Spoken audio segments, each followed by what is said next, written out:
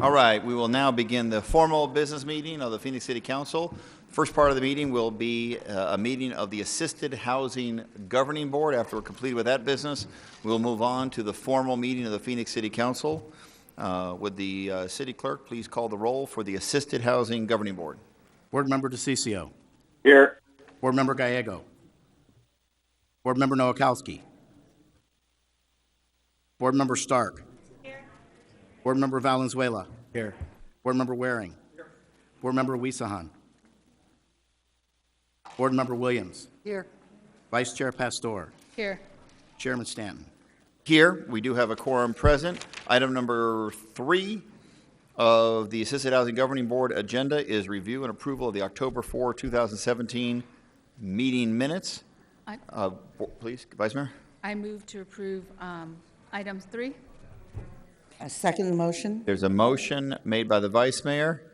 Board Member Wisahan seconded. Any questions or comments by members of the council? All in favor say aye. Aye. Aye. Any opposed? That passes unanimously.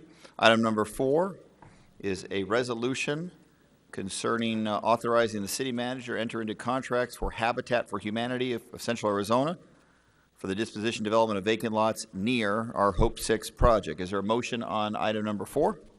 I move for approval. Second. With a motion, there is a second. Are there any comments by members of this governing board? All in favor say aye. Aye. Aye. Any opposed? That item passes unanimously. I guess we have the motion to adjourn. Is there a motion to adjourn today's meeting? So moved. Second. There's a motion and a second. All in favor say aye. Aye. Any opposed? That passes unanimously. Board Member Wisahan, thank you for your service on the Assisted Housing Governing Board. Have a great day. We appreciate you being here. All right, next I will call to order the formal meeting of the Phoenix City Council. I'll ask the city clerk to please call the roll for that meeting. Councilman DeCiccio. Here. Councilwoman Gallego. Here. Councilman Nowakowski. Councilwoman Stark. Here. Councilman Valenzuela. Here. Councilman Waring. Councilwoman Williams. Here. Vice Mayor Pastor. Here. Mayor Stanton. Here, there is a quorum present of our city council. We have, let's see, our first item is our interpreter will introduce herself. Ms. Holm, would you introduce yourself for the audience? Buenas tardes, me llamo Judy, soy intérprete de español. Si alguien necesita el equipo, por favor venga conmigo o con el personal de la ciudad. Gracias. Thank you so very much. Next on our agenda are citizen comments. Citizens have up to 3 minutes to address the city council on any topic that is not agendized on today's meeting. If we go more than 15 minutes under our city council rules, those citizens will have the opportunity, those that did not have the opportunity to speak now will have the opportunity at the end of today's meeting. The first speaker under citizen comment is Miss Elizabeth Mann. She'll have 3 minutes, and then Zhang Shi Qi. Ms. Mann, good to see you. Good to see you. Good afternoon, Mayor and all council members and the city staff and city manager. And as you said, this is a season for sharing. And I brought with me the postcard from the Chinese community to thank all of you for the good work you have done for the city and for the community. And I've been watching the Chinese Cultural Center issue with you since August. And I noticed the issue, the dispute over whether to not to save it has negatively impacted the long-time harmonious relationship between city and the Chinese community. And if not resolved carefully, will have long-lasting impact on the city's future and image, and may even lead to more racial, religious, and cultural tensions. So I come here not to present these problems, but I want to come here to offer solutions. For some times now, the community has expressed to you and to the new owner the solution that they have come up with the solid purchase offers that backed by the solid funds.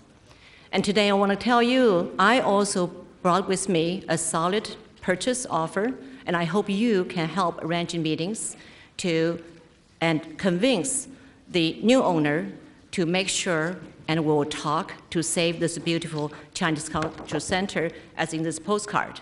Someday, I hope you will all keep this as a pride not as regrets, in your memories. So to help you to make the participation, I want to give you some facts which might help you to make that decision. First of all, there's a rumor that says the Chinese Cultural Center is built by the Chinese government. I can tell you it is not. 20 years ago, when I built the center as a developer, I secured the funds from COFCO, which is not Chinese government, but is a global 500 company. I sold my entire share of the company BNU to COFCO to secure that money in order to build a center because no bank locally would lend me the money. The Chinese Cultural Center also is a successful hybrid commercial and cultural projects. It added very much needed multicultural elements to the city. So between 1997 to 2008, when I left, we paid $55 million in taxes, including property tax, sales tax, and payroll taxes. And we created also needed jobs, lower-level jobs for the Phoenix. And also, Chinese Cultural Center was never a failed commercial project. Despite someone may say that, there was a gross mismanagement for the center in the last few years that could be easily corrected and should not be the reason to allow the center be teared down. And it will be serious consequence after that. The center also is a commercial condominium project, has two owners. I hope the city, whenever you make your decision, talking about the property rights, please do not forget another minority owner.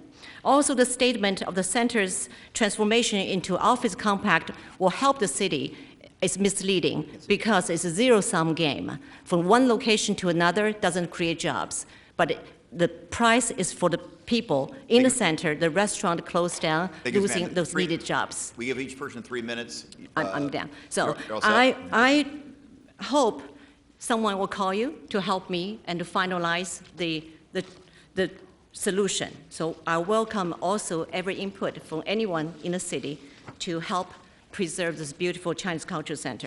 And here this happy holiday greetings Thank you so much. postcards. Our There are city clerk will take that 5,000 from of them. The Chinese community welcome any one of you to pick up Thank you, Ms. Van. from them after 15th. Thank you. Have a great holiday season. How about Thank you. Zhang Zi?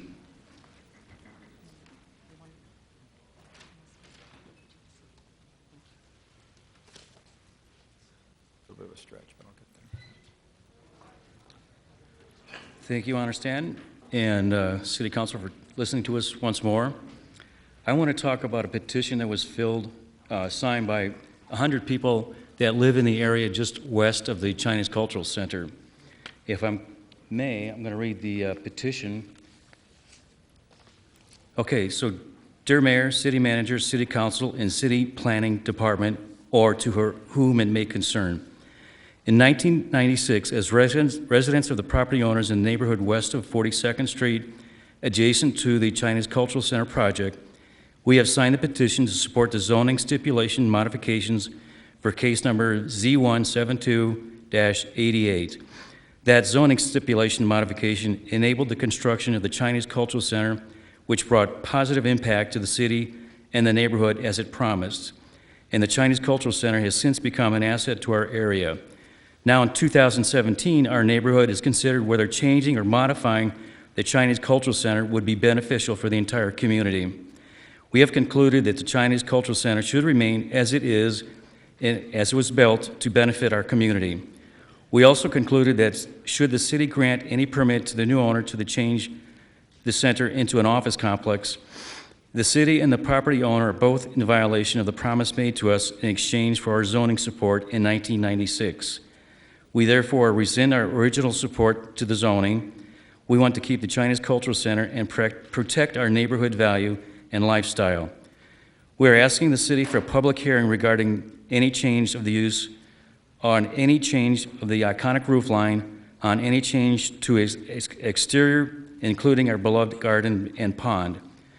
And in respect of the over 100 families that signed the petition, they're also losing out because since the center was built, their home property values have gone up probably 300%. And closing the center changing it and adding just another office building is going to impact the citizens' lifestyle that they become accustomed to. They've lost their grocery store, they lost a beautiful place to go to, and I would like to give voice to those families that are not here and request that the petition be granted for another hearing so that they may voice their concerns. I have here 3 copies of the signed petitions, and also from the U.S. Forestry Service is a document talking about the Chinese roof style and how important it is to preserve such things under certain maintenance conditions. And if I may present that to the City Council. And thank you once again for listening to our voice. We appreciate it. Thank you very much for that important testimony. Ms. Greta Rogers, did you want to go next? Ms. Rogers?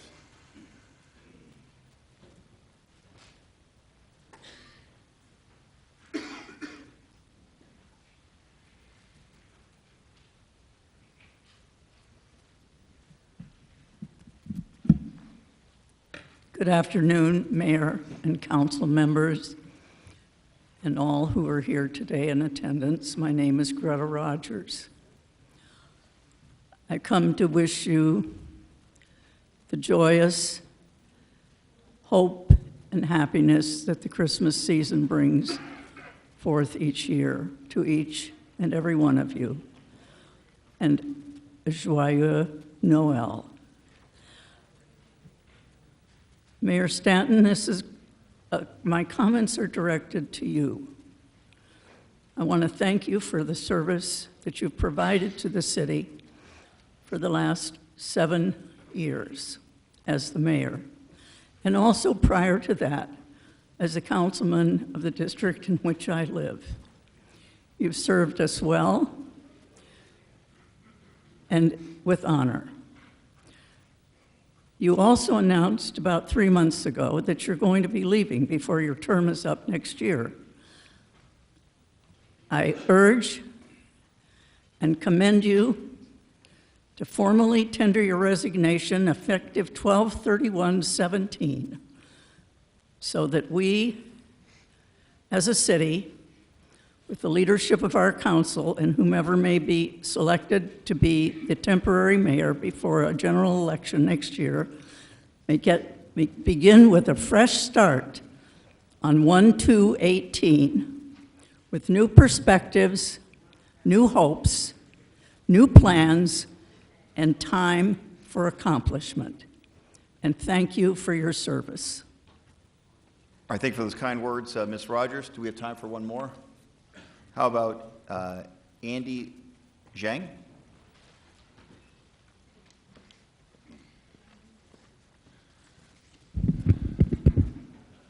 Good afternoon, Mayor Stanton. Good afternoon, City Council members. I'm here today to raise some concerns and some questions also on an event posted on the city agenda. It's upcoming visit, a trip to China by the Phoenix delegation to our sister city, Chengdu, China, to mark the 30th anniversary of the sister city relationship. So the Phoenix City Sister City program is touted by the city as an award-winning, best overall sister city program in the entire United States. And it comes with a great mission statement, and I quote here, Phoenix sister cities exist to create people-to-people relationships between the residents of Phoenix and its sister cities through commercial, educational, cultural, and artistic exchange programs and events that creates and sustain global long-term international partnerships and business opportunities for the citizen of Phoenix. So apparently, this upcoming trip to China is supposed to be a goodwill trip to mark the 30th anniversary of the sister city relationship, which sounds great, except the city's planning department has just issued a permit to practically destroy the Chinese Cultural Center in the city. This obviously is an irony because According to the organizational chart posted on your website, the Phoenix City Sister City Program is under the direct leadership of the mayor and the city council. So I want to remind you of that. So as a citizen of Phoenix, I have to wonder, is this delegation going to China to deliver goodwill, or is it going to China to deliver a slap in their face? Is this delegation going to China as an ambassador of the people in Phoenix, or as a bulldozer who couldn't care less about the so-called cultural and artistic exchange because you seem so convinced it's the right thing to do to approve the destruction of the Chinese Cultural Center? And I'm also wondering what kind of international partnerships and business opportunities are you expecting to bring back from China from this trip by telling the Chinese people, I just issued a permit, bless you, to destroy the one and only Chinese Cultural Center. So I have some questions because I'm personally interested in this trip myself. I received the invitation. So what are you going to tell the Chinese people, and what are you going to expect in return? And I have a suggestion, just one last sentence. The delegation officials and their entourage, they might be confronted by the Chinese people in China. They might say, how dare you have the audacity to come over here after you allow the destruction of the Chinese Cultural Center. Thank you. I thank you very much for your testimony. We have time for one more citizen comment before we'll move forward with our regular agenda. Ms. Barker, Diane Barker.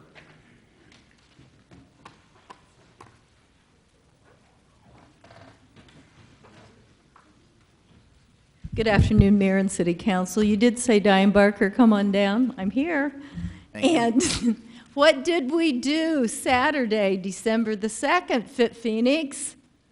We walked the light parade, and if you missed us, a lot of the people found out where downtown Phoenix was. You know, I found out, I became a navigator, and I'm really pleased with being out at the airport and helping people, you know, get to their gate. But I found out, and maybe some of you too, a lot of us don't know directions, so don't say northeast, you know, east, west, south, because what? So what we do is when we point to the direction of the gate, the BC or the AD, we go straight ahead and to the left. And so during the light parade, I really got a kick out of, you know, there were people there, the 5 deep. You know, it was really well attended. I understand about 100,000 persons, a lot of children, and the kids had their little hands out. They wanted to high five. So as we were all lit up with Fit Phoenix and the Meet Me Downtown that I've talked to you, we've had over 22,000 persons come through in the last 2 years, and now, since we've had the light parade and all those little kids, they know the direction where downtown Phoenix is. And that's where it said, all of our lights when we were walking through the parade, meet me downtown. So I'm inviting you too. When I see that nationally, Arizona is only midstream of the states as far as fitness goes in the recent survey. And I know some of you personally that do go work out, but I'm encouraging you to join the Fit Phoenix movement. I haven't gotten the stats on where Phoenix is lying as far as Fit Phoenix, but I'm interested to know, and I'm interested to know that now and in the new year, you'll make a commitment to be Fit Phoenix. All right, thank you very much, Ms. Barker. There are additional people to speak, and so you'll have the opportunity at the end of today's regular meeting to provide that testimony under citizen comments. I'll hold those cards. Next on the agenda, would the city clerk please read the 24-hour paragraph? The titles of the following ordinance and resolution numbers on the agenda were available to the public at least 24 hours prior to this council meeting and therefore may be read by title or agenda item only. Ordinances number G 6373 and 6386 through 6396, S44116 through S44120, S44122 through S44158, and resolutions number 21599 through 21602. Thank you. Now we'll move on to approval of meeting minutes, previous meeting minutes. Vice Mayor, have you had a chance to review the formal meeting minutes from October 4, 2017? I have. Move approval.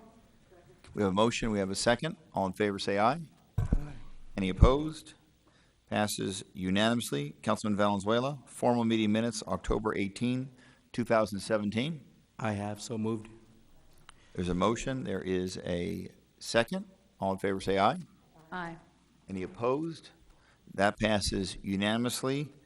The formal meeting minutes for November 1st, 2017, we asked Councilman Nowakowski to review those. He's not here at this time, so we'll hold that item until Councilman Nowakowski is able to join us. We are expecting him to appear later on today's meeting. Okay, excellent. Vice Mayor, do you have a motion to suspend the rules? Mayor, I make a motion to suspend the rules and take item 54 out of order. After vote, go to item 54, swearing in the municipal court judge, Moniette Nyquist. Thank you. There's a motion, a second, to suspend the rules. All in favor, say aye. Aye. Any opposed? That passes unanimously. So now we're going to move on to item number 54. Item number 54 is a great honor for myself and members of the council as we have the opportunity to swear in an outstanding municipal court judge who's served with us now for, I guess, this is not your first term. It's not your first run around here. All right. But we are blessed to have the best municipal court system in the country. Don't ask me. Look at all the awards that we've won for running the best court system. Chief Presiding Judge Taylor is here as well. So I'll come down to the floor and swear in Judge Nyquist. And then she can come behind the dais to shake hands with each of the individual council members. We can thank her for her service. And then Vice Mayor, afterwards, if you would just lead the motion on boards and commissions, both mayors and council, and I'll stay down on the floor and just vote from there. All right, let's swear in our great judge.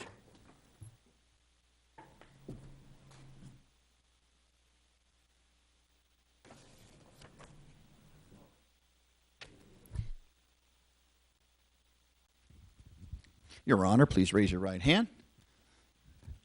I, and state your name. Do solemnly swear that I will support the Constitution of the United States and the Constitution and laws of the state of Arizona, that I will bear true faith and allegiance to the same and defend them against all enemies, foreign and domestic, and that I will faithfully and impartially discharge the duties of the office of, according to the best of my ability. So help me God. You're official. Thank you for your service in advance. One more term.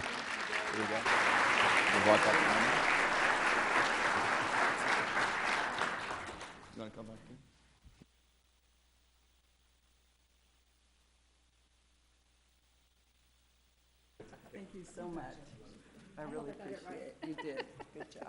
Thank you very much. Okay, so he just wants me to continue.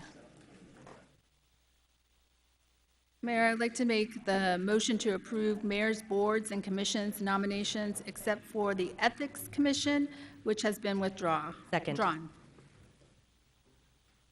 All right, motion and a second. All in favor? Aye. Aye. Any opposed? That passes unanimously. Motion, Mayor, I would like to make a motion to approve city council boards and commissions nominations. Second. There's a motion and a second. All in favor, say aye. Aye. Any opposed? Those pass unanimously. I think we have citizens here who are here to be sworn in for their service on various important boards and commissions. It's quality, not quantity today. Quality. All right, good. So I'll have you raise your right hand just a moment, and then obviously fill in the blank for your own name and for the particular board or commission. I state your name. Do solemnly swear that I will support the Constitution of the United States and the Constitution and laws of the state of Arizona, that I will bear true faith and allegiance to the same and defend them against all enemies, foreign and domestic, and that I will faithfully and impartially discharge the duties of the office of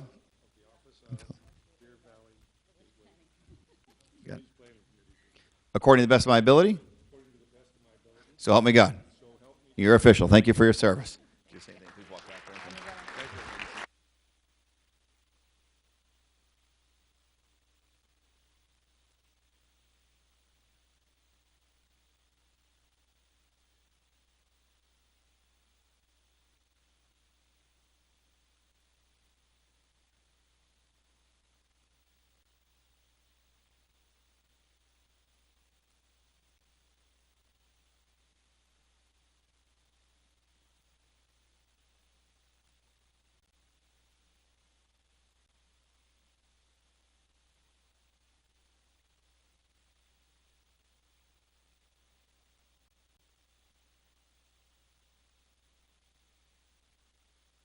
Are we now going to move on to liquor license applications?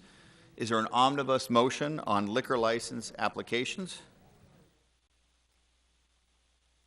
Sorry, motion to approve items 6 through 27. An Second. item in favor of, or I mean, a motion in favor of 6 through 27. Okay, there's one card in favor of the motion. A person, you don't need it. Do you want to speak, Mr. Bargum? All right, it's in favor of the proposal. You don't have to speak. Did you want to speak in favor of 22, or you're okay? As brief, 2 minutes, please. Mr. Mayor, members of the council, I just, first of all, appreciate the opportunity. Just for the record, I live in District 8. There's a petition or a request for liquor license in District 7 that I am in support of, and very much appreciate your support on that as well. And they're just some of the hardest working people that I know and believe in. And so with that, I just want to, on the record, show my support for Excellent. For the item 22. This Thank you. is Ozzy's Tacos is the item for. Okay, thank you. There's a motion in favor and a second. Many cards not wishing to speak, all in support of the motion.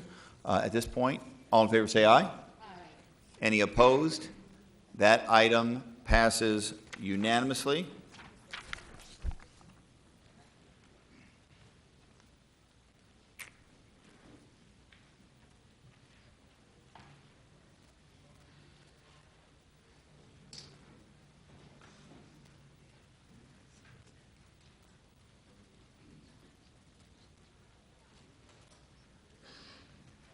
Okay, now we're going to move on to ordinances, resolutions, new business, planning, and zoning. Vice Mayor, have you had a chance to prepare a proposed omnibus motion as it relates to those items? Motion to approve items 28 through 129, except the following.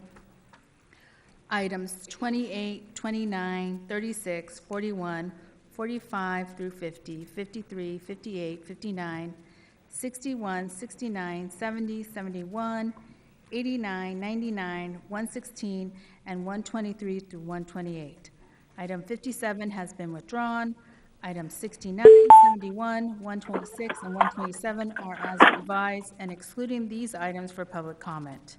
71, 85, 116, 119, 123, 124, 127. Mayor. I'm sorry? 34. 34. Right? Okay, yeah, you didn't say 34. And 34, it was, yeah. Thank you very much. So there was a motion. Is there a second on that? There's a motion, a second. Who's on the telephone right now? Which council members? Novakowski. Sal. Okay, so Councilman DeCiccio and Councilman Nowakowski are appearing apparently telephonically today. All right. I don't know if you had a chance to, that was the omnibus motion on the ordinance resolutions, new business, planning, and zoning. There's a motion. Was there a second? There was a second. Any comments by members of the council on any of those items? Roll call. DeCiccio. Yes. Gallego. Yes. Nowakowski. Yes. Stark. Valenzuela. Waring. Williams. Yes. Pastor. Mayor Stanton. Yes, those items pass unanimously. Next item on the agenda, item 28. Is there a motion on item 28? Move approval. There's a motion and a second. Are there cards on 28? Any comments by members of this council? Roll call. DeCiccio. No. Gallego. Yes. Nowakowski. Yes. Stark. Valenzuela. Waring. Williams. Yes. Pastor. Yes. Mayor Stanton. Yes. I believe that passed 7-2, 7-2. 29 is next. Is there a motion on 29? Move approval. Second. There's a motion and a second on item number 29. Any comments by members of the council? No cards. Roll call. DeCiccio. No. Gallego. Yes. Noakowski. Yes. Stark. Valenzuela. Waring. Williams. Yes. Pastor. Yes. Mayor Stanton. Yes, that item passes 7-2. Item number 34 is next. Is there a motion on item number 34? Move approval. There's a motion. There is a second on item number 34. Are there any cards on 34? Any comments by members of this council? I have a comment. Vice Mayor, please. On item 34. I was just curious, and I don't know who addressed this to, but I wanted to know why, in this item and other items throughout this whole process, why we don't have a qualified vendor list and job order contracts and even attorneys on hold to do the work for the city as a needed basis. And is there a way that these types of entertainment and sports related services can be rendered in a similar way? And can we have multiple vendors available on call just for these types of services? Mr. Manager, I think our question is best directed to you. Thank you, Mayor, Vice Mayor. We could do a qualified vendors list. This Barrett Sports Group is currently under contract with the city, having been selected a couple years ago. So this is actually funding their contract for another year. But if we desired to do a qualified vendor list, we could separately do that as well in addition to this.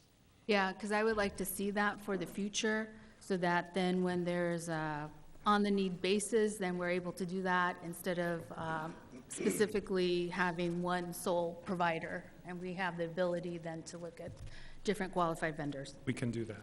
Thank you. Councilwoman, please. Councilman Gallego. Thank you. For this item, we had Barrett Sports Group, and then we had a previous business partner who I gather has merged Icon, another consulting on the sports side. When this item first went forward, we were told they would come up with a list of costs for the arena. For example, how much we would need to have a good functioning plumbing system, which seemed like a reasonable cost to me, and then other costs, which I, for one, would not prioritize in these difficult budget times, such as spending a lot of money upgrading suites, luxury suites. And so I had asked to get a list of the work product and have not been able to see that yet. All right, Mayor? just a second. I want to see, I don't know if that was a comment or a question. I apologize. I guess, I mean, it seems Mr. we're Honey extending or a Mr. City Manager? contract Yeah, please. without work product that we can see. Mayor, members of council, we had begun the process of the due diligence around the plumbing issue in concert with the Phoenix Suns.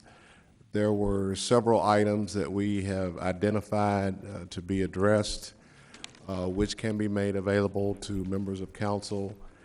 There were other aspects of the fix, if you will, that would be better suited to take place if, in fact, you're in the midst of a renovation. So the decision was to sort of hold off on those since we're in a waiting phase and only fix the items that have to be fixed right away in order to ensure continued functionality of the facility.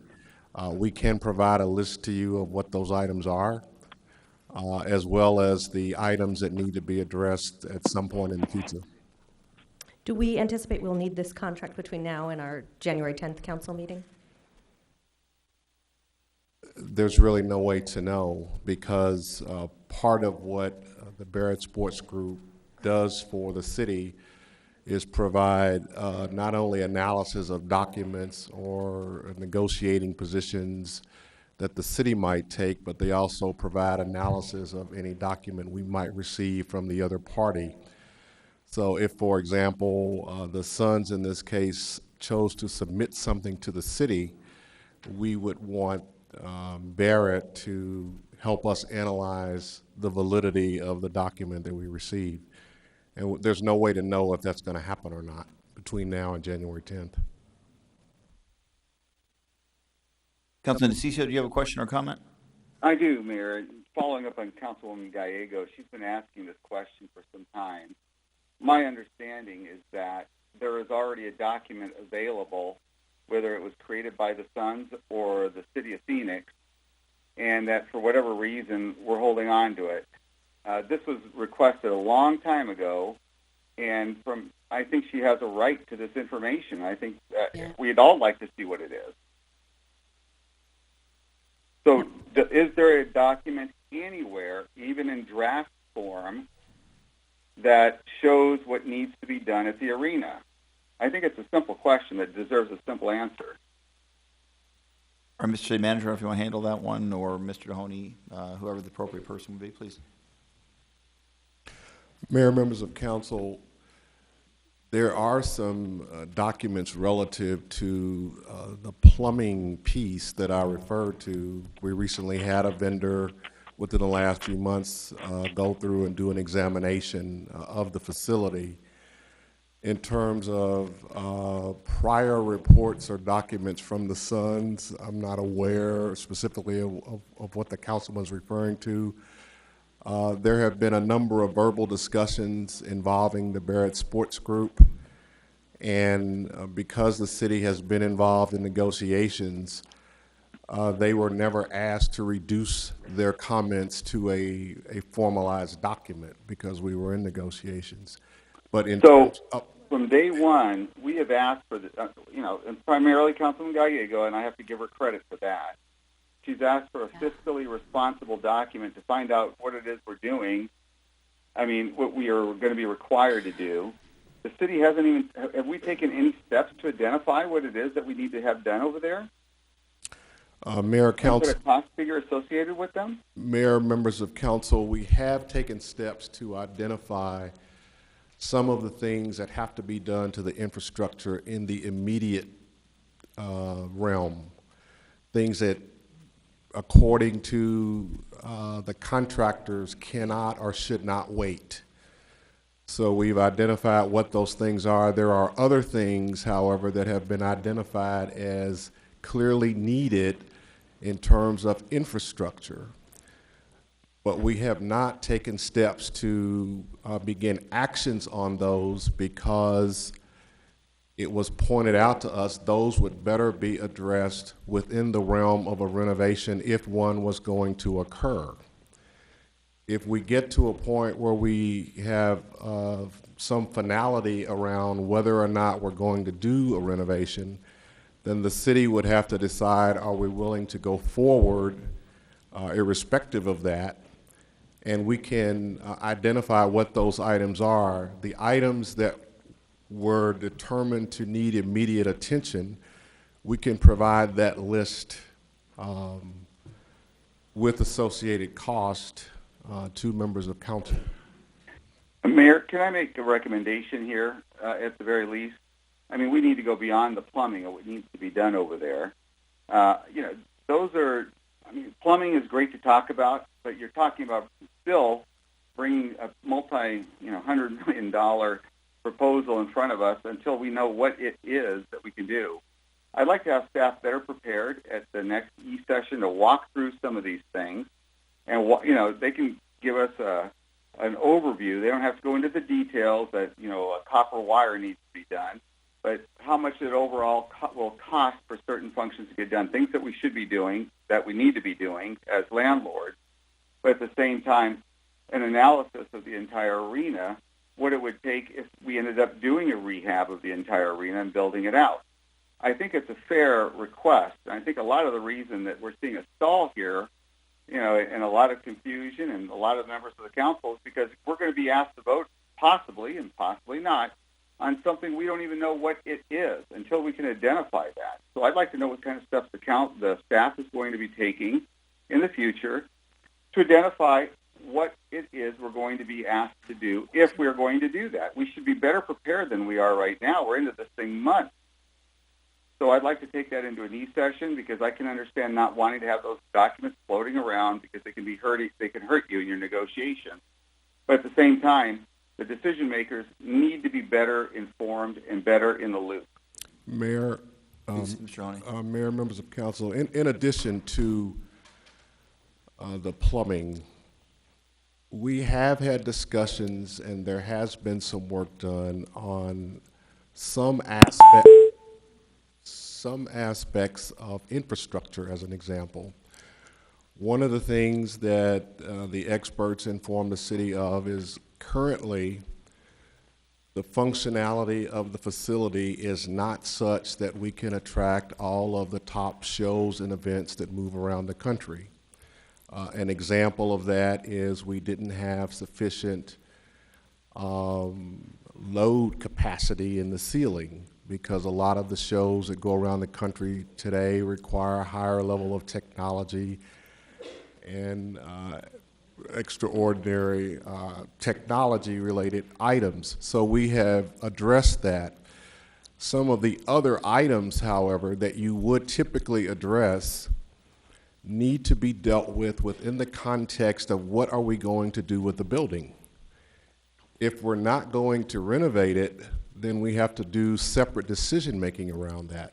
If we are going to renovate it, some of that would be done in context of the renovation itself. And Mayor, Councilman DeCiccio, to the direct question, yes, we are prepared to talk at the next executive session about where we stand. Thank you, Mayor. That answers my question. Can we continue this item? I'm okay with the item. I think we need to keep somebody on board in case we end up negotiating with them. I want to make sure we have a team member that understands the financial aspects of, these types of deals. I'd like to keep it forward, moving it forward, quite frankly. I would also like to have the questions that were asked, and those questions were asked quite some time ago by Councilwoman Gallego, and all of us have information and documentation as to what has been done. Mayor? Councilman Williams, did you have a question or comment? I have a comment, because I am part of the ones that have asked for this information, but then I come to realize the fact, as Mr. Mahoney just said, I don't want you to go in and repair plumbing or some other structural until we know we either have a contract with the Suns or not, or if we're going to have to go on, because we want people to come in and use that, whether it's professional acts that come in that will need, I think that's within the scope. I would hate to see us spend any money on something that would have to be replaced very soon, as it was redesigned to accommodate those acts, or the Suns or whomever is going to be occupying that. I think it is very important we keep a professional on staff talking so that we have a better understanding, hopefully very soon, on what the scope of this is going to be, and then prepare a close to accurate estimated cost of the plumbing renovations, steel for the ceiling, whatever it's going to be, because I think that's extremely important. I don't want to focus on something we need today if we're going to have to rip it out tomorrow and replace it with something else. Thank you very much, Councilwoman. Councilman Waring, please. Thanks. So on February 15th of this year, we spent $75,000 on a contract. Is that what the specific thing they're talking about? I didn't hear a date and time. Or is that a separate thing? Because I got the impression that was more about could we put a hockey arena in the stadium? That amount was for this past year as use of the Barrett Sports Group for things like the questions about the ability for hockey to exist in the arena and what it would take. So this contract provides us with professional consulting services to be able to answer the questions you're asking and bring those to you. But Okay, what so- you're remembering, Mr. Waring, is the first, it was the 2017. I couldn't remember if it was this company. That's correct. So this is an addition to that 75,000. So we'll have paid them That's 200,000. We've never gotten a report. I never got a report definitively saying we can or can't put hockey in there. That was kind of the crux of that discussion at the time. But meanwhile, this negotiation has been going on for months. I don't know how many meetings we've had about it, but it's a bunch, all pretty much an executive session. Have we decided not to do hockey? I mean, I think the answer is just yes, just by osmosis, given that nothing's happened. But I don't remember the Barrett Sports Group, who we paid 75, well, I didn't, I voted against it, but 75,000 for that answer. I don't remember ever getting an answer, and that's a pretty fundamental answer. Are we doing the hockey or not? Because that was much discussed. Haven't heard much about it recently. Mayor, Councilman Waring, that the whole question of hockey is actually part of the negotiations with the Suns, so I don't want to get into that at this point. But that was a part of what the Barrett Sports Group did in addition to helping and being our representative as we had negotiations with the arena operator, who is the Suns. So that was part of what they did, but not everything that they did. So the hockey could still be part of it, and eventually we're going to get this report before this is finalized. That is part of our ultimate advice about what to do with the arena as we move forward in conversation with the Suns, yes. Okay. Do you have a date, Mayor, when, Ed, when we're going to get this report? It's been 9 months, 10 months to the day. The request was to update the council at the next executive session, which we'll do, and we will bring forward all that information that the Barrett Sports Group has gathered for us on that question then, too. Okay. Thank you. Thank you very much. Any other comments, members of the council? Councilwoman, please. Thank you.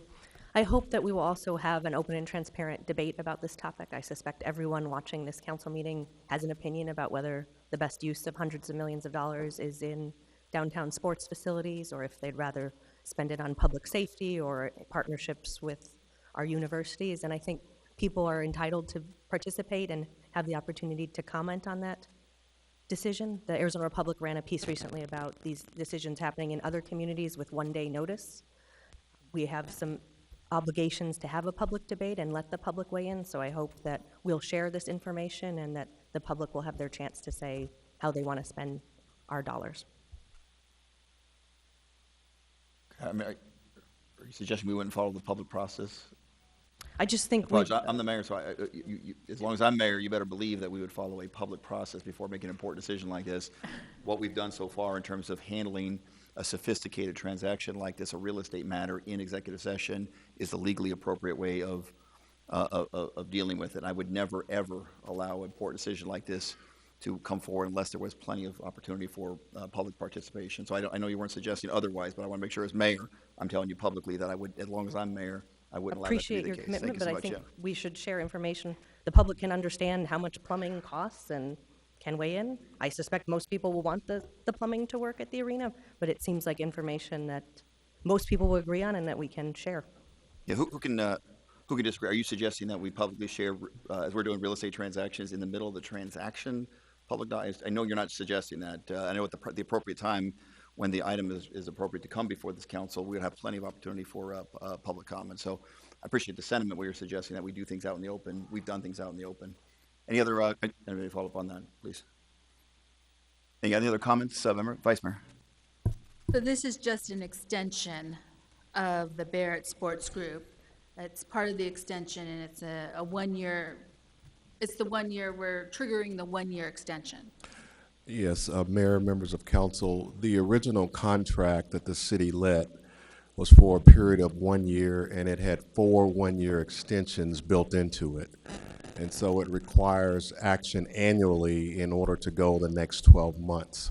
So the request before you is to allocate resources for the next 12-month period. And I just want to be very clear on regarding all of us, even my colleagues and employees, that I believe this process will always be transparent, and that as we move forward, we will be able to demonstrate really some of the maintenance items that we're going to have to do to the arena in order to keep it up to the state of art that we need to keep it up, regardless if there's a team or not, in the sense of being able to attract entertainment downtown as concerts, circus, Disney on Ice, items like that, but we need to make sure our arena is at the level that we can market it. And so I would like to hear a commitment that we will, as we move forward, be able to share that. That is our commitment. Okay. Any other comments by members of the City Council? Councilman Waring, please. Mayor, I'm going to be voting against this like I did on the item in February. It's nothing against the Barrett Sports Group, kind of like my vote about the lobbyists. I just don't think this is something that we need to be doing. I'm sure they know their business. They seem like fine gentlemen. I'm sure they do this for a living, so they probably do it very well. I guess I have some concerns, though, that, you know, something as fundamental as whether you're going to put a hockey rink in the stadium or not has gone unanswered for 10 months. And $75,000, as those things go, doesn't buy a whole lot of stuff these days, so the report wouldn't have to be that thick or anything. And now here we are 10 months and well into negotiations, and they haven't been able to answer that fundamental question for us. I guess we still don't know the answer.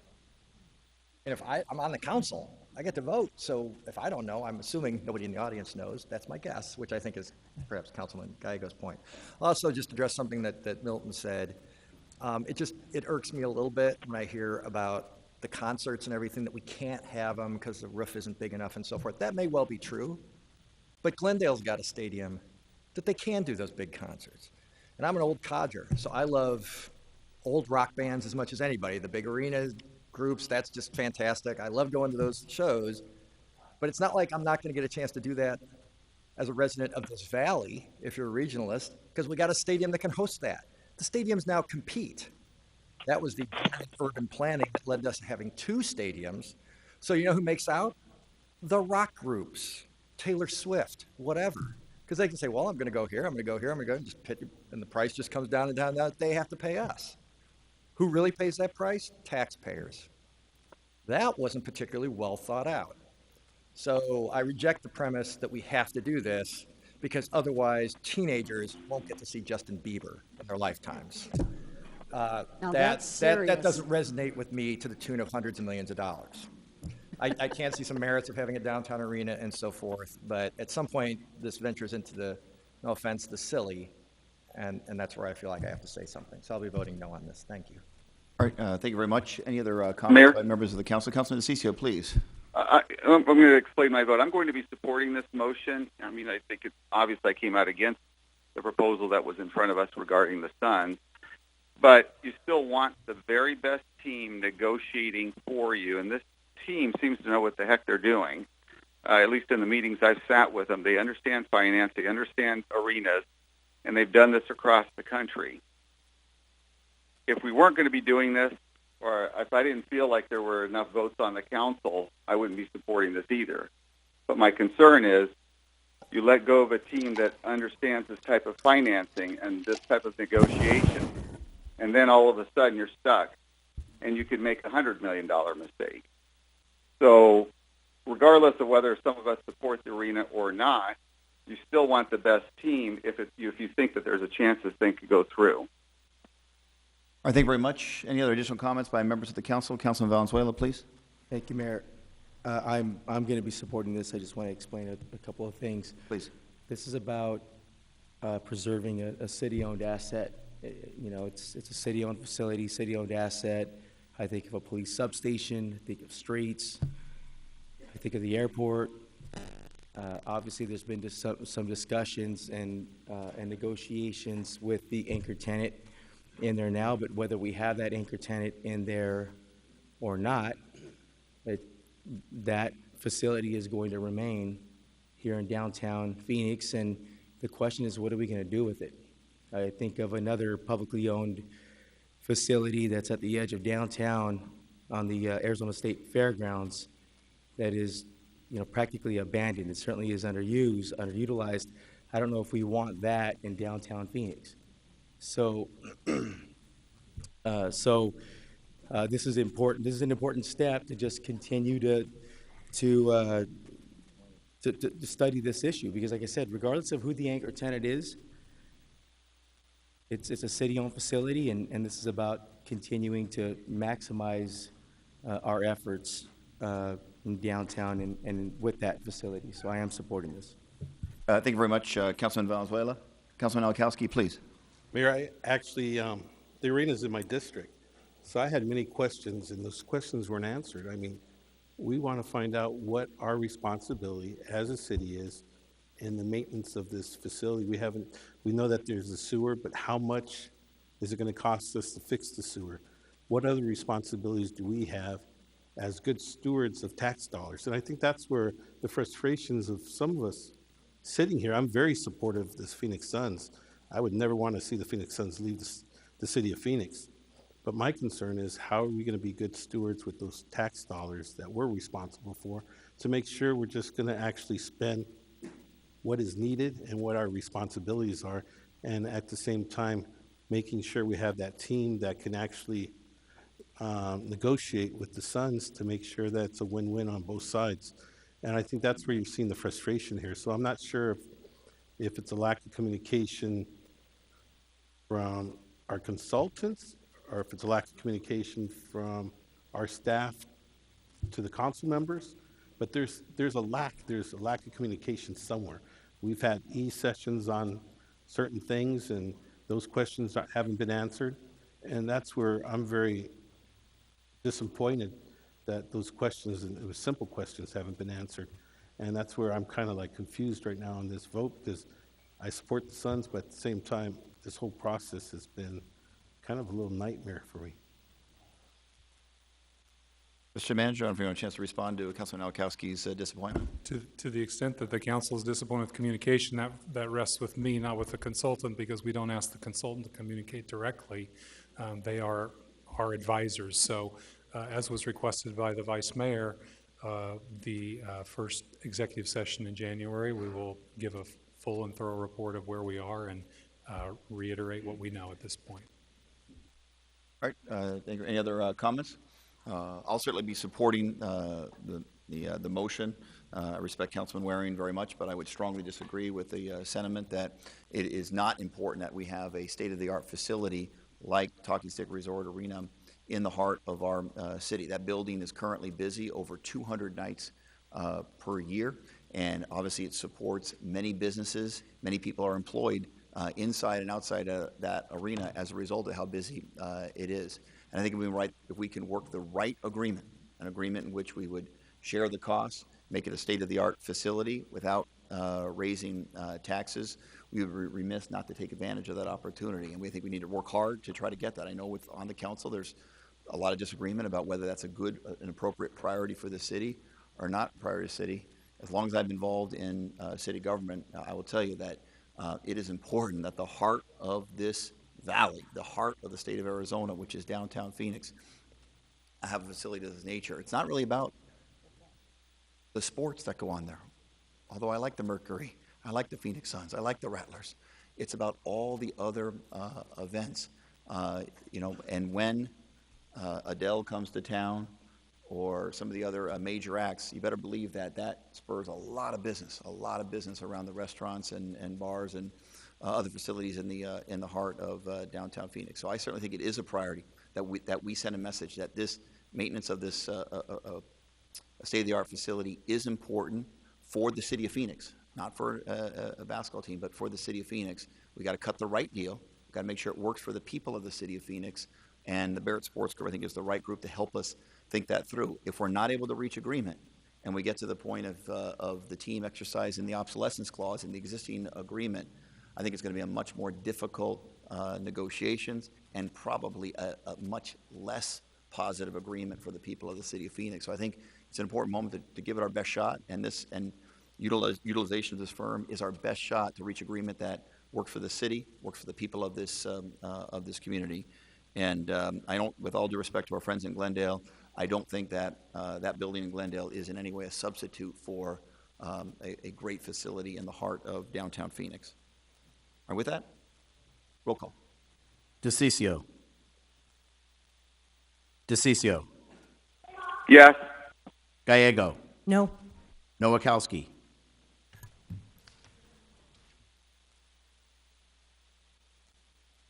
Yes. That was a hard yes. Stark. Valenzuela. Yes. Waring. Williams. Yes. Pastor. Yes. Mayor Stanton. Yes, so I think that is 6 yeses, 2 noes, and 1 very reluctant yes. How's that? Let the record reflect. All right, next item on the agenda is item number 36. Is there a motion on 36?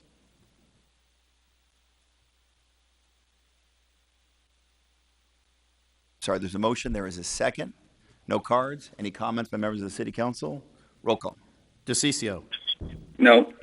Gallego. Yes. Noakowski. Yes. Stark. Valenzuela. Waring. Williams. Yes. Pastor. Mayor Stanton. Yes, that item passes 7-2. Next item on the agenda is item 41. Councilman Williams, these are all, there's many water items, so go ahead. Yeah, I just want to make them on with. 41, 45, 46, 47, 48, 49, and 50 together. I'm happy to do it. You have a motion on those I items? would move approval. Oh, second. There's a motion approval. And- There is and a second. I Please. want to make a quick comment. Please. I know that seems like many organizations, but when it comes to water, water quality, water standards, dealing with the EPA, I want to emphasize that each one of those have a role to play in protecting the city of Phoenix, because often the federal government does all their standards based on East Coast water resources. They do not consider the western states. And it is always a struggle to get accommodations that apply to the western states, especially in this area. I believe very strongly these are necessary, and I want to remind everyone, Flint, Michigan didn't belong to any of them. All right, thank you very much, Councilman Williams. So there's a motion in favor of those items. There's a second. Any additional comments by members of this council? Please. Thank you. Councilwoman. I think these associations were very helpful to us on several times in the past couple years, including there was a story about chromium in our water, and we were able to get factual information out from some of the leading scientists in the country that really helped our residents make educated decisions about the water they drink and what treatment they needed. So I think these partnerships have been invaluable to us, especially given that we are in the desert and water is our most precious resource. Thank you very much. Any other comments? Roll call. DeCiccio. No. Gallego. Yes. Noakowski. Yes. Stark. Valenzuela. Waring. Williams. Yes. Pastor. Yes. Mayor Stanton. Yes, that was 7-2, I think. 8-1. All right, next item on the agenda is 53. Is there a motion on item 53? Move approval. There's a motion. There's a second. Any cards on the item? Any comments from members of the City Council? Councilman Waring. I'll just say, and I'm not certain since this is a legal settlement, what I can say, what I can't, so I'll just say I'm viscerally opposed to this yes vote. Mayor? Councilman DeCiccio, please. Yeah, I'm not sure what we can say either because it was discussed in E-session, but the bottom line is this. The City of Phoenix is about to give money to an individual that plagiarized, stole information from another entity and used it as his own, and then was about to charge the City of Phoenix $400,000. Now, just to settle this, I think for political reasons, the City of Phoenix is going to hand over $63,000 to this person. Same person who was let go from a university. It's just illogical. I don't get the political correctness of this. It's taxpayer money at the end of the day, regardless of who the individual is. All right, thank you very much, Councilman DeCiccio. Any other comments by members of this council? Mayor, Councilwoman, please. Didn't this go to court and we did not win? No. All right. I think Councilwoman Williams, I think her question was directed to our city manager, city attorney, not Councilman DeCiccio, but thank you. Mr. Holm, whatever you can say publicly.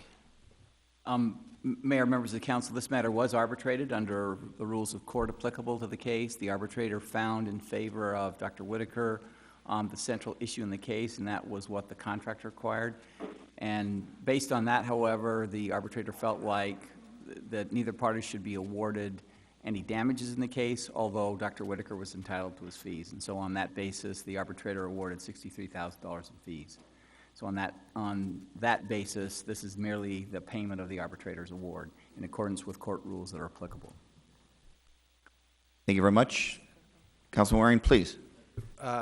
Mayor, just to Brad's comments, sometimes you have to fight it out.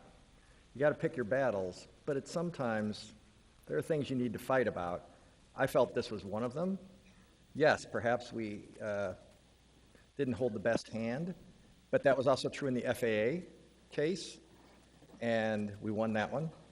And, you know, we didn't want to sue and so forth. I said right away, you know, you're much better off suing those guys, and that's what happened, and we won. The prayer issue, heard the same thing. We're still here, still having prayer before the meetings, so sometimes you got to fight it out. I felt this was one of those times, and we're clearly not going to do it, I guess. I don't know how this is going to go, but I assume it's going to pass. I just wanted to log my objection. Thank you. Thank you very much. Other comments? Roll call. Oh, roll call. DeCiccio. No. Gallego. Yes. Nowakowski. No. Stark. Valenzuela. Yes. Waring. Williams. Pastor. Mayor Stanton. Yes. 6-3. Okay, that passed 6-3. Next item on the agenda is item 58. Item 58 is a public hearing for Cox Cable license renewal. I will now open that public hearing. Are there any cards on item 58? Is anyone here in the audience wishing to speak before the City Council on item 58, Cox Cable license renewal? Going once, going twice. Hearing is closed. We'll now move on to 59, which is a vote as it relates to Cox Cable license renewal. Is there a motion on item number 59? There's a motion. Is there a second? Second. There is a second. Are there any cards on, well, actually, we had public hearing. Any comments by members of this council? Councilman Waring, you may. So, Mario, it's been a while since I've had a briefing about this, but this is different than it was before to comply with state law. Is that a fair summary? Mayor, members of the council, Councilman Waring, one of the aspects that this new license will do is bring us into compliance with state law. The current contract, which expires at the end of this year, was grandfathered in with state law changes as regards to the rate that we're able to charge in the license agreement, and this brings us into conformance with the new state law.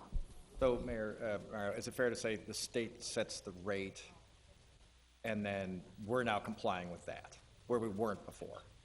Correct. Through no fault of our own, it hadn't passed yet, so. That's correct. Yeah, we will now be in conformance with what the state requirement is on the rate. Thank you. Any other questions on this item? Any other comments? Roll call. DeCiccio. Yes. Gallego. Yes. Nowakowski. Stark. Valenzuela. Waring.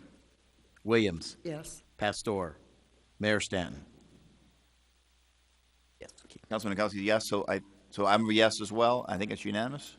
Okay, unanimous vote in favor of item number 59. Now we are on item 61. 61. Is there a motion on 61? Is there a second? I'll second it. And then Councilman Nowakowski, you want to clear your potential conflict? So Councilman Nowakowski has a potential conflict on this item and will not be participating on the item. Are there any cards on 61? Are there any comments by members of this council? Roll call. DeCiccio. Yes. Gallego. Yes. Stark. Valenzuela. Yes. Waring. Williams. Pastor. Mayor Stanton. Yes, that item passes unanimously. Next item is item 69. Item 69 concerns unsolicited development proposal policy. This was continued from our November 29th agenda. I think all council members who wanted one were able to get briefed on this particular item. Vice Mayor, did you have a motion on item number 69? I do have a motion. This is an agreement an item that I worked really hard on and spent a lot of time. And I just want to put this on the record. Doesn't necessarily, staff can say yes or no. But the revised version makes it very explicitly clear on how other restrictions regarding land use, zoning, and even the general plan may be applied on any of these properties in question. One of my question is, we have historic properties, and will that be included with this language. All right, who's prepared to answer that question? Ms. Janovich, our Deputy City Manager, Ms. Mackey, our Economic Development Director? Mayor, Vice Mayor, members of the council, yes, that will be included. Okay. And then I know Councilwoman Gallego brought up in our committee regarding proposed fees. Could you please explain the fee process? Mayor, Vice Mayor, in the original council meeting where it was continued, the councilwoman brought to our attention that it wasn't a one-size-fits-all for all of the properties that exist within Phoenix. And with her guidance, we did make an adjustment to the document that allows for any single-family residential properties under 7,500 square feet to have a fee of $2,500 that is refundable to them should they not be the recommended proposer and are using the property as single-family residential. So allow us to get our single-family residential lots into production more quickly. Okay, thank you. Are there details about what the initial review entails, such as what the criteria are that would make a proposal acceptable for further review and possible consideration, and how staff will communicate to the proposer to determine these factors? Mayor, Vice Mayor, yes, there are proposals that are listed now within our guidelines and our policy that staff will use to determine that application. Okay, and furthermore, I wanted just to make sure that it won't only be CED staff working with the proposers. Staff may have many different departments and levels of expertise that as it relates to information on the land and how it should be used. I think this is an important subject matter. Experts are part of this discussion. Mayor, Vice Mayor, that is correct. It will be not only economic development as the mechanism to take in the proposal, we will then get it to the department that controls the land, but will also involve all the subject matter experts in the conversations, meeting, and guidance to any additional proposers as they have their questions answered. Okay. And my understanding is that the unsolicited process will follow the same process that currently occurs in the standard RFPs. More specifically, it will have the same posting, notification, and evaluation process. Mayor, Vice Mayor, that's correct. And then item 5, I need to make one more change because there was a language issue. So, in how the proposers are advertised and open up to anyone and who is interested in submitting the proposal. The council will approve a scope and evaluation criteria, and I want to make sure that those elements won't change during the period that the RFP is posted. But that any proposer can still come back and make a change to their final package as long as it fits in the scope. Is that?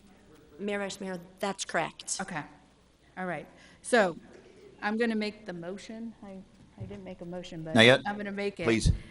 Motion to approve per the memo from the Community and Economic Development Director dated December 12, 2017, and approve the related process with the following change. Strike Section 5 and replace it with any unsolicited proposal the City Council would like to advance for competition will be posted in full at the phoenix.gov/solicitation to provide all proposers an opportunity to offer a competitive proposal. The posting will include proposers' instructions, including the proposer's deadline and the proposer's guaranteed details, evaluation criteria, and the city's solicitation transparency policy. All interested parties will be afforded the opportunity to submit a proposal by the end of the council established proposed period based on the approved scope. That's my motion. Thank you very much. There is a motion. There is a second.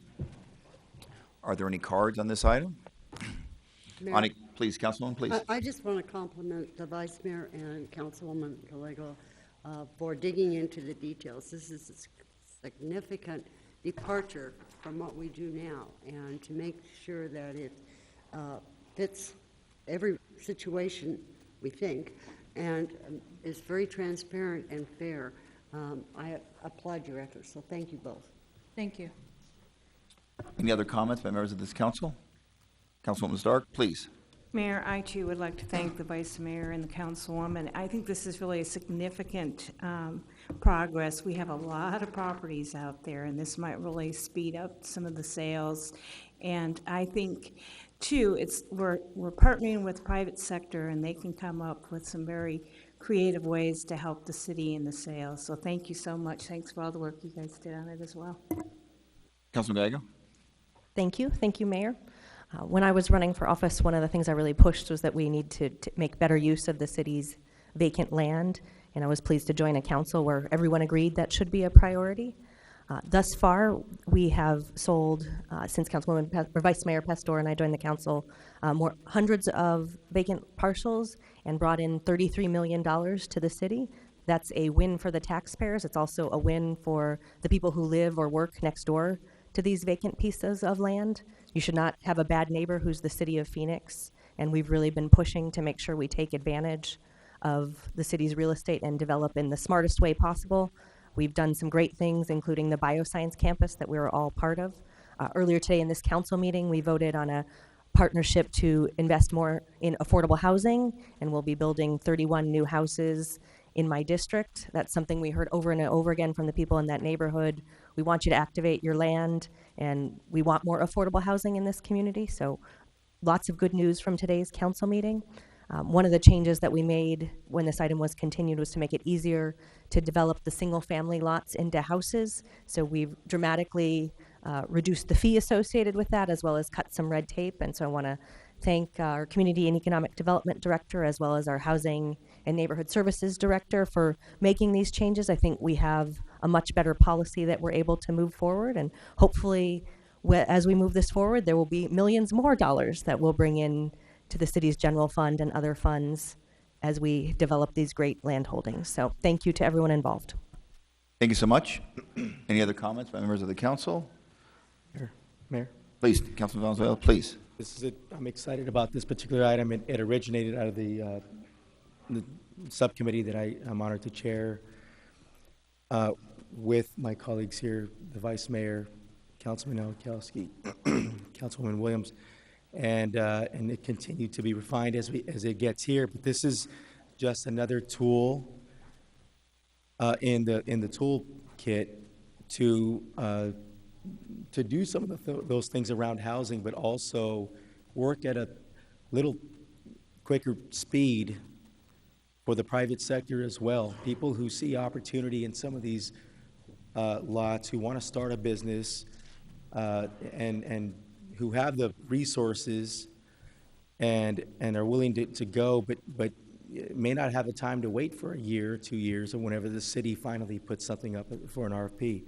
So this is giving us an opportunity to work closely at the speed of business as well. So I'm excited about the new jobs that will be provided when we utilize a tool like this. Of course, always responsibly. At the end of the day, it'll always be an open process and something that will have to get the support from the majority of the council. So I'm excited about it, and I'm supportive. Thank you very much, Councilman. Any other comments? Roll call. DeCiccio. Yes. Gallego. Yes. Nowakowski. Yes. Stark. Valenzuela. Yes. Waring. Williams. Yes. Pastor. Mayor Stanton. Yes, that item passes unanimously. Next item on the agenda, item number 70, proposed reaffirmation of Block 24 business terms. Do we have, let's see, I'll maybe turn it over to Ms. Mackey first to explain what is being asked for in item 70. Mayor, members of the council, this is the reaffirmation of a development agreement that was authorized by the city in 1991, and there is one remaining parcel on this lot to be developed. This property is known as Collier Center and is developed, as you see today, with the Bank of America Tower and retail. The one remaining pad is above the second floor retail and would be constructed as high-density residential. When the original development agreement went forward in 1991, some of the language and laws that exist today weren't as they are back in 1991. So this agreement today allows the reaffirmation of the council regarding the changes in those laws. Thank you very much. Is there a motion on item number 70? There's a motion. Is there a second? Second. There is a second. Any comments or questions by members of this council? Roll call. DeCiccio. No. Gallego. Yes. Nowakowski. Yes. Stark. Valenzuela. Yes. Williams. Yes. Pastor. Yes. Mayor Stanton. Yes, that item passes on a 7-1 vote. Next item on the agenda is item number 71, proposed authorization to enter into an agreement with Chicanos por la Casa for property at 16th and Buckeye. There are cards on this item. Vice Mayor, do you have a motion on item 71? I do have a motion. Motion to approve item 71 with the understanding that the agreement is consistent with the area's land reuse plan as previously approved by the mayor and council.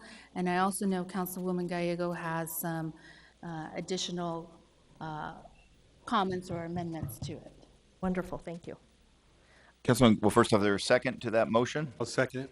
Second, Councilwoman Gallego? Thank you. Our office has been working closely with several people here, including Juan and Patricia, as well as Dr. Ruth Ann Marston from the local elementary school board.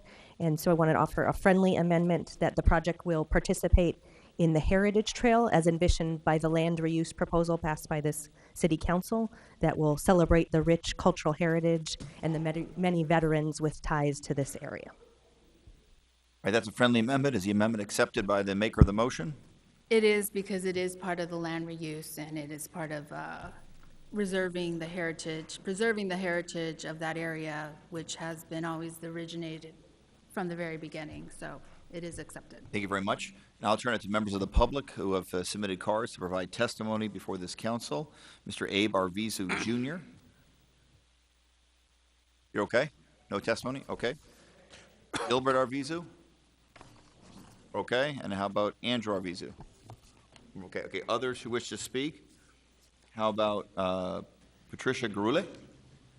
Did you wish to provide testimony? And then followed by Norma Munoz. Good to see you. Do you want? So let's see. Go with Patricia first, and then Norma. Good afternoon, Mayor Stanton, members of Phoenix City Council. My name is Patricia Gurule. I wish to acknowledge the important first step on the part of the City Council in its pursuit to a separate agreement with the Roman Catholic Diocese of Phoenix, which includes the Holy Historic Sacred Heart Church.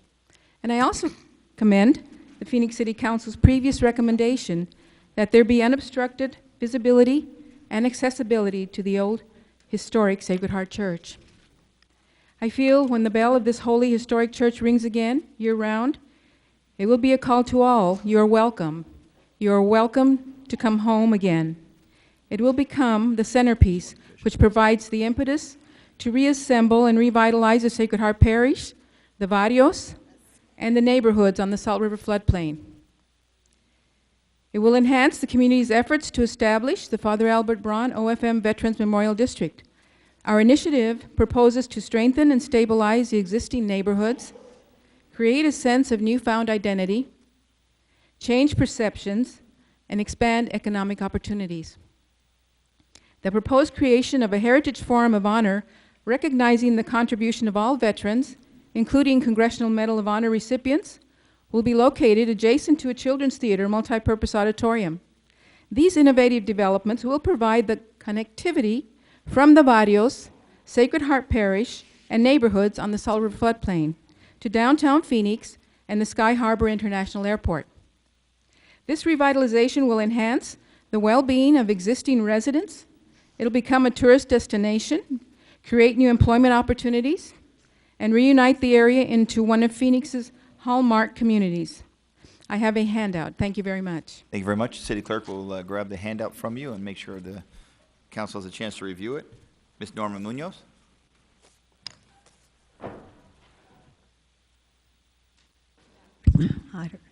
Good afternoon, City Council members, Mayor. I'm very proud to be here today in support of this grand effort to restore our historic church. Many of us grew up there. It's a sense of always coming back home, and I appreciate the previous speaker, beautiful words about our community church, and I want to thank you for your efforts on restoration. Thank you very much. Thank you very much for that testimony. Here in favor of the proposal, not wishing to speak, Mr. Paul Lopez, Mr. David Adami, and Angel Juarez from the for the American Legion. Is anyone else here wishing to speak on item? Oh, Mr. Adami, did you speak? Yes. Great to see you. Please go ahead. Up to 2 minutes. Yes, thank you, David Adame, 6806 South 39th Lane, Phoenix. Want to first of all thank the City Council, Mayor and City Council for your support of this. I wanted to emphasize that we have worked with the community. We've had 2 community meetings. We're happy to be working with the diocese, hopefully to restore the church. We're working with the community, and we're also looking to include the heritage signage as part of our overall planning. Beyond this area, we have a big land stake in the area. So thank you again, and we're excited about doing something exciting for the community. Thank you so much, Mr. Adami. All right, next, I'll turn to members of the council if they have any comments they'd like to make on item number 71. Councilwoman Gallego, please. Thank you very much. I have the pleasure of representing this area on the Phoenix City Council, but it's an area that matters a lot to all of us. This is at 16th and Buckeye, and as you enter our city from Sky Harbor, it's what welcomes you to our city. It's also an area that is very important to the roots and history of our area. So much of the civil rights movement from our community came out of this area, and I think it's a big part of the future of our community. It's close to downtown, and it's exciting that we have an opportunity to develop these parcels in a way that will protect the Sacred Heart Church. It was a lot of work to get us here today, and I want to thank people who have gone to years of meetings on this. There are people here today who've actually been working on it for decades, and I hope that they feel really good about where we are today and can celebrate all of the time that they have put into remembering the history and protecting it. Appreciate CPLC for working with the community and having meetings. It was wonderful for me to hear from the Catholic Church that they were supportive of this proposal, because there was a time when they were very deeply concerned about it. So it took a lot of work to get us to this point here today, and I want to thank the people who put time into it. It's going to be exciting to watch this develop. I think it'll be a very special Christmas Mass this year at Sacred Heart Church, and I hope that many of the people here will be able to enjoy it. Thank you. All right, thank you very much. Any other members of the council? Vice Mayor? Chris, can you add some clarity regarding the property and the church? Mayor, Vice Mayor, I'd be happy to provide that clarity. As the item sits before you today, we have excluded at this time the 3 acres that surround Sacred Heart Church and the church itself sits on top of. We are in discussions with the diocese about them maintaining this and keeping this as a Catholic church. We've asked for an additional 90 days to finish negotiations or come to a conclusion with them. Should we come to a positive conclusion, we would be back to the City Council with the terms of that negotiation. Should we not come to a positive conclusion at the end of the 90 days, the property would automatically, as the agreement sits today, be included with CPLC in their land lease. Further, should the diocese in the future choose not to hold it as a Catholic church, should we come to a conclusion with the diocese in the next few months, at that time, anytime in the 50 years, it would revert to CPLC under their ownership. Thank you. Any other comments or questions? Councilman Nowakowski, please. Mayor, this is a special project for me because I actually went to church there and helped out with the youth group and have many memories. And I remember when the Four Vadios were basically condemned and taken over by the city because of the expansion of the airport. And those were some dark times, especially within the Latino community. And to have CPLC step up and to have some of the community leaders from the Sacred Heart Church step up and work together to preserve this piece of history, this place where many people called home. And I've been getting phone calls and been bumping into people that are excited that this piece of history and just hearing the stories of how they used to work at the original Food City and how they used to go to school and the church events and Father Albert and Father Reese and everyone that was there. You know, it's just amazing. And I just really want to thank you all for working together, and especially, CPLC and the Sacred Heart members for keeping this piece of history. And I feel good that we're a part of preserving this history and at the same time doing the right thing. Thank you all. Thank you very much, Councilman Nowakowski. Any other members of the council have any comments on this item? All right, please, Vice Mayor. I am just glad that it's gotten to the point where it's gotten, because it's been over 15, maybe plus 20 years that this has been in the process. I appreciate all the parties that have been part of it, because there's many different factions within the community that want to be a part of this process, and I'm glad that everybody has come together to preserve our history, to preserve our heritage, and to make sure that that entryway is a thriving entryway for everybody to see Phoenix. So I appreciate all the parties. It's taken a while, but we've gotten here.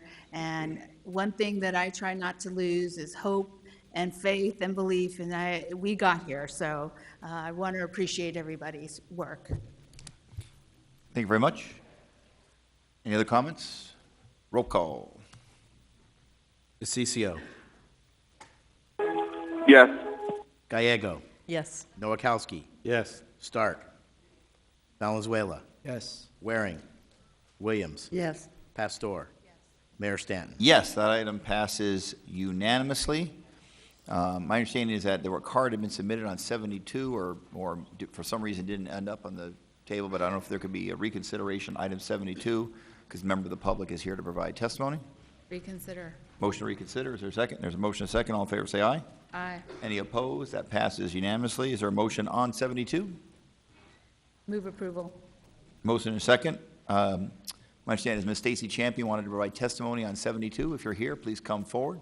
You'll have 2 minutes to provide testimony before this city council.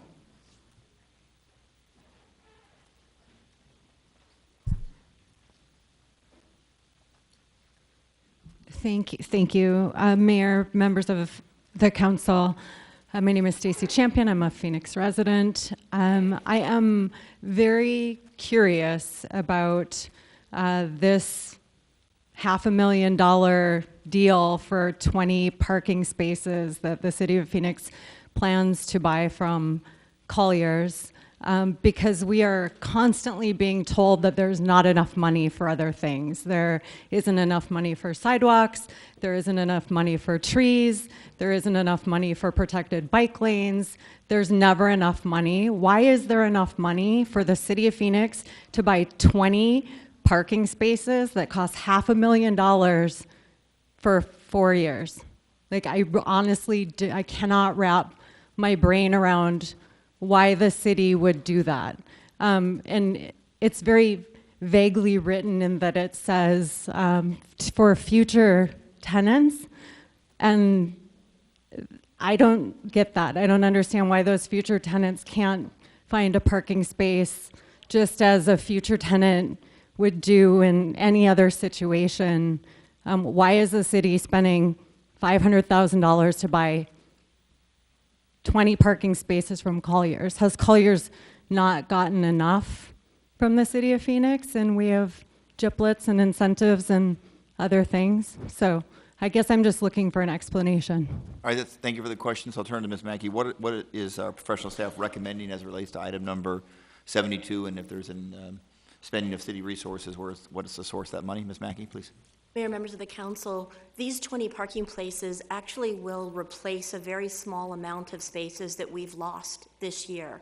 So this council has approved an agenda item to take an RFP out for Central and Adams, where we have 34 parking places. We approved the agreement and we see construction on Block 23 that removed 720 public parking places. And the agreement that you approved earlier in your agenda with Hines on the reauthorization of the development agreement, they aren't building any new parking spaces as part of their development. There's 524 spaces that we use as public spaces today that will now be dedicated to that private development. So these are spaces that the city has been working to bring companies into downtown Phoenix and doing agreements and providing and connecting those parking places. So just the 34 spaces that we'll lose on Central and Adams, there is a company that's adjacent to that that currently leases those spaces from the city, and us being able to work in the future. So having lost about 1,300 spaces this year alone, bringing 20 back online. As a point of clarification, the transaction recommended is not with the Colliers family, it's with Hines Development, who would be building the new tower at that location. The source of revenue for this would be the Downtown Reinvestment Fund, and we would not be expending the money. We would expend the money in the initial construction of the project, but over time, we would put the revenue back in the Downtown Reinvestment Fund, as the city would actually own those parking places and collect the revenue off of those spaces to make the city whole again. All right, thank you very much for that explanation. Ms. Jamie, thank you for the testimony. Have you any additional Mayor? questions? Councilman DeCiccio, do you have a question or comment on item 72? Yeah, my understanding is that we were going to keep these parking spots for in perpetuity. Is that correct? Mayor, Councilman DeCiccio, you are correct. The city will be the owner of these 20 spaces. We will own them in perpetuity. And so if I could just add something just on the fiscal side of this, if we're looking for 20 parking spots, that's essentially the real cost of it, without having to go through the entire need of building an entire garage. To do an underground parking, to do anything in a parking garage, you're going to be looking at close to $25,000 parking spot, where if you did surface parking, you're talking about $12,000. It more than doubles it. So this is a pretty good deal. It guarantees us 20 parking spots forever, and we don't have to build out an entire garage to get it. So I'm going to be voting for this, Mayor. All right, thank you very much. I just want to make sure, Ms. Chamby, do you have your questions answered? Do you have additional questions for our professional staff? From the way that it is written, is it not a 4-year agreement? Mayor, members of the council, Clarify that, no, please. it is not a 4-year agreement.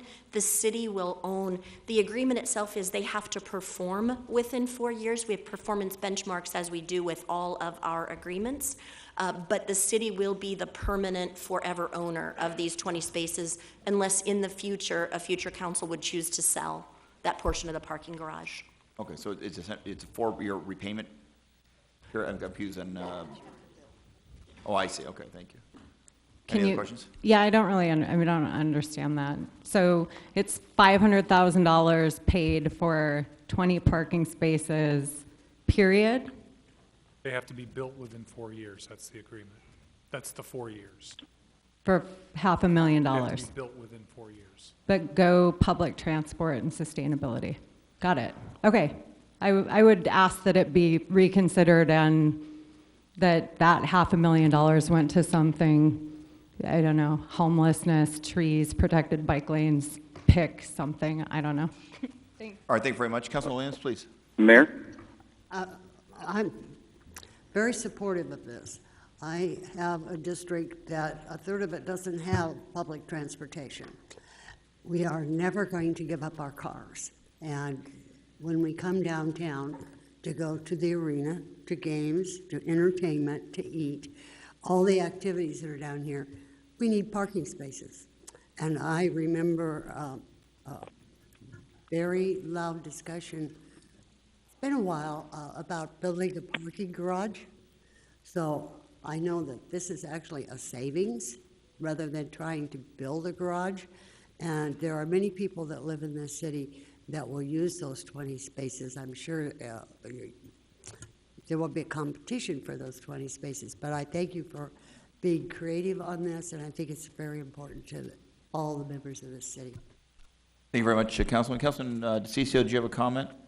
Yeah, just I want to commend staff on this. I mean, realistically, what they were able to do, they're purchasing an asset with a strong ability to appreciate over time. And it's not what we normally see in government, so I want to give Chris Mackey and her team a lot of kudos, a lot of credit for this. To be able to secure parking at cost or even below cost, I was just checking, some of these parking spots go for close to $37,000 a spot. Tells me that she did a really good job in negotiating this, especially since we own it. And now we don't have to build out a garage. We don't have to do any of that stuff. We're able now to be able to have an asset in a garage and have it, and we could sell it in the future if we need to. Congratulations. Good job. I thank you very much, Councilman DeCiccio. Any other members of the council wish to provide testimony? Councilman Nowakowski, please. Mayor, this project's actually in District 7, and we worked really hard to make sure that it was a win-win for everyone, and basically it's a Team Phoenix approach, working with the developer to fill the needs that we have in the city of Phoenix. When you come downtown and there's a baseball game, a basketball game, or a concert, parking is scarce. And we tried for We tried for 20, and hopefully we could have gotten 50, but we ended up with 20, so that was a good negotiation. I just really want to thank the developer and really our staff for making it all happen. And once again, these are kind of projects that we're going to continue to find those partnerships when developers come down and they try to build these 22-story buildings that are beautiful office spaces and condos and apartments that make our downtown vibrant and why people want to live downtown. So thank you, Chris. Thank you very much. Any other comments? Roll call. DeCiccio. Yes. Gallego. Yes. Nowakowski. Yes. Stark. Valenzuela. Waring. Williams. Yes. Pastor. Mayor Stanton. Yes, that item passes 8-1 before this city council. Next item on the agenda is item number 85, excuse me. Is there a motion on 85? There's a motion. There is a second on 85. Ms. Bitsum Abrea, did you provide testimony up to 2 minutes before the city council? Bitsum Abrea, I think it's R-E-H-A. Is anyone else here in the audience wishing to provide testimony on item 85? For the record, Bitsum Abrea is opposed to the recommendation of our staff. All right, we have a motion, we have a second. Any comments by members of this council? Roll call. DeCiccio. Yes. Gallego. Yes. Nowakowski. Yes. Stark. Valenzuela. Waring. Williams. Yes. Pastor. Mayor Stanton. Yes, that item passes unanimously for the city council. Next on the agenda is item 89. Is there a motion on 89? There's a motion. Is there a second? Second. Are there any cards on item 89? Any comments by members of the city council? Roll call. DeCiccio. Yes. Gallego. Yes. Nowakowski. Stark. Valenzuela. Waring. Williams. Yes. Pastor. Mayor Stanton. Yes. 7-2. That passed 8-1 in the city council. All right, 8-1 vote of the city council. Next on the agenda is item number 99. Is there a motion on 99? Second. There's a motion. There is a second. Adam Goldstein, you're in favor of the proposal. Did you provide testimony? You're okay? All right, good. We have a motion. We have a second before the city council. Any comments by members of the council? Roll call. DeCiccio. Yes. Gallego. Yes. Nowakowski. Stark. Valenzuela. Waring. Williams. Yes. Pastor. Mayor Stanton. Yes. I think it was 8-1.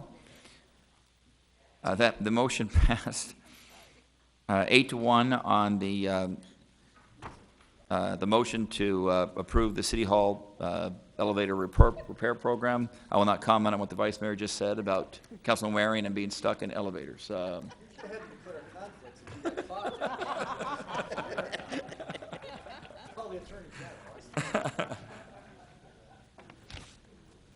Oh, yes, thank you. Councilman Nowakowski, earlier in the meeting, at the very beginning, we asked if you had a motion on the approval of the minutes for the formal meeting for November 1st, 2017. I don't know if you had a chance to review those and have a motion at this time. Motion to, I reviewed them and the minutes are in. Second. There's a motion and a second. Any comments, members of the council? All in favor, say aye. Aye. Any opposed? That passes unanimously. Next item on the agenda is item number 116. Item number 116 is an item that we have continued a couple times before the city council. It is the proposed zoning issue, northeast corner of 7th Street and Marlette. At the end of the last meeting, my understanding is that there was specific direction before by members of the council that testimony on this item, because it's the third time to be heard, would be limited to 10 minutes on either side, and the request would only be testimony on new information or new items. So, I don't, just a second. Recommendation that we follow the same approach, hold the public hearing, or we just go right to a motion? Mayor, members of council, I can read a brief statement. The staff recommendation is to approve it per the memo from the last council meeting of the 15th. That memo was part of your backup packet. It outlines the stipulations associated with that. All right, thank you very much. Councilman DeCeasar, are you still on the phone? I am. Did you have a motion as it relates to Mayor? 116 that we can put Mayor. on the floor? Oh, I'm sorry, Councilwoman Stark, I apologize. Yes, I'm going to have to declare a potential conflict. All right, Councilwoman Stark is declaring a potential conflict and will not be participating in item 116. Mayor, Councilman Noakowski, please. Can we listen to the cards? Testimony first. Okay, I'm happy to do that. Okay. So, again, we're going to have a strict time limit of 10 minutes for either side. That was the vote of the city council at the last hearing. So I'll now turn to the cards that are here. Let's see. Mayor, it was 10 minutes was to be informed of any new conditions, agreements, etc. All right, Not so to rehash anything we've heard before. you were the making of the motion, Councilor Williams, my understanding. So it's 10 minutes on new stuff. All right. Mr. Earl, did you have any new information that you would like to provide to the city council? Again, you have up to 10 minutes. There are other cards that wish to speak as well, but I'll leave it to you to decide how to divide up that time. And then on the opposition side, I'll go with the what's inside the clipped cards to provide up to 10 minutes of testimony after Mr. Earl. Mr. Earl, please. And he's timing it? Okay, perfect. Thank you, Mayor, members of the council. Again, my name is Stephen Earl, here for Wood Partners. We realize you've been very patient in listening to about 5.5 hours of testimony on this case, both for and against. We have a number of people here in support on this request. They've all conceded their time to me, so that you won't have to listen to all of them. I do have the traffic engineer here. Her credentials and her work has been called into question, so she's here. Let me just start out by saying we understand that density was the big issue at the end of the last hearing. Would there be a way for us to drop density beyond the 245 units that Councilman DeCiccio had asked us to get to in the first hearing? And that has been the subject of our work ever since that point in time. There's been a significant increase in construction costs, so these issues of density go through intense formulas on our side. It's easy to throw a number out and just say, well, just reduce it to this. But from our standpoint, in order to make the project economically feasible, we had to look at every unit that we would remove to make sure that we could still comply with all of the PUD requirements, including the staff report that you now have, which lists all of the design features of this project now becoming requirements of the project. So from the amenities of the project to the design features of the project to how it fronts on Marlette to its building height, and it's not just 3 stories, it's now limited to 35 feet, it's not just 4 stories, it's limited to 45. All of those things dictate how you look at density. The mayor was kind enough to sponsor a meeting where we tried to get into this issue. Those who were there from the opposition indicated 170 was where they were at. We knew we couldn't get to that number and still have the PUD project we had, but in conversations with Councilman Noakowski and others, we said we will do our very best to reduce that number. But looking, and so I'll be here tonight to discuss that, but again, I show this rendering because that's what we're required to build. When you look at determinations about a density, you have to look at the impacts of that density. That's why we felt 245 units was the correct number, because we felt that there were significant benefits of this project, such as being the only luxury level project in the area east of 7th Street. So it provided yet a new opportunity for people to live in this area who were either empty nesters, who wanted more of a maintenance-free lifestyle, to millennials that are moving here. We've read in recent reports where there's 235 people moving here to Phoenix virtually every day. And so the traffic study that was prepared and turned into the city was approved back in July after significant work by Jamie Blakeman.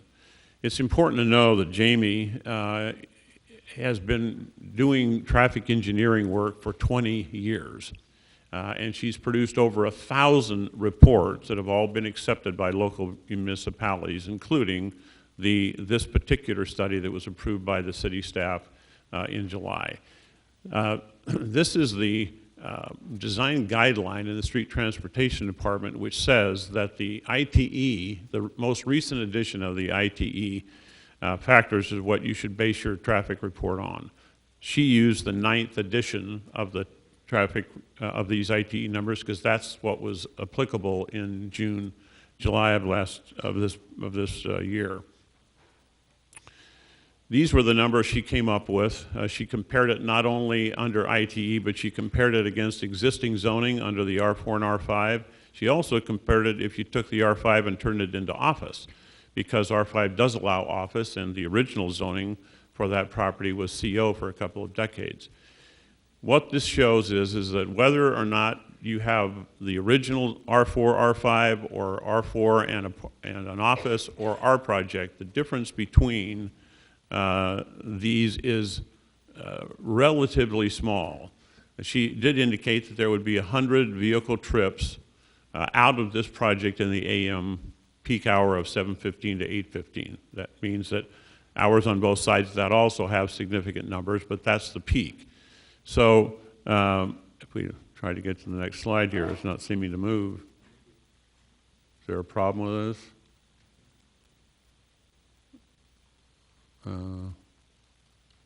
Somebody help me with this. Trying to get to the next slide.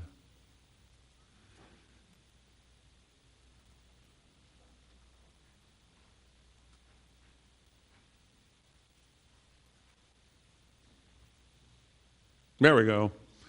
So the bottom line of all this is when you compare 7th Street with the 31,000 vehicle trips which use that street in a 24-hour period, and compare what we're doing with what the existing zoning is, she determined that the difference between the two would be about 1.7 if it were used R4 and R5, or would be even less if we'd have less traffic if we use it as an office. She then concluded with assurance that this project will have a minimal impact to traffic and should not be a concern to residents, nearby businesses, or the city. All that being said, there was a question of how do you actually get out onto 7th Street, and was it possible? So we performed 2 gap studies to determine that, and she did those. Then we decided to do a drone study, which we showed you last time. But that was criticized because it was done in August after school had begun for a couple of weeks, but it didn't allow for the winter visitors. So we did another drone study last week, and these drones are set right above Stella, so you can see, and we asked 7 people from Wood Partners to come out here with their cars and make those turns. You can see that this is done at 7:34 in the morning, and you can see that the traffic is stopped. Okay. Again, I'm told that if I hit this, they'll start running. Maybe you can help me run this, because it's not turning on. All right. Can we hit I don't know if there's a button we hit on the computer to run the video? I just hit this, right? Oh, there. Oh, now, let's try it again. Oh. Can you? Wait. There you go. Okay, now it's running. So you can see that there's trips. There's cars coming southbound at this time in the morning, and cars going northbound, but there's a signal at Maryland that turns red, and it just turned red. So now all the cars coming south cannot go through the intersection. You have Maryland going.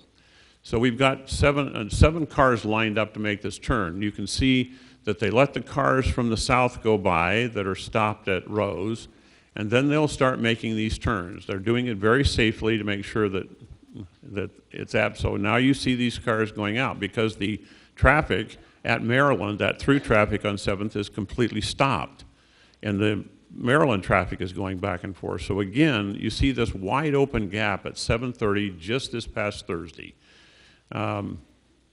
And over time, all those cars will get out in a safe manner.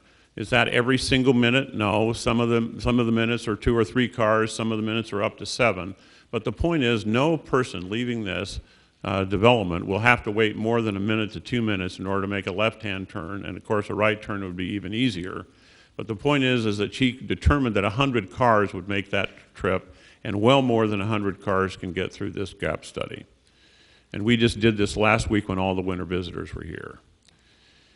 Another indicia of density would be setbacks, but we want to make it clear that we didn't increase the setbacks or decrease the setbacks in order to have more units. So you can see here that we're using suburban setbacks, 25 feet to back of curb on Marlette, and the other sides of the building are all meeting code requirements. We didn't go to an urban style where it was 7 or 8 feet. And in that 25 feet, as you've seen from renderings, we have lush landscaping, 2 rows of trees, an offset sidewalk.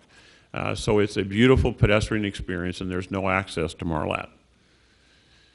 It's because of this that we achieved the support of all the surrounding property owners. And I think it's really important to notice that west of 7th Street, the city has been vigilant in not allowing an encroachment of multifamily. However, east of 7th Street, it's a completely different environment where there's up to 10 or 12 apartment complexes there today. They're very old, so they meet a particular market. But this will be at the top of the market at the luxury level, and that doesn't exist in the area. And that's why all these people were willing to support it. We did work with them at the beginning of this project to substantially drop the density and the features of the plan you've been looking at. And then we were able to achieve over 230 folks in support that heard our message.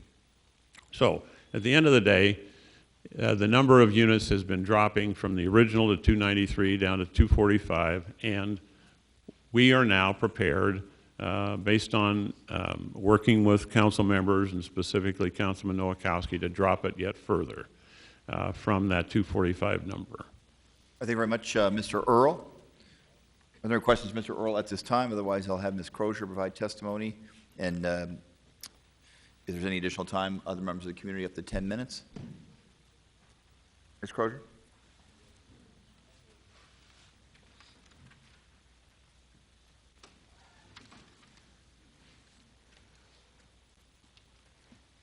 Okay. Mayor, Vice Mayor, Council members, I want you to know how much we appreciate all the time and the careful consideration you and your staff has spent on this very complex case.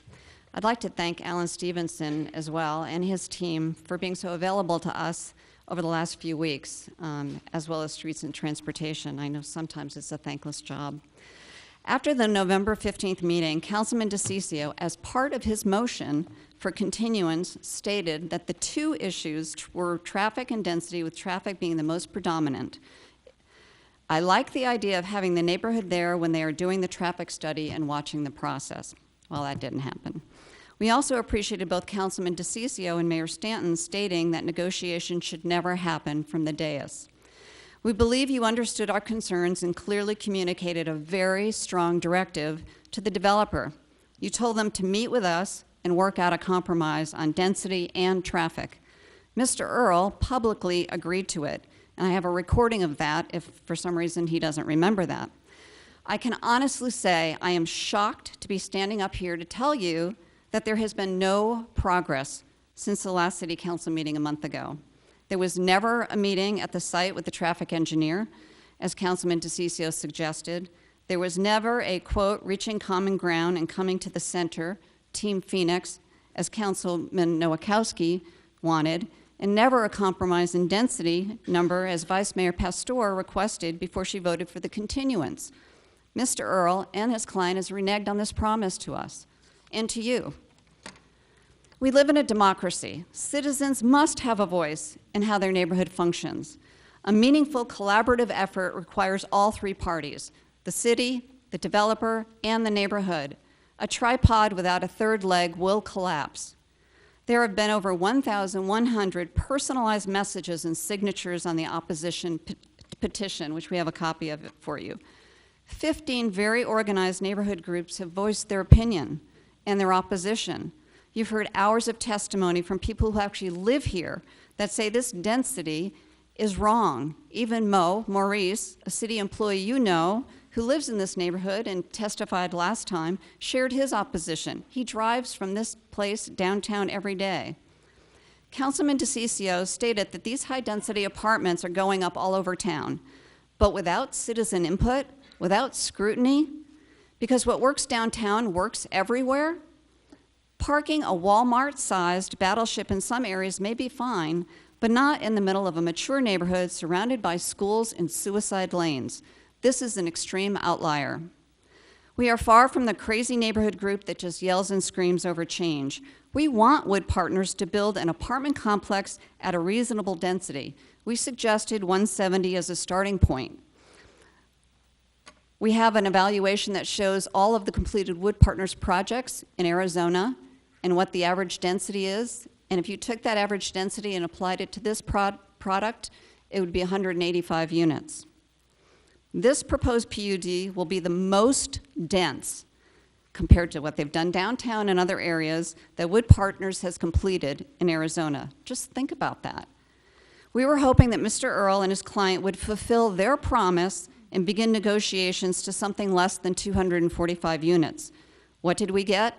We got ignored. There was absolutely no response. 13 days after the last November 15th City Council meeting, on November 28th, a meeting was organized by the city, and thank you to the mayor's office, which resulted in 90 minutes of excuses. In attendance was Mr. Richardson, and no disrespect to him, but he was clearly not a key decision maker. All we heard about how this is such a big battleship and it doesn't turn on a dime, and that they need to consult with their New York investors who apparently are be calling the shots. They've had 6 weeks to come up with something, but nothing, no communication, no discussion at all about density numbers. We put out 170, we heard nothing about that, whether that was good, bad, or indifferent. Traffic congestion and traffic safety has been a big concern. There are about 24 cars being generated from this parcel now, and there'll be up to 420 parking spaces. By accident, we discovered that the traffic study submitted in July is really not part of the public record. It's sealed, and unless you actually know about it, it's not something that is readily available to the public, nor can you view it online. Late last Friday, we finally got a hard copy from Mr. Earl. On Thursday, just the day before, Mr. Earl submitted a traffic study addendum, 13 pages long, to the city, but conveniently failed to tell us about it. Again, we accidentally found out about that document on Monday, just 2 days ago. We have had less than 48 hours to review the latest document and only 4 days to review the first very large traffic study. We hired an independent person, a traffic engineer, and an analysis was done by one of the best traffic engineering companies in the Valley. Even with the limited time they were given, their analysis suggests flaws and significant omissions with Mr. Earl's traffic study. Here is their supporting documentation. This casts a very long and dark shadow on the existing traffic analysis. I know nearly half of you are running for another public office, but your vote on this should not be political. It should be based on the facts, and we have an extreme list here for you as to what all those facts are on why this should not be approved. Send that up.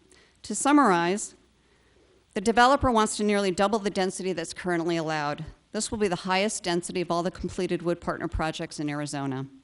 We have yet to have a meeting with a key decision maker from Wood Partners after pleading for 5+ months. 2 city council meetings and hours of testimony and absolutely no movement from the developer. Ignoring and being disrespectful of us is one thing, but thumbing their noses at you, our city council members, representing the 5th largest city in the United States, is wrong, it's disrespectful, and it's demeaning. The traffic study is flawed with major omissions. At 70% lot coverage, this does not fit into the character of the neighborhood and does not support the city's green initiative. The resulting cut-through traffic will pose extreme safety issues for all the schools, churches, and the very large walking community that lives here. We have no sidewalks. According to Streets and Transportation, there is no money for sidewalks or traffic mitigation. Wood Partners is in the flipping business. 2 years from now, it's highly likely they will be gone. We will be stuck with this big box apartment complex and overwhelming traffic problems that the city has no money to fix. Remember the 9-foot man. This is a 1 in 200 billion chance of seeing another building of this similar density in this neighborhood. Adding extra brick veneer on it will not create character. There are thousands of citizens who are carefully watching this because it just doesn't impact 7th Street and Marlette. If you vote yes, you will be sending a very clear message that neighborhoods don't count, that citizens don't have a voice, that developer money shouts us down, and politics is more important than people. Please do not reward the bad behavior of this developer. We have a saying in our family, do right and fear no man. I hope you will do right and vote no on this proposed PUD. And I think I have extra time if anyone has questions regarding traffic. We have our John Hathaway here to answer whatever you have. Thank you very much. Oh, and he's going to speak too, yes. Please go ahead. Mayor and City Council, my name is John Hathaway, and as I mentioned in the last meeting, I am by profession an industrial engineer / statistician. And I looked at the traffic report from an industrial engineer's and statistician's perspective. And the problem, we understand that this was done using the ITE trip generation manual. And that's not our objection at all. What we object to is the fact that this is generating incredibly unrealistic estimates of the number of left turns. The last estimate that they did was 38 left turns during peak hour. That's 9% of the cars in the garage. The new updated one is 24 left turns. That's 6% of the cars in the garage turning left out of here at the peak hour. The problem, the fundamental problem here is not the ITE generation manual. The fundamental problem is in how they figured out whether a car is going to turn left. They made 3 huge mistakes. One gross statistical error and 2 errors of methodology that ended up yielding a prediction that predicts that the flow of traffic will go in the wrong direction. They're predicting that 34% or 36% of the cars in this lot will go south, when 84% of the traffic on 7th Street actually goes south. And 100% of their destinations that they say that this project is close to, 100% of them are to the south. Why would we expect 64% of the residents of this apartment to go north when 100% of the destinations, desirable destinations, are to the south? A very basic, very obvious error was made. And if you saw it, if you saw it the way I saw it, and I can explain it exactly what happened, you will understand this because you deal with this issue all the time. The mistake creates bias. The mistake creates lack of reliability. This is a biased and unrealistic estimate of the number of southbound cars. Thank you very much for that testimony. So both sides have had their full allotment of 10 minutes at the request of the City Council at the last meeting. That would be a strict time limit. I'll now turn it to members of the City Council if they have any particular questions. Before handing over, I guess Councilman Nowakowski is requesting the opportunity to make the motion. Questions from members of the Council? Councilman Nowakowski, please. I have a question on the study itself. I mean, what's the standard that used for street studies? I'm not sure, or traffic studies. Is it that, what is it called, the ITD manual, or is it something else, or? Mayor, Councilman Nowakowski, I will have Ray Dovalino, Street Transportation Director, answer that question. Mayor and Councilman, typically these are used with the Institute of Transportation Engineers. This is used with the Institute of Transportation Engineers. That ITE organization goes throughout the whole country and looks at data and how it's being generated at different uses, land uses. This particular one, they used a methodology out of the ITE handbook, the 9th edition, and so they have parameters that talk about AM peak, PM peak, during the day, weekday hours. So they took that information and used that as the trip generation for that particular for this particular proposed development. So they use the standard of practice that we normally use. We typically use every day. I need you to start studying, sweetie. We can hear you, Sal. Hey, Sal, we can hear you. I know that. My daughter just came out to where I was at. So with regards to that they're using the typical traffic engineering manual. With regards to the traffic patterns, our understanding out of the methodology that they use by the traffic engineer, they used the deviations of how, or the distribution based on Marlette and 7th Street. So they had to come up with some methodology of how how the traffic was coming out of that area. And so they used that distribution. Based on that distribution, they mimic that for the proposed development. So they're using as much as information as they can based on what's happening out there. That's how the study was proposed or presented. So was this study approved by our staff, or? Yes, Mayor and Councilman, yes, we do provide recommendation back to Plan and Development Department, and we did ask for a traffic statement identifying this. Typically, those have some thresholds, and this fell below those thresholds, but we asked for that traffic statement to be included for this, for analyzing this development. Thank you. And then I wanted to ask a question. You said that the individual that produced the studies here, you can maybe answer some of those questions that were addressed about the study itself. Councilman, you have specific questions for the individual who did the study? First, state your name for the record. Okay, sorry. Well, first state your name for the record and who you're... Sorry, Jamie Blakeman with J2 Engineering. Okay, Councilman, do you have questions for her? Well, the question would be, as you heard the testimony, some people were saying that this isn't a study that's valid. How do you respond to that? So this is I want to assure you that this is a very straightforward traffic study, and all the numbers come directly, and Ray did an excellent job of explaining where this comes from. It's straight formulas from the IT trip generation manual that has tens of thousands of engineers that pour into this from all over the country. That's the standard we use. This for apartment complexes. This is a number of trips that's generated. In terms of how we determine the peak hour, how can that be 6% of the daily traffic volumes? That is directly from the ITE trip generation manual as well. That 6% isn't something I've made up. That's the AM peak hour, the PM peak hour. The only thing that we took into discernment, like Ray explained, is the distribution, how many people go left, how many go right. I understand the point that is made here, that 80% of the folks are headed southbound. I understand that, and that would lead you to believe that 80% would turn left.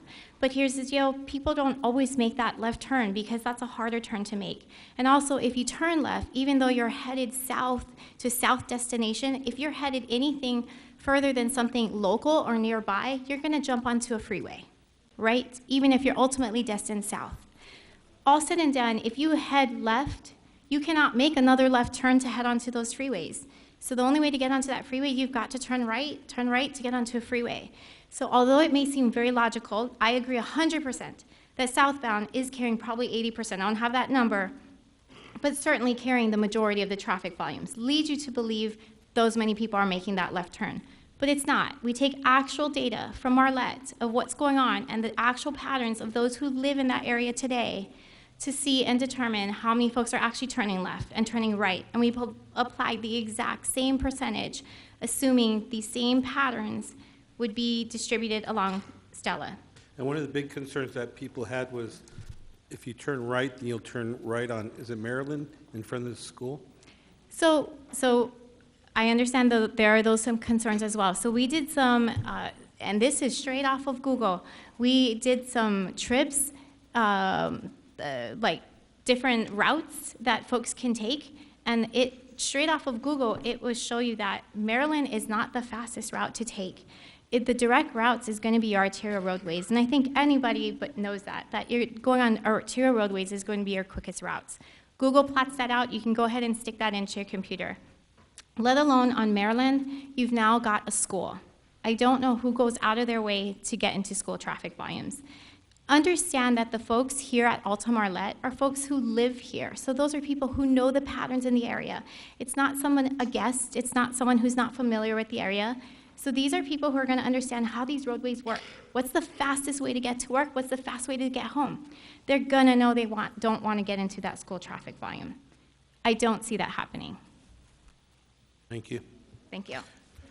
So Mayor, after you had your meeting with the community and also with the developer, there were some questions raised that they didn't know how many units they can cut down to. So I asked for a meeting also, and I was accompanied with Sal DeCicco's chief of staff, the council member of that district, and I asked Mr. Earl to actually bring some people that were for the project, and there was about 55 or so individuals that were at that meeting, and I was bringing up the concerns that you all raised at the last meeting. And basically, it's amazing how there is some common ground. I mean, there's people really want to revitalize that whole area. They're asking for more arts and more green space and more stuff for the children, but at the same time, more family restaurants and all that. And one of the things that I heard was just that the density was just too much, and that it's going to be a sore site for some individuals. And then, ma'am, I forgot your first name that you took me on the tour. What was Sandy? Sandy. Yeah, so Sandy, I asked if they can actually show me from your house if it would be an eyesore. And basically, we looked at it, and there was actually trees and all that that were actually blocking the view from your house from different angles. And basically, what I did is I asked them that I wouldn't be in favor of this unless they dropped the density quite a bit, and we've worked it out where it's about 229 units, and that it would bring it down to about 3-story, except for that the parking slot would continue to be 4 because it's in the middle, and that was one of the biggest concerns is parking out on the streets, and they've committed to make sure that there's enough parking for individuals to at least to have 1.8, I think it was, parking per each apartment. And with that, Mayor, I'd like to make a motion. All right, Councilman, so my understanding from your comments is that the motion would be what our planning director indicated earlier from the last meeting, but with a cap on the number of units of 229. Is that accurate? Correct. Is that a proper motion? Mayor, members of council, I think the qualifications need to be added to that would just be to modify stipulation number 1E of that memo, which had the cap of 245 that was previously proposed, to now say a maximum of 229. Okay, is that the intent of the motion, Councilman Nowakowski? Correct, Mayor. That's the motion. Is there a second on that motion? Second. Councilman DeCicco, a second on that motion. I'll now turn to members of the council for questions or comments on the motion. Vice Mayor. Not on the motion. I want to talk about the traffic because, and I guess that would be John and the traffic, the woman that represents the traffic. All right.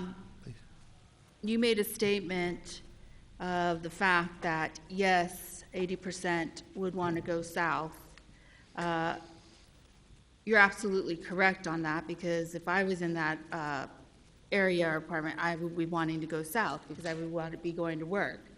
And my natural role or state would be not to want to sit trying to get through the left lane, and I would naturally then go right and then start taking Maryland and going through neighborhoods.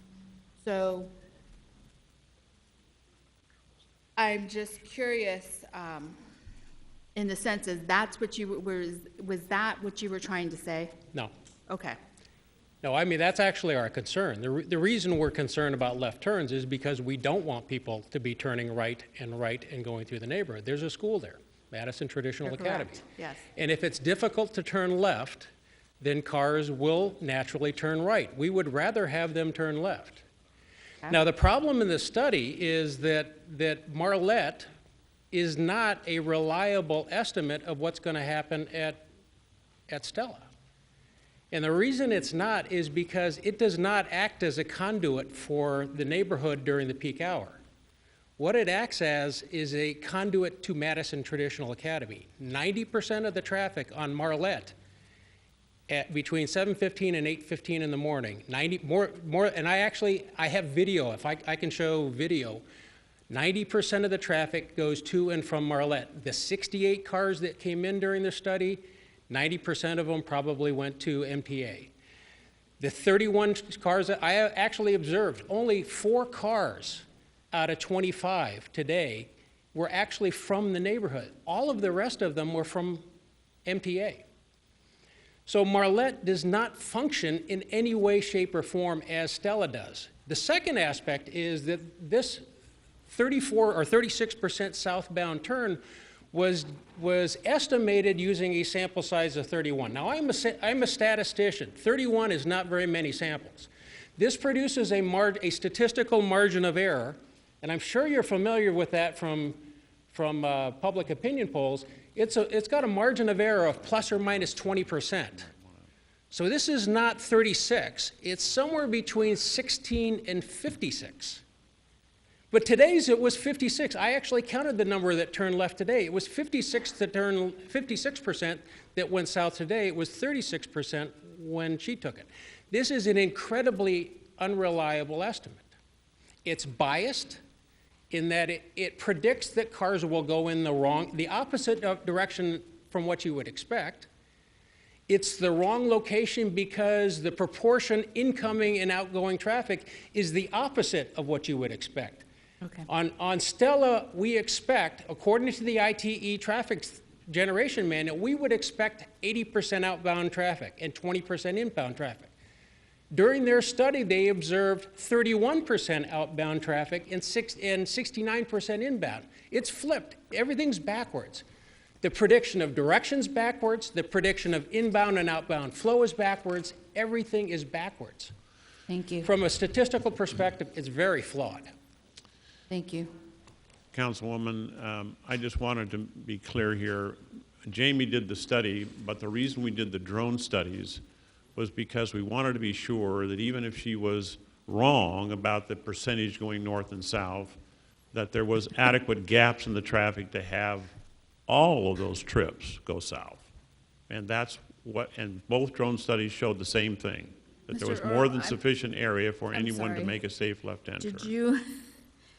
Did you just state that Jamie was wrong? No, I said Okay. even if, we were trying to make the point that because the neighbors were saying all these cars would go south, Okay. we said, all right, let's just go out and study this empirically with a drone to show how many cars can make those left-hand turns. And every minute and a half, we were showing that all of our cars could make that turn. So over a course of an hour, if you multiply that out, it's well more than 100 cars being able to make that turn.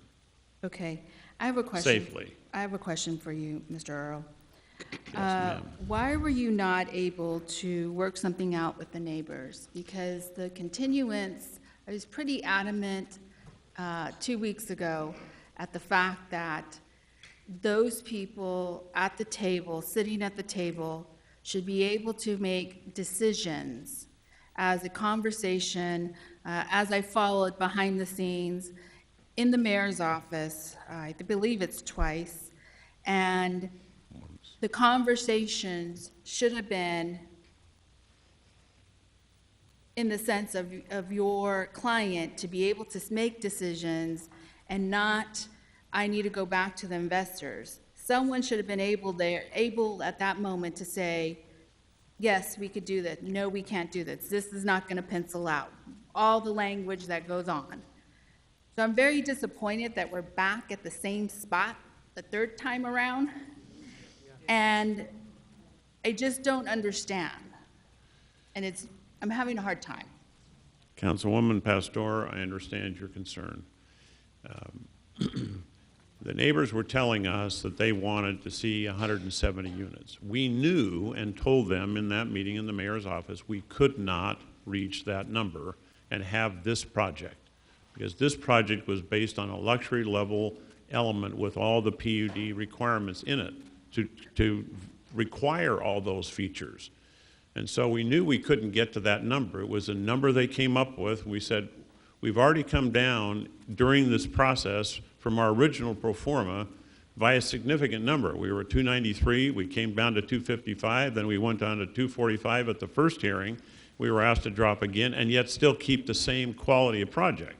So when we were at that meeting, we're not in a position to get to those numbers. We continue to work based on conversations with Councilman Nowakowski and reached the number of 229, which we felt was right at the margin of the ability of this project to still be a viable project in its current form and be economically viable.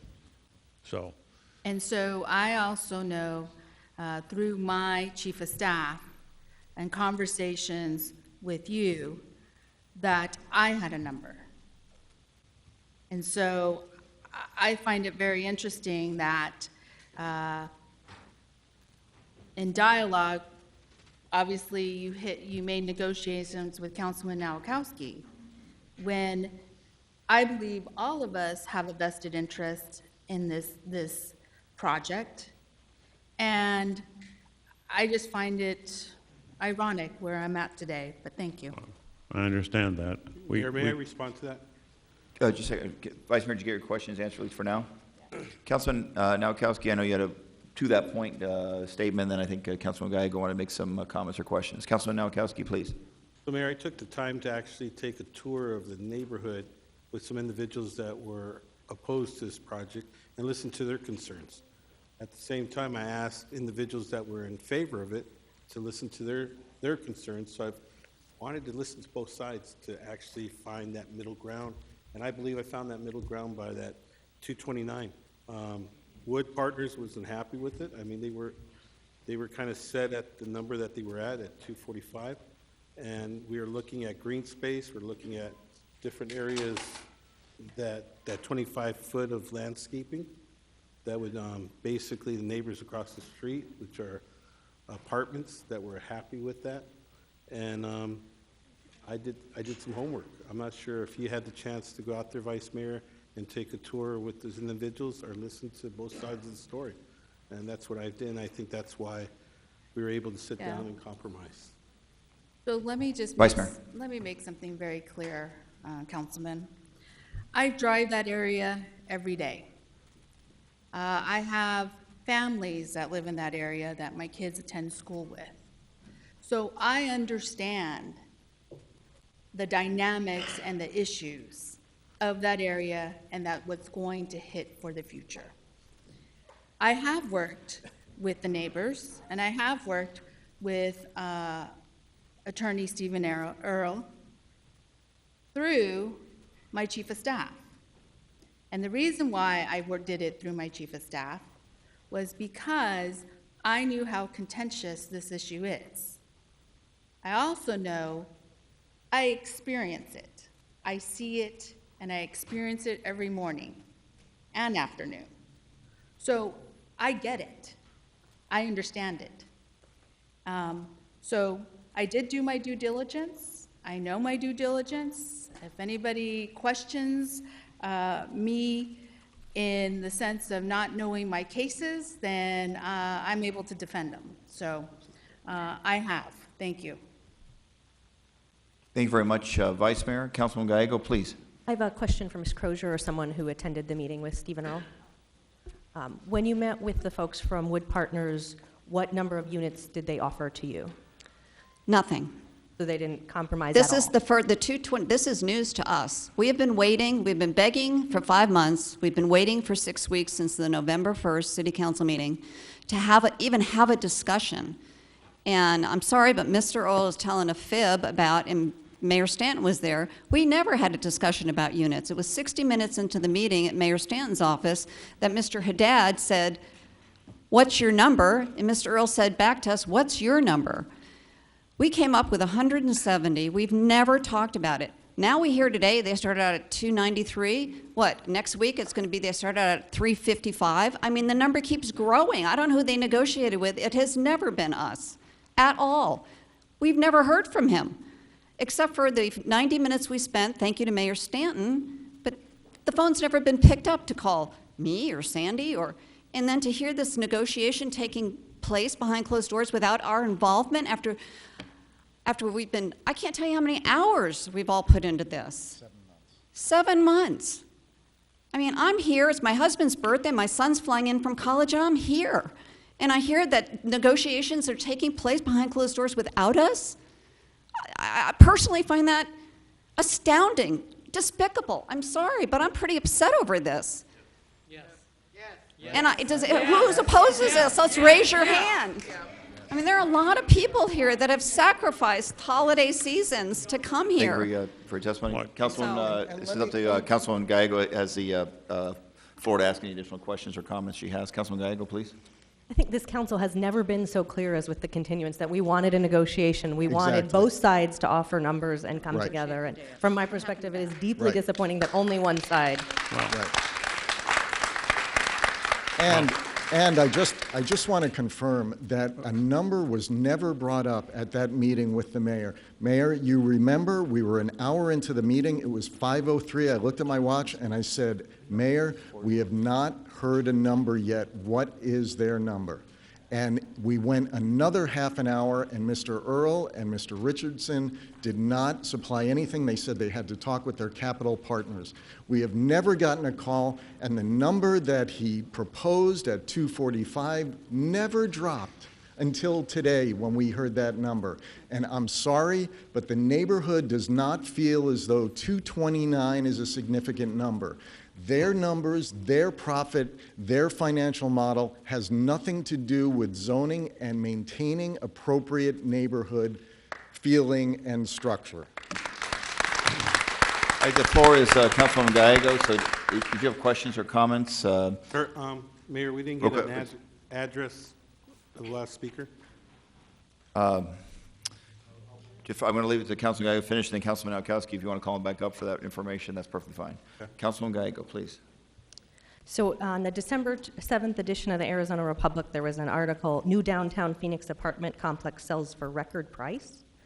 And it says that Alta Fillmore sold for the highest price per apartment ever paid for a complex in Central Phoenix. To me, there's so much room to negotiate here when we're talking about the highest prices ever. We could come up with a good project that really means something, and it's just deeply disappointing that there was no willingness to negotiate. I don't have any questions for Mr. Earl. Okay, thank you. Councilman Nowakowski? I just wanted to find out what your address was. If you said you lived in the neighborhood.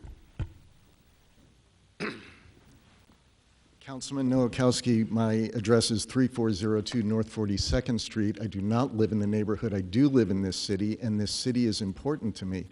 And Thank you so much. I just wanted the address. Thank you. All right, thank you very much. Now turn to any other members of the council. Any questions or comments? All right, so the motion is for what the staff was recommending, but with a unit cap of 229. Please, Mr. Stevenson. Mayor, I believe the motion is to approve this rezoning request per the backup memo from the November 15th, 2017, and adopt the related ordinance with a modification to drop the density to a maximum of 229 units in stipulation 1E. Okay, so that's the motion. There is a second. Any additional comments from members of this city council? Okay, and by the way, you do the roll call. You can certainly explain your motion or explain your position at that time if you'd like. Roll call. DeCiccio. Yes. Gallego. No. Nowakowski. Yes. Valenzuela. I want to explain, I feel like I have to explain, this is the third meeting that we've had here, and I met with the neighbors a couple of times. I have taken the tour personally, driving kids to school, taking the long way. And I've met with Mr. Earl quite a bit as well. I was told of the 290 number prior. I mean, I think you probably mentioned that at the beginning a few times. I was told of the 170 number as well, and was not made aware of the final number of 229, but just doing the math here, and I don't know if this was part of it. I wasn't in the meeting. If that was just splitting the difference. Splitting the difference probably gets it to 232. 229 is under that, and again, I don't know if that was the logic and how it got there, but, you know, at the end of the day, these are the toughest, always the toughest cases in the city, and, you know, in the past, we've also heard from neighbors who live there and who want to see this happen, and we've heard from neighbors who live there and don't want to see this happen. We've heard from neighbors who don't live in the neighborhood but care about the city and don't want to see it happen, and then again, vice versa. And again, the toughest cases in the city always, and no matter what the decision is, some are going to be disappointed, but there's still, you know, I mean, there's, at the end of the day, you have to make a decision. So, that said, I feel like I have to support this. Waring. Williams. Yes. Pastor. No. Mayor Stanton. I'll explain my vote. This case comes to us with the procedural posture of a recommendation for the PUD from our planning director. It's gone through the Village Planning Committee with a positive recommendation, the Planning Commission recommendation. The council member representing the area has been in favor of this project. I did have the meeting. It was apparent after, and I learned a lot during the meeting. I've tried to listen with an open heart and open mind to both sides. I respect people on both sides of this issue. It was apparent that there probably wasn't a compromise to be made. It's clear in this case, because of the underlying zoning, there is not height issues involved. This is an issue about whether the appropriate density. The neighbors generally have said that 170, with willingness to compromise a little bit if the other side would come down. The developer indicated that in order to meet the PUD requirements, that it has to have a certain number of units, but they wouldn't come down. So I think what Councilman Nowakowski has tried to do today is to kind of find a middle ground of sorts, and it's unfortunate that it wasn't able to be reached at the bargaining table. But under the totality of the circumstances, based on all the reasons I just said, I'll be supportive of the project as well. So by a 6-3 vote of the 6-2 vote, I'm sorry, that's right, we have one 6-2 vote of the City Council. The motion made by Councilman Nowakowski passes. We'll now move on to the next item on our agenda. Remember that when you go in. Yep. Next item on the agenda is item number 119.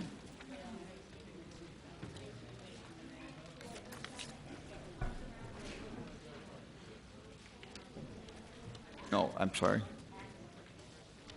Is it 119? Yeah, 119. Is there a motion on item number 119? Mayor. Vice Mayor, do you have a motion on 119?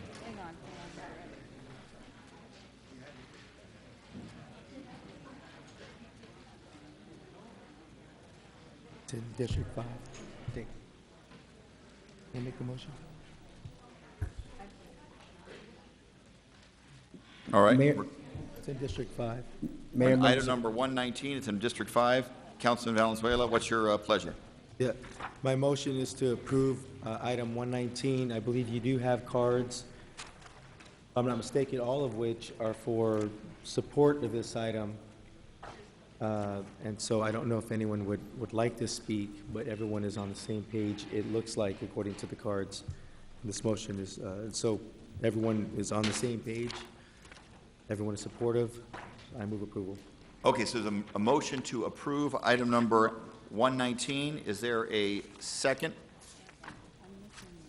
I think multiple council members, including myself, are flipping through our book to make sure that we know which item we are on, that the council member just made a motion on. This concerns northwest corner of 27th Avenue and Ocotillo Road in District 5. The motion is in favor. There's a second. Any members of the council have any questions on that or have a chance to find it in the book? Got it? Mr. Ken Spear is in favor. Did you provide testimony, or are you okay with the motion? You're good? Other cards also in favor, not wishing to speak. David Nelson, Larissa Balderrama, and Jeff Spellman. I'll now turn to council. Any comments or questions? Roll call. DeCiccio. Yes. Gallego. Yes. Noakowski. Yes. Stark. Valenzuela. Yes. Waring. Williams. Yes. Pastor. Mayor Stanton.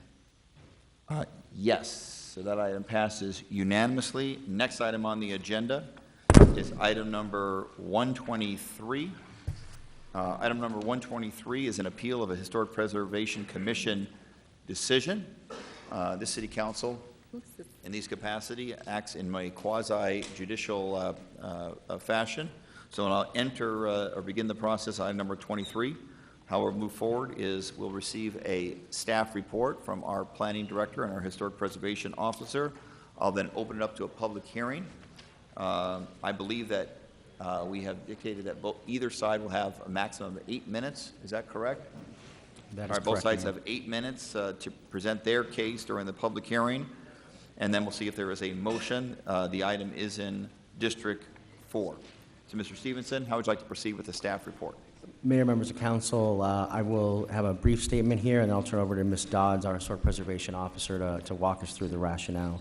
This proposed request, as you stated, is a public hearing to determine a certificate of appropriateness decision that was made by the Historic Preservation Commission for a parcel at 937 East Granada Road in the Coronado Historic District.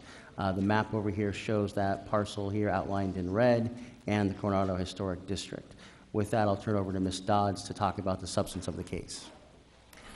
Mayor and Council, what you see is a fairly current photograph of the site at the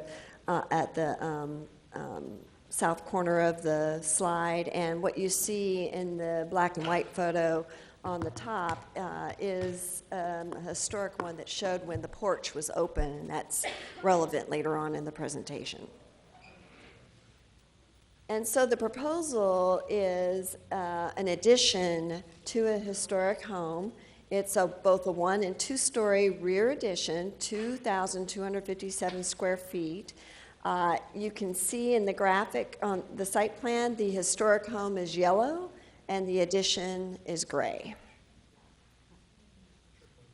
And these are the proposed elevations, again, with the historic original part of the house yellow and with the addition in white.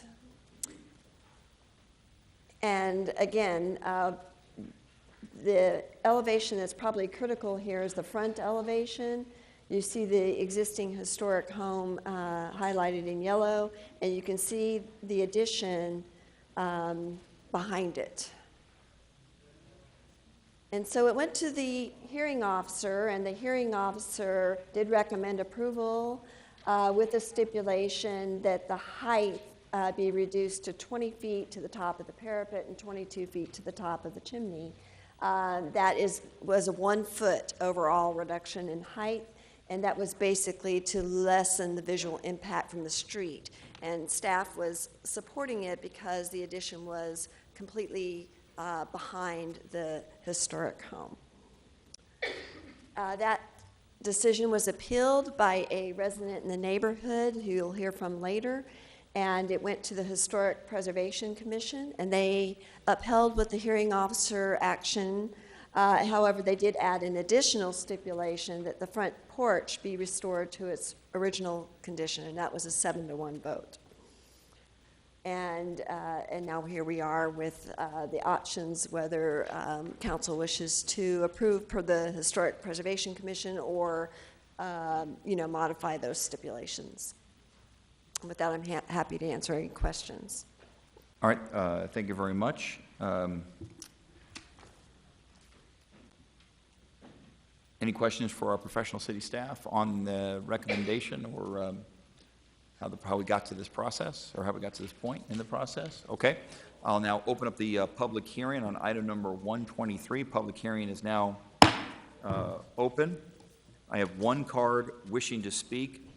Arthur Vigil, who's in favor of the appeal, which I think means you're not supportive of the recommendation of the Historic Preservation Commission.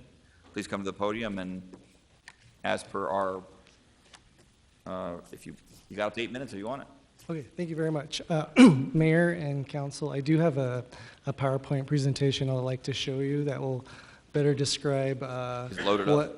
Just a second, we'll give it a chance to load it up, and the time won't count against you. Oh, thank you. I live at 2026 North 10th Street, 2 blocks from the proposed house. I'm also an architect here in Phoenix, Arizona.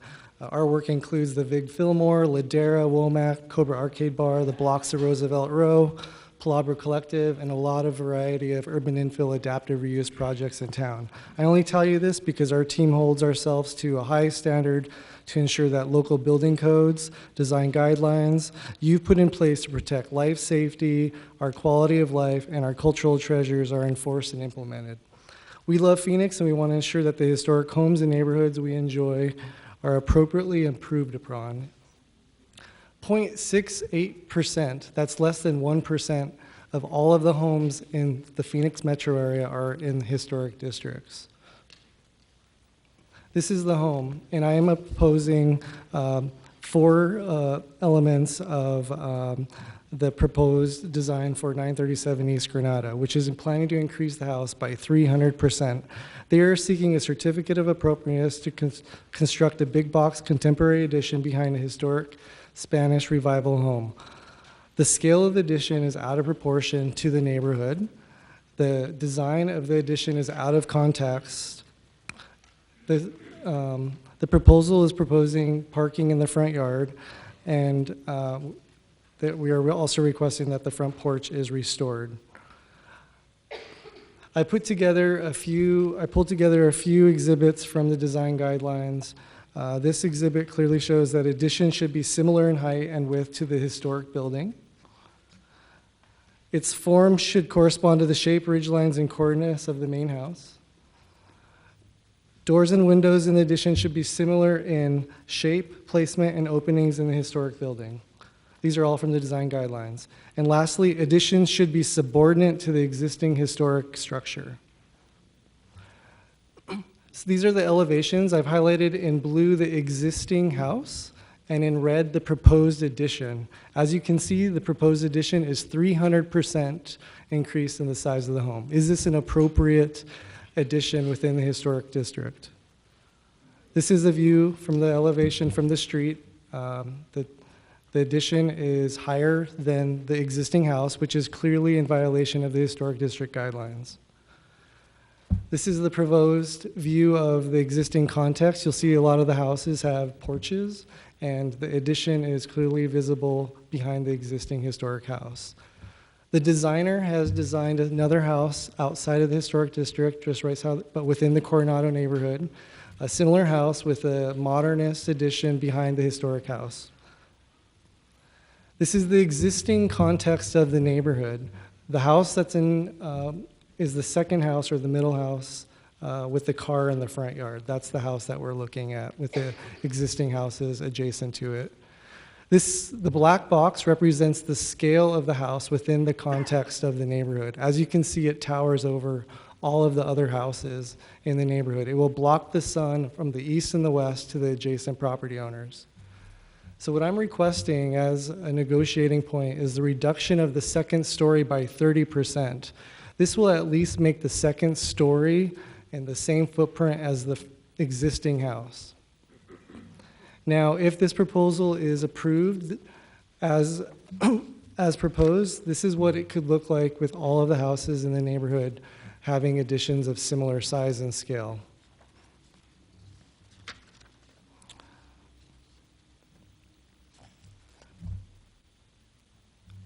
And that's the end of my presentation. Thank you. Thank you very much, Mr. Vigil, for the excellent presentation. Other people who are here not wishing to speak, and it's confusing because of the procedure about how we got here. Let's see. Connor Deschmeyer, you're in favor of the applicant and of the project, correct? Yes. Okay. Let's see.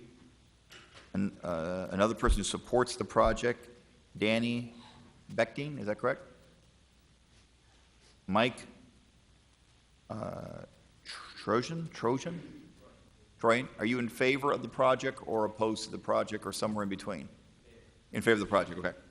And then how about Joel Contreras? You're the applicant's rep. Did you wish to provide any testimony at this time? Yes.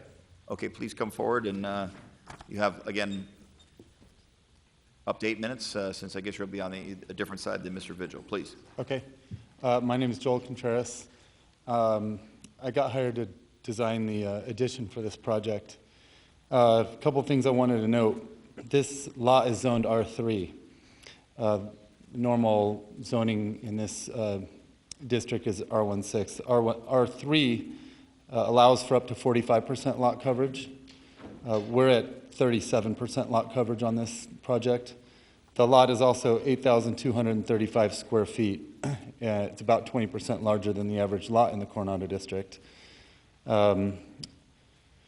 We agreed to bring back the front porch, and I think that that's going to add a whole lot to the neighborhood and to the property in general. We met with historic preservation staff and agreed to compromise and gained HPO's approval, and then the committee already appealed it and went to the committee, and they seemed to agree with us that it did meet the guidelines. My clients have a large family. They had a 2,000 square foot home that they sold to build out a larger home on this lot because of the potential for a bigger house. And I don't believe that this would be any sort of like precedent scenario because this isn't the norm. It's not the normal lot size or zoning. And I think that this property would actually be beautified.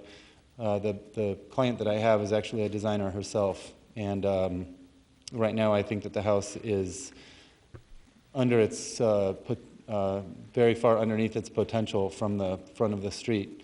As for the addition, we agreed to move the addition. The two-story height is moved towards the back of the lot. So from the perspectives that you see on the elevations, you see it, but from the sidewalk, you're not going to see that. You'd see it from the wings. But there's like an umbilical with a courtyard that separates the two-story volume from the one-story volume. That's about it, unless you have any questions for me. I do have questions. Okay. Mr. Carrasco, why do you believe that the addition proposed by your client is appropriate for the historic district?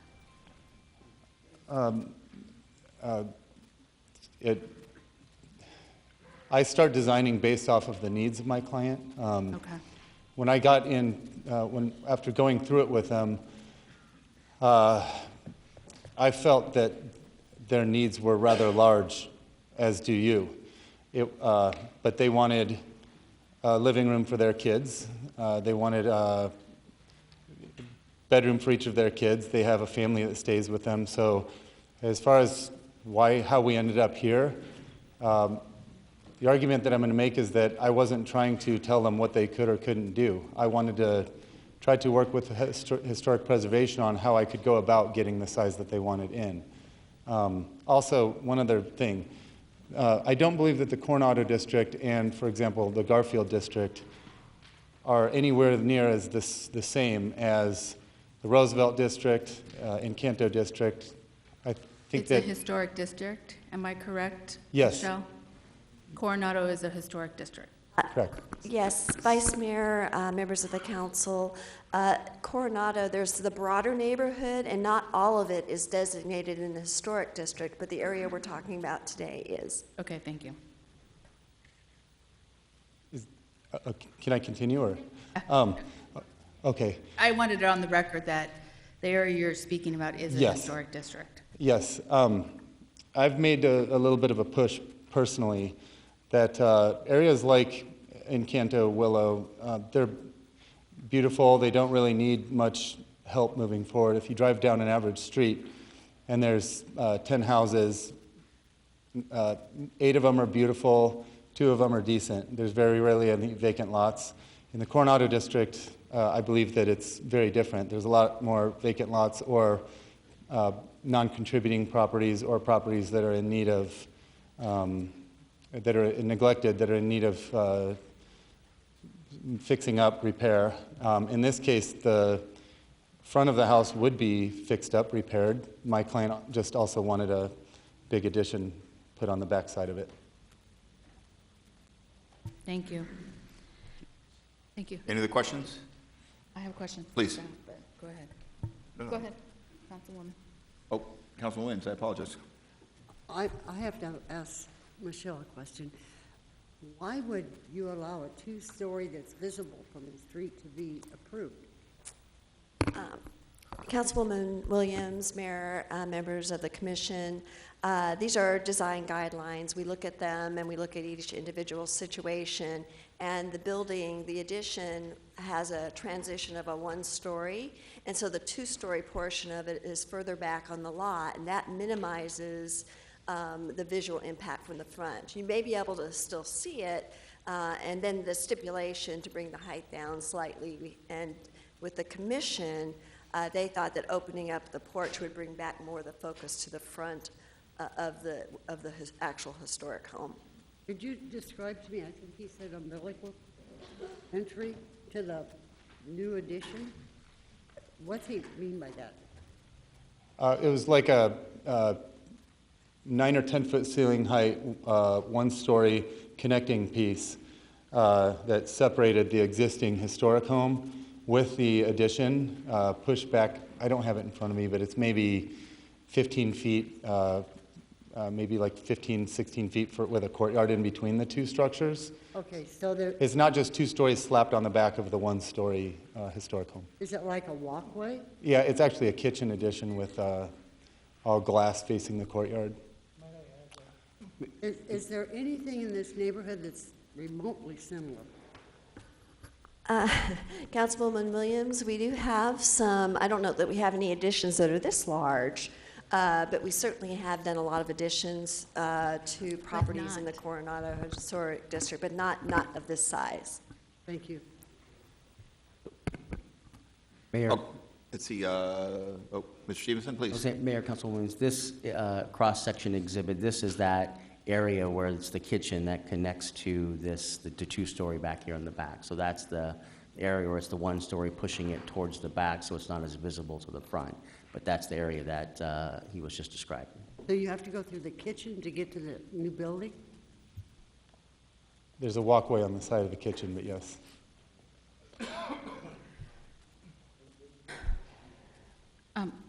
Vice Mayor, please. This is for staff. We have design guidelines within the historic districts. How do we mandate them, or how do we enforce them? Well, Vice Mayor, Mayor, council members, our Historic Preservation Commission approves the design guidelines, and then we as staff try to implement that as people come through to make changes to their historic properties. Okay, so does the proposed addition meet the design guidelines? And if so, how? Vice Mayor, Mayor, members of the council, the design guidelines, our guidelines are not ordinance standards, and there is a lot of subjectivity to them.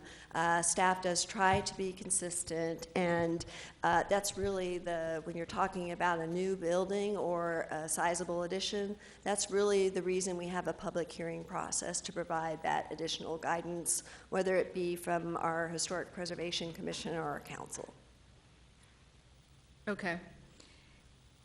And if these are guidelines, because I have the term guidelines versus being able to enforce them, since there's no enforcement mechanism for the design guidelines, that's what I'm hearing. Am I correct or no? Vice Mayor, let me restate that. So we enforce the design guidelines through this, either a certificate of no effect, which is something that staff can approve over the counter, or through a public hearing process, what is the process we're in today. And then whatever council approves, that is what staff will implement when they go forward to get their plans approved. And if their plans, if they build something not according to those plans, then staff can enforce that. Okay, got it. I think you have a question. Mr. Vigil, I know you wanted a chance to say something, and I think we're trying to be as respectful as possible. Since you did go less than your 8 minutes, go ahead and very quickly, whatever point you want to make. Oh, is it on? Okay. So just wanted to reiterate, the design guidelines are clear. They state that the addition should not be taller than the existing house. And there's nothing in the design guidelines that talks about an addition that is taller than the house. There is no exhibit that shows house additions greater. Just want to make that clear. Okay, are there any other questions for anyone before we close the public hearing? Okay, any other folks in the audience wishing to provide testimony on this item? Going once, going twice, public hearing is now closed. I'll now turn it to the Vice Mayor, it's her district, to see if she has a motion on this item. I have a motion, and I will explain my motion before I say it. Both the general guidelines for additions and the Secretary of Interior standards for treating historic properties state that additions should be designed and located in a way that results in a new construction being secondary to the original structure. There is clearly not the case here, as it will be highly visible from the front to the original property. The guidelines and standards also state that additions to historic properties should be similar in height and scale to the original. Again, this is not the case, as the proposed addition would be twice as large and tall than the original in a historic district. For this reason, I move to accept the certificate of appropriateness, but to amend the Historic Preservation Commission's decision with the stipulation that the proposed addition be reduced in the height to no taller than the original structure, or 13 feet. That's the motion. Is there a second? There is a second to that motion. I'll turn to members of the council. Do you have any comments or questions on the proposed motion? If not, roll call. DeCiccio. Yes. Gallego. Yes. Nowakowski. Yes. Stark. Valenzuela. Yes. Waring. Williams. Yes. Pastor. Yes. Mayor Stat. Yes, that motion passes unanimously. We're now moving on to the next item on our agenda. Next item on the agenda is item number 124. Item 124 is also an appeal of the Historic Preservation Commission decision. This one is in District 7 at 837 North 5th Avenue. We will follow the same procedure as we just followed. Staff report. See if there's any questions from the staff report from members of the council. Hold the public hearing. We'll limit both sides to a maximum of 8 minutes. Then we'll close public hearings, and then we'll see if there is a motion by a member of this council. With that, I'll now turn it to Mr. Stevenson, our planning director, for a staff report. Thank you, Mayor, members of council. As stated, this is a request for a certificate of appropriateness decision by the Historic Preservation Commission for 837 North 5th Avenue. It's shown here in red, just south of Roosevelt Row along 5th Avenue within the Roosevelt Historic District. I will introduce Michelle Dodds, who will talk about the merits of the case. Mayor and council, so it is a vacant lot, and you can see that on each side of the vacant lot there is a house, originally a house on each side, north and south, and the applicant wishes to construct a 4-unit, 2-story multifamily building, a total of 6,185 square feet. And again, this is a close-up of each of the houses to the north and the south, and this is the appellant in this case owns both of these properties. Across the street, you do have 2-story multifamily properties. And this is a portion of a Sanborn fire insurance map that shows 5th Avenue south of Roosevelt, and this subject property is highlighted. And you can see at one time there was a house there. It was 1 story. You can see the solid lines are the building footprint, and the dashed lines are porches. And so you can see that the building that was there was a little different than the others in that it came forward with the main building body and not the porch.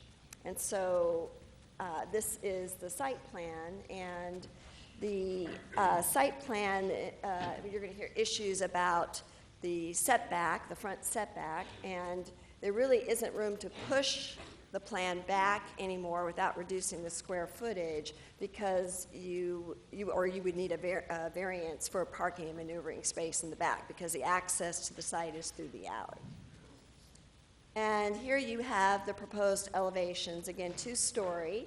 And the next set of elevations, probably, if you look at that top one, a side view, you can see that that front solid brick face, I believe that per the stipulation is 29, roughly 29 feet back. And then you see that, 2 or so feet on the 2nd story projection. But what you can see on the bottom rendering is the actual 1st story where the door is located is set back, I think, closer to about 33 feet. And so it went to the hearing officer for a hearing, and it was recommended approval with staff stipulations. Again, the first stipulation to go to 29 feet 2 inches from the front property line, and that is consistent. That's the consistent with the porch of the property to the north. And then also to move the backflow preventer to a location that is appropriate. That decision was appealed again by the property owner to the north and south. It came to the Historic Preservation Commission, and they did uphold what the hearing officer did. It was a split vote. It was 6-2. Those opposed were concerned about the scale and the setback. And then that brings us here today with appeal to City Council. Thank you very much, Ms. Dawes. Any questions for our professional staff? If not, we'll now open the public hearing on this item. Public hearing is now open. I'll let the appellant go first, Mr. Swan, and he'll have up to 8 minutes to provide testimony, although you have other folks that want to provide some testimony as well, so it's up to you. I'll leave it to you whether you want to reserve time for them or not. But yeah, I was told 5 minutes, so I think I got my presentation down to 5. So we got to do that trick more often. Yeah. Well, actually, it started at 2. I got it to 5. So, Mayor Stanton. Please go ahead. I'm sorry, Mayor Stanton, Vice Mayor Pastor, and council members. My name is Jeff Swan. I'm an architect with 32 years of historic experience, historic preservation experience. This case is about the City Historic Preservation Office misrepresenting the general design guidelines to justify placing new construction of much greater size, scale, and mass in front of 2 smaller adjacent historic houses within the Roosevelt Historic District. Let me be clear, there are no general design guidelines or any other historic preservation standards or principles that support CHPO's recommendation to place new construction of much greater size in front of the adjacent historic houses within a historic district. The guideline CHPO references in their report states, where changes in size must occur, the visual impact of the new construction should be minimized by stepping back the new construction from the historic buildings. You can see a graphic of that there on the right. I drew in the bigger structure because that's what we're talking about. This actual guideline says you must align similar size construction. This is 3 times the size of mass, 2.5 times the size of height. It says minimize it by stepping it back. Then CHPO arbitrarily contradicts the guideline and recommends placing the new construction 8 feet in front of the north adjacent historic house and 11 feet in front of the south adjacent historic house. CHPO cites the correct guideline and then recommends doing the opposite, knowing it will adversely affect the historic setting and further diminish the district's historic integrity. The CHPO and Historic Preservation Commission, as you could see by the list of things that the Historic Commission said about this case, have failed to provide me with a reasonable explanation of their interpretation, finding of fact, or reasons for this arbitrary decision. Both the applicant and I purchased our properties in the historic district after the general design guidelines in Chapter 8 of the zoning ordinance were adopted. Both parties should expect the city to apply these historic preservation guidelines, standards, and principles properly and equally. In this case, I relied on these guidelines to protect the historic setting my properties currently enjoy. The Secretary of Interior Standards for Rehabilitation states new construction must be placed in a subordinate location to the adjacent historic buildings, which must remain predominant in a historic district. Obviously, this is the city's historic preservation philosophy, and obviously it's not being followed. I spoke at the Downtown Voices Coalition meeting last week. They've written me a letter of support. Their letter of support states, "We are surprised and concerned that Mr. Swan's legal rights as a property owner were minimized or ignored in this process. The city appears to be all too aware of new applicants' Prop 207 legal rights. It's possible that this incomprehensible decision was reached due to overcaution on that score. But Mr. Swan has Prop 207 rights as well, and they are implicated if the city's decision diminishes his long-term investment in his property. In this case, the city's recommendation will adversely affect the historic setting and will undoubtedly devalue his property and others in the vicinity." Jim Garrison, former SHPO director for the last 25 years, recently retired, stated in his letter, "It is important to remember that the historic property in this district, not the individual buildings, remember that the historic property is the district, not the individual buildings, and therefore the setback is a significant character-defining feature of the district that is to be adhered to." Robert Frankenberger, SHPO architect, former SHPO architect, stated in the letter of support, "I agree the prominent placement of the new building not only diminishes your adjacent historic properties, but adversely affects the historic district by not adhering to the historic setback as appropriate for new construction within historic districts, and as stated in the city's general design guidelines. If you uphold this decision, you have to believe that when the guideline says stepping back, it really means stepping forward. If you uphold this decision, you have to believe that placing the new construction of much greater size in front of the smaller historic houses actually minimizes the visual impact of that large new construction. If you uphold this decision, you will knowingly create an adverse effect that will diminish the district's historic integrity. If you uphold this decision, you will infringe on my due process rights and the investments I made in reliance on these guidelines and ordinances misrepresented in this case. If you uphold this decision, you will establish a dangerous precedent that new construction may now be placed in front of historic buildings in a historic district, and that historic settings are no longer a significant characteristic in a historic district. The Secretary of Standards says placing new construction in front of the adjacent historic buildings has the same effect as placing an addition onto the front of a historic building. It is not appropriate to misrepresent the meaning of the general design guides to achieve an outcome that places the rights of certain citizens over others. The guideline referenced by the CHPO clearly states the visual impact of the new construction of much greater size should be minimized by stepping back the new construction from the historic buildings.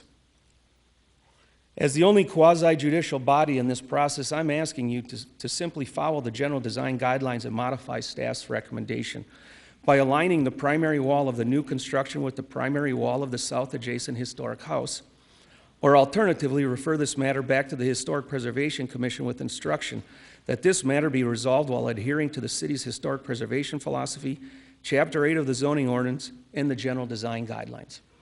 As you can see in my graphic there on the left, the dashed line in the center is the new construction. You can see it's twice as big, 3 times the mass, and you can see how far forward it is placed between the two adjacent historic houses.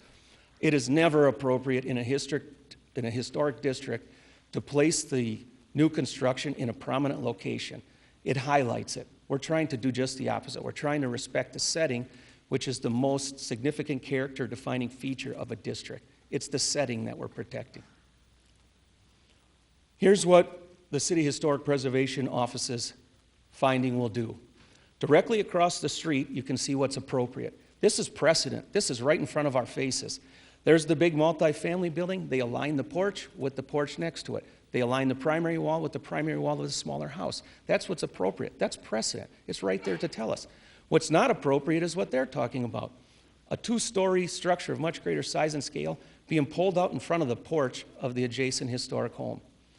I don't think anyone here really believes in a historic district that preserves the setting. It destroys the setting. You can only take so many of these adverse effects before, let's be honest, you start pulling the overlay off these historic districts.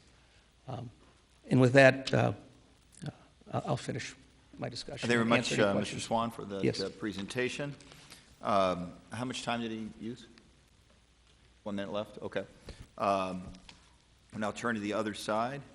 Let's see, who I don't know if there was a particular spokesperson to speak, I guess, in favor of the project. Mike Howard, did you wish to provide testimony in favor of the project? You do have a spokesperson? Yes. Who was that? Oh, please state your name for the Danny record, Bakhtin. please. Yep. Mayor Stanton. He's the applicant in this case. I am the Mayor. applicant and Thank you so owner much. of 837. Thank you. Mayor Stanton, Vice Mayor, Pastor, council members, thank you for your time this evening. My name is Danny Bakhtin, and I am the property owner and applicant for 837 North Fifth Avenue. We are here this evening because the appellant would prefer that our approved building have a front setback that perfectly aligns with his adjacent buildings. Based on the adopted ordinances and design guidelines, the appellant's position is not supported and has no merit. It is not supported by staff, it is not supported by the Historic Preservation Officer, and it was not supported by the Historic Preservation Commission during the public hearing that was held 2 weeks ago in this room. I'm going to spend the next few minutes addressing 4 key items using the adopted ordinances and design guidelines to demonstrate why this appeal has no merit. The building setback requirements are clearly defined within the adopted ordinances and design guidelines. The requirements and guidelines is 2 parts. Part 1, Section 1219E of Downtown Code Roosevelt South states that the minimum front setback shall be no less than 20 feet and no more than 25 feet. This project is designed and approved with a front building setback of 29 feet, 4 feet more than the requirement. Part 2, the guideline for properties within a historic overlay clearly states that the setback is determined by an average setback alignment. An illustration for siding new construction is provided, which illustrates a row of buildings along a streetscape and specifically calls out an average setback alignment. To provide further clarification to this illustration, alignment is a defined term on page 1, defined as the linear or parallel placement of structure and/or primary facades within a row of adjacent properties or along a streetscape. The average setback alignment for our row of adjacent properties is 26 feet 7 inches, which puts our approved design further back than the requirement. This is an aerial of our neighborhood. The white line indicates our building setback in relationship to the streetscape. You can also see that there are 2 other existing properties, highlighted yellow, with their building setbacks illustrated with a dashed red line that sit much closer to the street and that are not aligned with their neighboring properties. Based on the adopted ordinances and design guidelines, the front building setback, as designed and approved, is further back than what is required. Stepping back. The step back case the appellant attempts to make is not valid. Here's why. The provision in the design guidelines is very clear that this stepping back is for new construction within residential areas. We are in a mixed-use zoning area in the downtown core. Here's an aerial illustrating the surrounding uses within our district and area, which clearly demonstrates that this is not a residential area and supports the dismissal of this provision. The most relevant example that further dismisses this claim is a recently approved project 4 lots south of us, shown at the bottom left corner of this slide. This is the latest new construction project within our historic district that was reviewed and approved under these very same zoning ordinances and design guidelines. This is a 3.5-story, 40-foot tall building that has a front building setback of 20 feet. This development is 4 lots south of us, along our frontage, and makes up 40% of our streetscape. It is also adjacent to a single-story building that is sited 18 feet in front of the neighboring single-story building. This example further supports the approved design and dismisses the appellant's position that our building should be aligned with his buildings and step back within this mixed-use zoning district. There are 2 other items I'd like to address in the appellant's latest appeal, setting the facts straight. The appellant makes reference to the Secretary of Interior standards for rehabilitation a number of times throughout his appeal. However, these standards are specific to the rehabilitation of historic buildings and further are only regulatory for projects receiving Historic Preservation Fund grant assistance and other federally assisted projects. The subject property is dirt, has no historic buildings, and is not receiving any grant money, nor is there any federal assistance. Therefore, these standards have no relevance. The appellant provided a photograph of a two-story building adjacent to a single-story building, which falsely suggests that this is what our approved project will look like. This is a false and inaccurate representation of our project. However, this rendering is a true and accurate representation of the approved design. This view is standing on the porch looking south towards the neighboring properties. The first property you see is the appellant's property, and the second property you see is the property that actually sits 5 feet closer to the street and that has a shorter setback than what we are designed and approved at.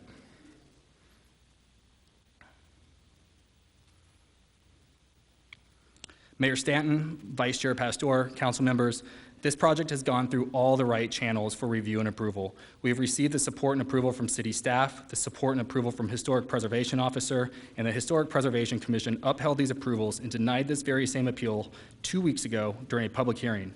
We have further received an overwhelming amount of support from downtown groups and stakeholders. I think we can all agree that design is subjective. We all have different personal tastes and design preferences.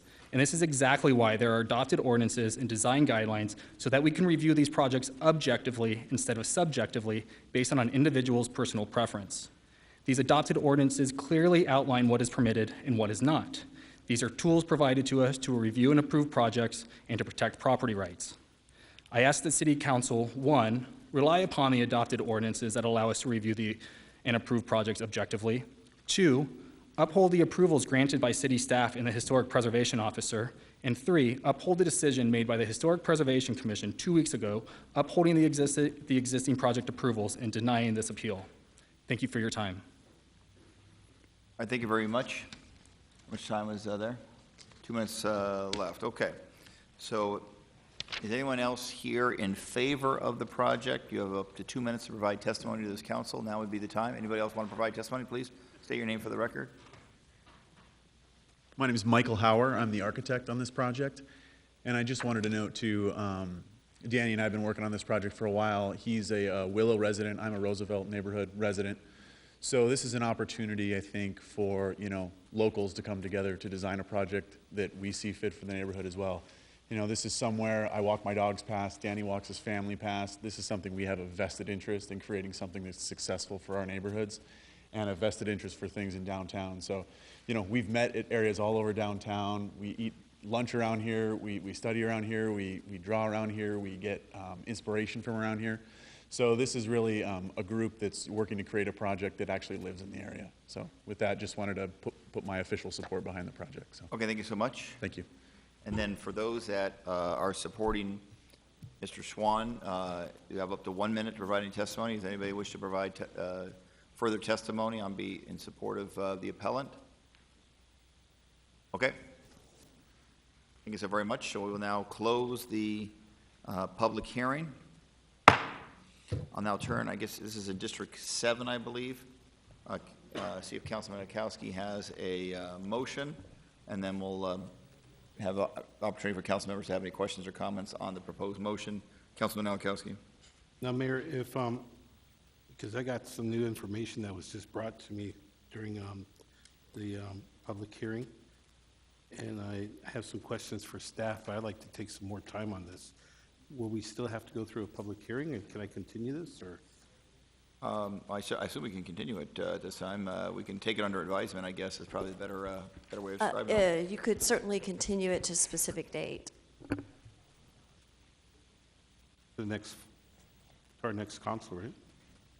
So, Mayor and members of the council, if I may, remember we sit as a quasi-judicial body here, so that although you could continue it, you can't have ex parte communications, meaning you can't have communications I can communicate with our staff, right?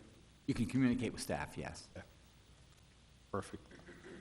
Basically, from now until the next time this comes before the council, you can't talk to people about this except our professional city staff. Otherwise, it'd be inappropriate. Is that correct? And that includes new additional information outside of the public hearing? Good point, Mayor. Members of council know you cannot receive information outside of the public hearing or this process. And ultimately, the decision has to be based on the evidence that was admitted during the hearing. I don't know if, Councilman, you want to share or give a general sense of the information you received that wanted you to give more time? Well, basically, the character of that neighborhood, I mean, we've put stipulations on making sure that new construction is actually matches the historic homes that are in that neighborhood. And then and prior to the hearing, I was just hearing about the Secretary of Interior's standards and all that. And I'm just wondering why. You want a little more time to little bit more ponder, time, exactly. take it under advisement, and to take the time to get this decision right? Correct. Okay. When would you recommend that we have this item back before the city council? Councilman, how much time do you want? I like to make a. January 10th, is that okay, Councilman? I'd like to continue this item until January 10th. Is continuous the proper, or is it taken under advisement? Or I'm not to sure take it how back we did up. since we're quasi-judicial. If you intend to reopen the hearing and take more evidence, then it's continued it. You continue it until then. If you don't intend to open it up for rehearing and take more evidence, then it would be to take it under advisement. Why don't we continue, just keep our options open? Right. All right, so the continuance motion is till January 10th. Is there a second on that? There's a motion. Second. And a second. All in favor, say aye. Aye. Any opposed? That passed unanimously. I think both sides did outstanding presentations, and it's a tough case. So we're going to take the time to try to get the decision right. We'll see you on January 10th. Thank you so much. All right, next item on the agenda is the companion items of 125 and 126. This concerns the southwest corner of 40th Street and McDowell Road. Can we do a single public hearing on these items? Mayor, members of council, yes, you can. It's just separate And a single staff actions report, they'll have afterwards. to separate, I guess, motions if there is one today. Okay, so can we get a staff report on items 125 and 126, 40th Street and southwest corner of 40th Street and McDowell Road? Mr. Stevenson. Mayor, members of council, this is a request, item 125 is a general plan amendment for that subject site, and 126 is the corresponding zoning case for it. The general plan amendment is to go from 15 plus dwelling units an acre commercial and parks open space to Commerce Park Business Park. Staff does recommend approval of this general plan amendment. You see the subject site here, which is this L-shaped parcel that fronts the 202 and goes up to McDowell. It's been a long vacant parcel held by the Arizona State Land Department that was recently purchased at auction over the summer. This is the existing general plan designation, which shows that mix of residential and commercial and parks open space. That is not publicly owned. The map showed ownership there that was not publicly owned. It was always privately held for that larger portion of it. There is a small portion that ADOT owns that's a retention basin for the freeway. This next slide. You can click one more over if you can. Nope. So the next slide shows the Commerce Park, general Commerce Park color there, and the appropriate parks open space designation there for the ADOT parcel. The corresponding zoning case is to go from that different zoning category, as you see on the screen, to planned unit development to allow a proposed data center. Staff is recommending approval with stipulations. Again, there's a subject site. The zoning which corresponds around that is largely multifamily around it, and then the freeway on the south and some commercial up on the north side as well. This shows the outline of the proposed buildings in there. They are large buildings, data centers by virtue of what they do, storing data. They do not generate a lot of traffic, but they are more substantial buildings, and that's why they're in the Commerce Park District. These are some of the conceptual renderings of what they would look like from the perimeter of the project, where they are limited to some one story, and then they step back up to three stories as you get further on into the site. This is just a proposed landscape plan that shows around there as well, and some of the elevations for the south building you see here as well. With that, staff is happy to answer any questions. This request was approved by both the Camelback East Village Planning Committee and the Planning Commission. So I have cards to speak, and so we'll move to that. Oh, sorry. Closing the hearing. Thank you. Yeah. Now it's official. Thank you, Vice Mayor. Okay. I warned him about this. I have a card from Rebecca Winninger in favor. If request to speak if necessary. Would you like to speak, Rebecca?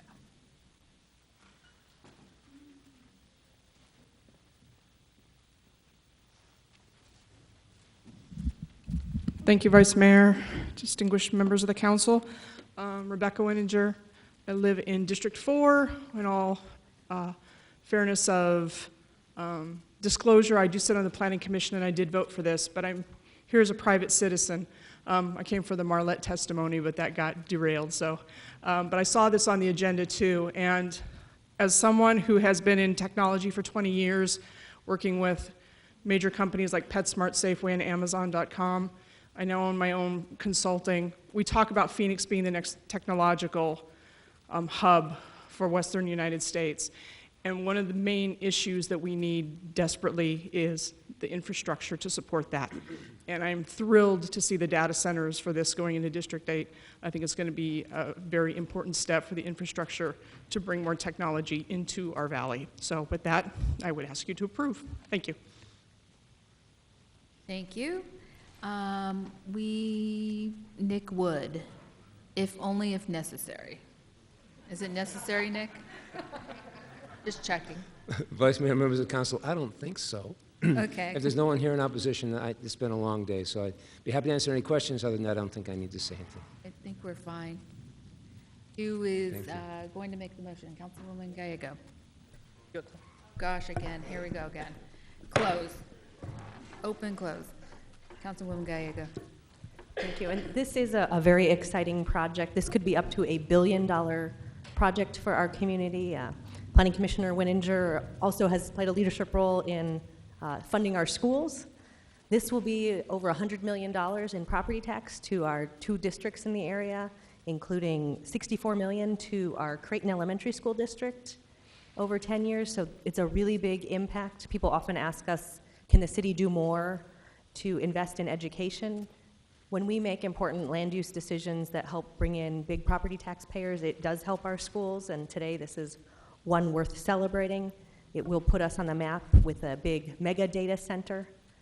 When I was first sworn in on the council, in my speech I talked about that I would love to see more data centers in our district, and this one's been a long time coming, but is a really exciting opportunity for our community, so look forward to making a motion in favor of this. I hope it is the first of many more to come with cutting-edge technology that uses resources in a responsible way, and we do want to have a knowledge-based economy. This infrastructure is an important part of making that part of Phoenix's future. I want to thank all of the commissioners who were involved, and we really moved this one quickly so that it could get up and running. A few more dots that we need to hit, but it should be a very big impact in District 8, and it's a big day for us in terms of filling up vacant lots in District 8. We've had several different votes today to move forward on long vacant lots. This one has been off the tax rolls for years, and it will be great to get it to move forward. So with that, I recommend approval of this item based on the Planning Commission's recommendation and adopt the related resolution. Second. There's a second. Is it roll call or roll call? DeCiccio. Just to clarify, Yes. Vice Mayor, just to clarify, this is on item 125 only. Yes, item 125, then 126. Oh, just 125 on the Yes. first vote, yeah. And then item 126. I have a second motion on 126. Yes, so here we go. DeCiccio. Yes. Gallego. Yes. Nowakowski. Yes. Stark. Valenzuela. Yes. Waring. Williams. Yes. Pastor. Yes. Mayor Stanton. Yes. We are on to item 126, right? All right, It we've had staff passes. report on 126, is that correct? Mayor, we've already done that part, and we're free to Public make hearing, to okay, so make a now we give a motion. recommendation on a motion for 126. Is there a motion? Recommend approval of this item based on the Planning Commission's recommendation and adopt the related ordinance. Second. The motion, there's a second. Any comments or questions? Oh, there are cards? I'm sorry. Nick, would you like to speak, or are we okay? We're fine. Okay, thank you. Ready to start hiring construction workers. All right, let's go. All right, motion and second, roll call. DeCiccio. Yes. Gallego. Yes. Nowakowski. Yes. Stark. Valenzuela. Yes. Waring. Williams. Yes. Pastor. Mayor Stanton. Yes. That item passes unanimously. Next item is item 127. Move 127. Second. Councilwoman Stark? I think there's some concerns from the neighborhood, and so we may want to amend the motion that was in the packet. Okay, Councilman Stark, do you want to make a motion? I apologize, and then we'll see if there's a second on that motion. Okay. So I hope we've gotten everything. Would you like me to do it, Deb? No, I can do it, Sal. Okay. I'm glad you're still online, though. I appreciate it. So I'd like to move to approve the group home comprehensive improvement package as presented, except for the following modifications. One would be to require an annual inspection with the license renewal, and it would have to increase the cost accordingly. 2, we're going to explore how other cities treat the master map process to then bring back recommendations on how to address this issue. And 3, develop an annual report to the mayor and city council that evaluates the comprehensive impact of reasonable accommodations that are granted in each year. This report will be provided to the public so that the city council can gather input on reasonable accommodation process and suggest any improvements. Let me just say, I know you have some concerns still with the reasonable accommodation process, but I think this is setting the stage, and I think we can talk about that. I think we need to do more of a legal analysis on that. I do think some of the council wants to move forward on the public process, but I think we need to do just a little more legal analysis. We have the time to do that. So with that, that would be my motion. Second. Mayor, I'll second that, but I'd like to add something if I could, ask as a friendly Second, amendment. fourth that, if you'd like. All right, there's a motion, there's a second. Councilman DeCiccio, you have the floor. And Deb, could I ask you, though, you've got in there, and I heard it through, you want to include a framework required for yearly inspections, correct? Part of the licensing process? Yes, it would be yearly, and with that, we'd have to look at the fees for the yearly. What I'd like to do, if it's okay with you, add one more item in there, just to include a framework for a citizen stakeholder committee to be made up. Doesn't mean we have to agree to it, but I'd like to have it in there so at least we can see what it looks like. I like the idea, but I'd like to see what it looks like in the proposal. And that it'd be including one community representative, one group home representative, and one city representative, so that it can come through and then they could look at the application. What I'd like to do, too, if at all possible, is add some sort of language in there so that staff can't arbitrarily approve some of these without coming to the council. At least create a framework for that so at least we can see what that would look like, if you'd be amenable to that. Well, I think we need to, I hear what you're saying, so it should be take a look at the public process for the Right. Okay. So that would be amending 3 with regards to the annual report. We'd also evaluate how we would process our reasonable accommodations that are granted. Right. I think this is such a big issue that I want to make sure that at least the council has a right to oversee any staff ability to veto or accept some of these group homes coming in. And Mayor, if I might, I think that's where the legal analysis needs to occur. But Sure. I think it's a great idea to proceed with. But let's make sure we analyze it legally, and then that'll come back with your recommendations. That'll give us a chance to work closer with the neighborhood Sure. and the industry. So you're saying it's okay to include this framework, then we can include the legal analysis with that framework, correct? Yeah, but I guess the one warning would be is if we have a legal analysis that suggests that's not a good idea, we'll have to have that conversation at the time we take the final vote. Oh, absolutely. They may Okay. come back and say it's a good idea. I just want to make sure we have it in part of the discussion. I'm fine with that, knowing that we have another vote. Thank you. Mayor, I have a question. Councilwoman Williams, please. I know we're working out this process, going in and establishing these homes. If there are violations, if people report them as being obtrusive in the neighborhood, if neighborhood housing goes out and finds out they're not, I don't know if the stipulations are in the license, but our regular ordinances, if they're not following those, is there a process to remove their license, to kick them out of the neighborhood?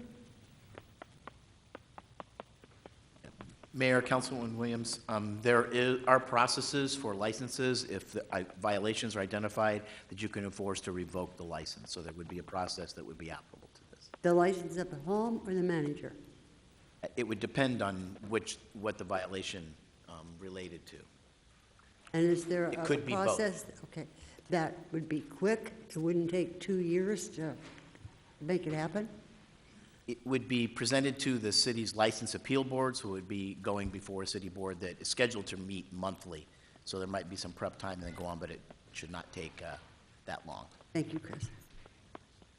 Mayor, members of council, that process will be part of what staff will develop in January and February, and then come back in March with, this is what it will look like, so the council could weigh in on exactly how that process works at that time.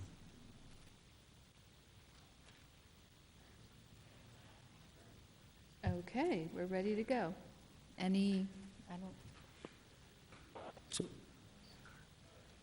I probably do, you're right, wearing. Jeff Spellman, in favor, would like to speak?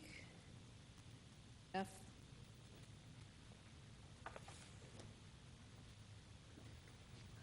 Okay, Larissa donated time to Jeff.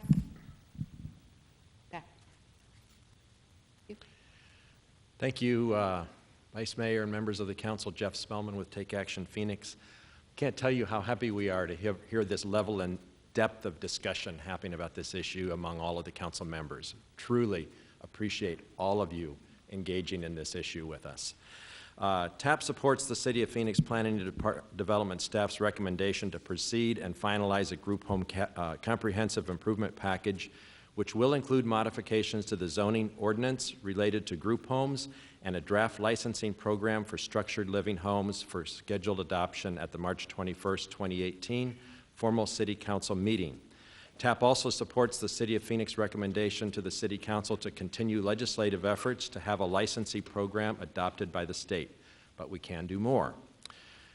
We have 3 issues that we're concerned with in this moving forward that I think is going to take some additional direction from the council to staff. I'll address 2 of them, and then one of our other members will speak to the 3rd one. But number 1, TAP is opposed to the lack of transparency, not having a master map outline the group homes throughout Phoenix. Presently, there is no federal, state, county, or city law protecting the location of group homes. As such, TAP has taken the position that a master map should be a tool for city staff to use when they get applications to process and for both applicants and the public to review. It is TAP's belief that a master map will help ensure clustering does not occur in neighborhoods. If you go to the Arizona Department of Health Services, they have every single group home for the developmentally disabled shown on a map that is available on their website, along with ownership information, mailing address, and contact information. If the public's going to get stuck with $500,000 cost to enforce violations, we definitely have the right to know this. And if the locations are put on a map after they are licensed, then there will be no opportunity for neighbors to mount opposition against a potential location. In fact, by knowing the locations and having contact information will set the stage for good communication and a way for neighbors to resolve issues before making complaints to the city that might result in unnecessary expenses for enforcement by the city. This concept is just like rental registration. Item number 2, TAP believes that the sober living home licensing process must include an annual inspection to ensure the households remain safe for both the residents and communities in which they reside, which would coincide with Arizona Department of Health Services. By the industry's own standards, annual inspections are a best practice used by their organizations to ensure that facilities remain healthy and safe. Again, we want to thank you. Please keep the timeline on track for comprehensive package to be complete by March 21st with these added directions to staff to pursue in the course of developing the details of the text amendment and the licensing ordinance. Thank you. Thank you. Next, I'm going to have Ben Graff because he needs to catch a flight.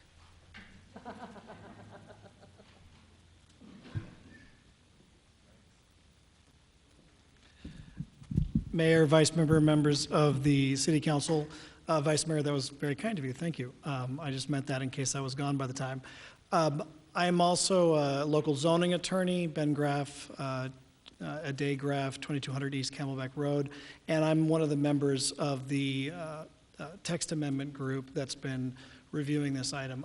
I just, first of all, want to testify that the process, the members, staff has been great. Alan Stevenson and staff under his direction have been incredible, really thorough presentations. I think it's a great committee. I've really enjoyed working with the citizens and the TAP members as well.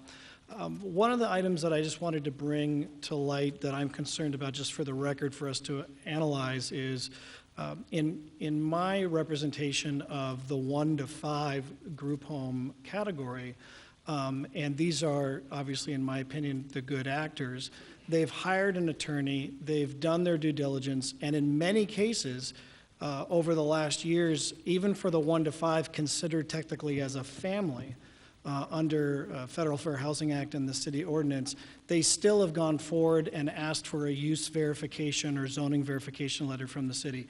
In those specific circumstances, I just want to throw out on the table as part of our scope, we need to analyze, can a 1 to 5 group home with such a written verification from the city be asked to meet licensing requirements retroactively? Can we apply licensing retroactively if they have a letter in hand from the city saying, no, you're good to go, you're as of right, we have no requirements for you? So I just ask that we have that as part of the scope as we look at these issues. But the general licensing framework, the general process we've been looking at has been absolutely excellent. And again, from that 1 to 5, let's be incredibly careful about that family designation under the Federal Fair Housing Act for reasonable accommodations. Be careful, especially with inspections. And I'll end there. Thank you. Thank you. What time's your flight? It is at 7:45. Let's wait another half hour. I'm good. Yeah, Sky Harbor's right. I mean, come on. Yeah, it's I'm not good. Even, not even Yeah, close. no. Not even close. Good Hope you're All right. checked in. Not even close. Paul Barnes? Okay. Okay. Linda Colino? I have Linda, You want to testify? and then I have Wally's too, but I was going through a pack right here, a group, and David Nelson, who's in favor, Linda's in favor, and then I have Wally Graham, who has 2 or 8 minutes donated. Is it 2 minutes or 3 minutes? Thank you. Wally Graham, I'm a member of TAP, 4331 East Weldon Avenue, Phoenix, Arizona. I have been working with our group and with the committees on this process for 11 months. And it's been 11 hard months of trying to help correct what was a poorly written and being rushed through the system text amendment last January. So I want to put that in context because the first thing I want to do is thank the members of the council who've worked with us, especially the members of the DAEI committee. Without them, some of these conversations would not have happened. So Councilman Valenzuela, Councilman Nowakowski, Vice Mayor Pastor, and Councilwoman Thelda Williams asked great questions. They really did set up some of the scenarios to get some of the changes that we're going to be talking about in the next few months. Had it not been for some of you up there, these things would have not have happened. I especially want to thank Councilwoman Deb Stark and Councilman DeCiccio for not necessarily pushing us or pushing an issue, but what they did was they listened and they helped in terms of positioning how do we make group homes work for residents of neighborhoods and for residents of group homes. Instead of us running away and being fearful about what will happen in a neighborhood, what we all learned to do and tried to do extremely well was to say, how do we make this a win-win? How do we make neighborhoods safe, keep neighborhoods stable, and at the same time integrate people who are addicted or recovering from addictions. How do we do those kinds of things? That has to happen in Phoenix, and it has to happen across our country. We also spent a lot of time, and this is with council staff, so Stephanie and Tony, Sam, David have all been gracious with time in terms of guidance and direction and helping to make sure we got access to people we needed to talk with. So I'm just thanking people personally because it's made a difference in what we've had to do. We are citizens of this city who were not and are not experts on the conversations, but I can tell you over the last 11 months, we've become experts. I counted 3 days ago 4,103 emails exchanged between all of us. We, luckily, thank God, he sent the right people into the room to help us do some of the things we needed to do. So I'm here today to oppose two parts of what it is that's being recommended. The first thing I want to oppose is the reasonable accommodations process that's being, and you all just had a conversation about it just a minute ago, but what's being proposed will not work. And we've told that to the Planning and Development Department. We've said it in enough meetings to say it doesn't work because there's no process for public comment. And a lot of what is being thrown out is the same thing that happened when we recommended a moratorium, and that is people are throwing out fear. People are throwing out, well, if you let them come in and talk, they'll bring their torches and pitchforks and we'll get discrimination lawsuits, et cetera, et cetera, et cetera. I think at some point in time, you have to trust that people will learn how to live appropriately and not have to come into these meetings frustrated and waving flags and torches and that kind of stuff, because that's not what this is about. All of us are culpable, and we all have times when we feel emotional about something. I've sat in hundreds of hours of meetings in the last 11 months, and you can bet you there were times when I wanted to toss something. Usually I toss it verbally. I'm opposed to, and we're opposed to, having the three-person, and what was proposed initially, and we've been clear with Alan and everybody else, they wanted to put 3 lawyers in a room as the vehicle for hearing, only reading is what we heard, our words. And then they wanted these 3 lawyers, handpicked by Alan, to then make recommendations. Well, folks, I will tell you, I come out of I've worked in the development industry for a long time, home builders, I still do. And I will tell you that I've never seen things that happen like happen here, where in fact neighbors are, we've been told we're not the customer of the Planning and Development Department. We're not their customer. Therefore, they listen to the developers and listen to the zoning attorneys. I'm not a customer. First time down here, people rolled their eyes at me because they didn't know who I was. So I come in and introduce myself, and usually with a smile, to let them know that I am a respected person who has intelligence and comes here with a mission. I'm volunteering my time. But I don't trust having 3 hand-picked lawyers make the decisions for me and my community. And then, oh, by the way, the Planning and Development Director can stamp it and say no, or he can override and say yes. That's not fair. You all need to come up with, and we will help you with some ideas on how do we make this an equitable process so that public opinion, I still think public opinion counts, right? It used to. It counts someplace. When we go to the polling places, public opinion should count. What I am feeling in terms of my frustration tonight, and it's been this way for the past 6 months, is we, the citizens of Phoenix, cannot trust a process that's supposed to be our process. It's supposed to be fair and equitable and unbiased.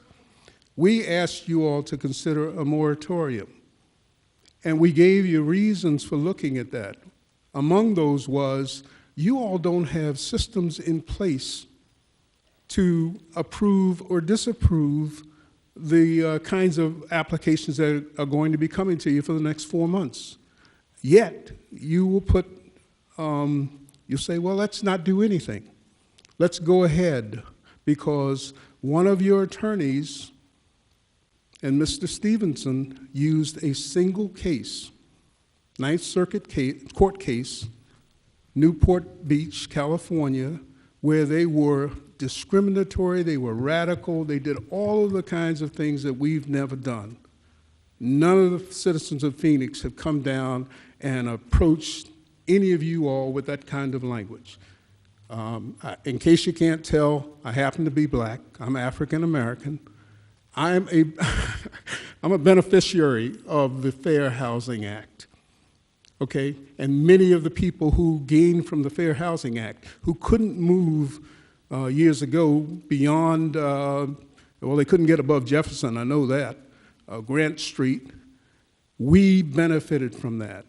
Now the act is being used in an, I'll just give you my word, in an inappropriate way, okay? And you all sit there in fear and say, well, we can't do anything about it. The reasonable accommodation process that you have been submitted will not work for the citizens of Phoenix. It's not fair to us. The second thing that TAP is opposed to is the lack of transparency, and Mr. Spellman talked about that. In terms of the master map, you all don't want to post. I mean, I can go on the assessor's map and tell you almost every location. We've got one owner who has 36 LLCs, okay? Mr. Graham. We cannot allow the processes to be put in place tomorrow after you all make your vote without having some way of managing those processes. Mr. Graham. That's it. Thank you. Well, Appreciate it's it. heartfelt. I'm telling you, this has been a frustrating 11 months. I know, I've been with you. So, Thank you very much. Time was donated by Frank Dassel and Tina Gomez. That time was donated to Mr. Graham. Next, does not want to speak, Pam Fitzgerald in favor. Leonard Clark is neutral. Is Leonard here, and does he want to speak? Leonard? Thank you. Well, the reason I put neutral, I wanted to listen, and the gentleman that just spoke, even though I might have disagreements on certain issues, I am concerned when I hear that maybe the citizen input, you know, I understand that we do need expertise, but we also, I want to make sure the citizens are involved. But I have friends and family and people who are autistic and other members, and I do think it's important for the fair housing thing, because as more and more of our children, our loved ones are diagnosed autistic, and they're going to need places to stay. If we have adult children or family members, what's going to happen to them? If there's a shortage of housing, homes for them, then they're going to end up on the streets, as we have many mentally ill people on the streets. But the gentleman that spoke was quite eloquent on being concerned especially about the citizen input, and I do want to make sure the citizen input is there.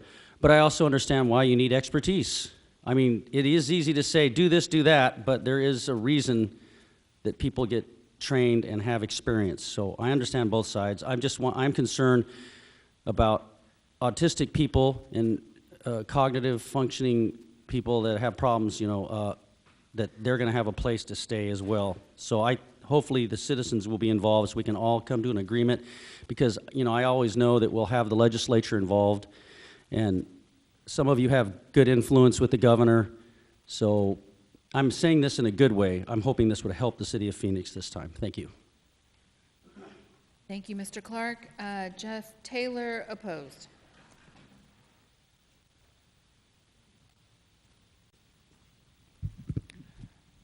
Mr. Mayor, members of the council, my name is Jeff Taylor, and I represent the Arizona Recovery Housing Association. And I think I was hired by the association because of my expertise in actually running a successful group home operation. So I'm also the chairman of the board of the Salvation Army, and we have run successfully transitional programs on a much larger scale. And I think it was 22 years ago, the first person that I brought on a tour of that facility, which was, like I said, over 100 beds, but we had controls in place. And the first person to come and tour was Councilman DeCiccio. I think it was 22 years ago. And he saw how a good operator should operate. We control the facility. And that is with criminal background checks on people that are operating the facility. And we brought that to the operational standards with Mr. Stevenson and his whole team, really, that we, first of all, I really want to thank your team, Mr. Stevenson. I want to thank Jeff Spellman, because my experience has been a very positive experience in the last, several months. Jeff's gotten us all together. We've met. We've come together rather than operating separately. So back to the operational standards, we've brought in drug testing. Everybody that walks in the door to this facility should be drug tested upon intake, because we need to know what was on board or is on board. We need to know what we're dealing with. None of these standards were in place before. I've met with other council members. I believe that you need to know in your district where there are all sober living homes, every one of them. I think you need to know that. Now, publicly, that has been a problem, because everybody, and why I'm here speaking for the operators, is whenever an operator has come and spoken before this body or in any public arena, then that operator has been targeted, and they're afraid. They've been good operators operating without any incident, and then they come publicly, and then all of a sudden they're targeted. So we need to protect, I think, the population. They're a protected class. Bring operating standards up to a level so it's safe for the client and it's also safe for the community. Thank you very much. Thank you. Those are all the cards. Mayor? Linda, I'm sorry. I forgot Linda. I called you and then. Yeah, I know. That's okay. You were getting excited, Linda. My name is Linda Colino. I live at 2230 West Augusta, and I am a member of TAP. First of all, I want to thank all the council members and their chiefs of staff that have supported us during this process, because it has, as Mr. Graham has mentioned, a lengthy one.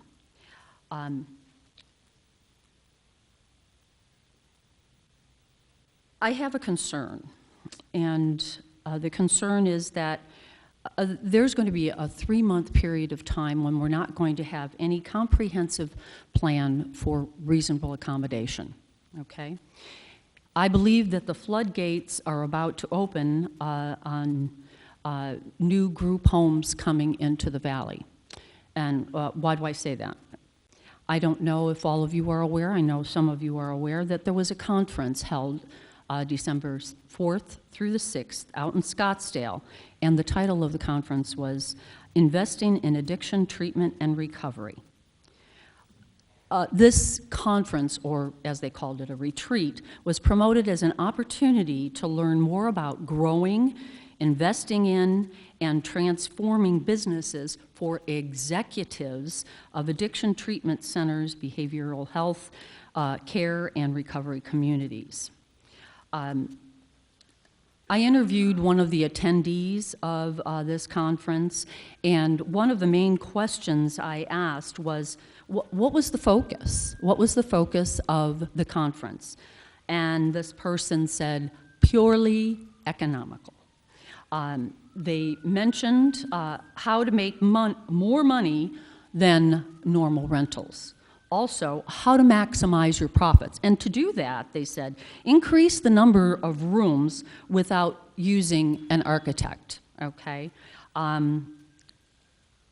They also spoke of areas to and not to go into. One of them was Prescott.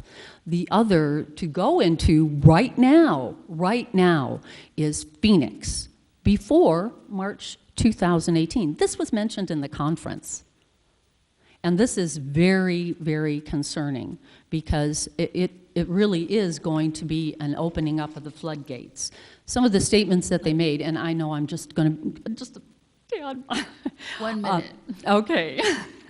Other statements were, you don't need a 24/7 manager. This is what they're telling these people. You don't need to know anything about rehab. And, oh, by the way, you can get released convicts to get into these centers by going to Access, and they told them how to work around that. That, to me, is unconscionable, and it is of great concern. And the reasonable accommodation needs to be shored up by leaps and bounds, because we're going to get a lot more people in here within the next 3 months, and we have nothing to fill that or to stopgap that. I appreciate the time. Thank you. Those are all the cards. All right, we have a motion from Councilwoman Stark. There was a second, I forget who, but maybe it was Councilman DeCiccio. Councilman Waring, please. So Councilman DeCiccio did an addition. Yeah. And that should address, if not all, I guess I'm asking for Alan's analysis of what Councilman DeCiccio proposed in relation to what Mr. Graham talked about in terms of citizen input. So does that address all of what he's talking about? Because I know it's hard, he's on the phone, so it's maybe hard for people in the audience here to process what's being said and what was added. So I believe that Councilman DeCiccio's request to amend the motion was to include that as part of the process where staff is going to finalize the rest of the ordinance requirements, we would also come back with a potential framework of how we could have a process for a public hearing and some community input into the reasonable accommodation process.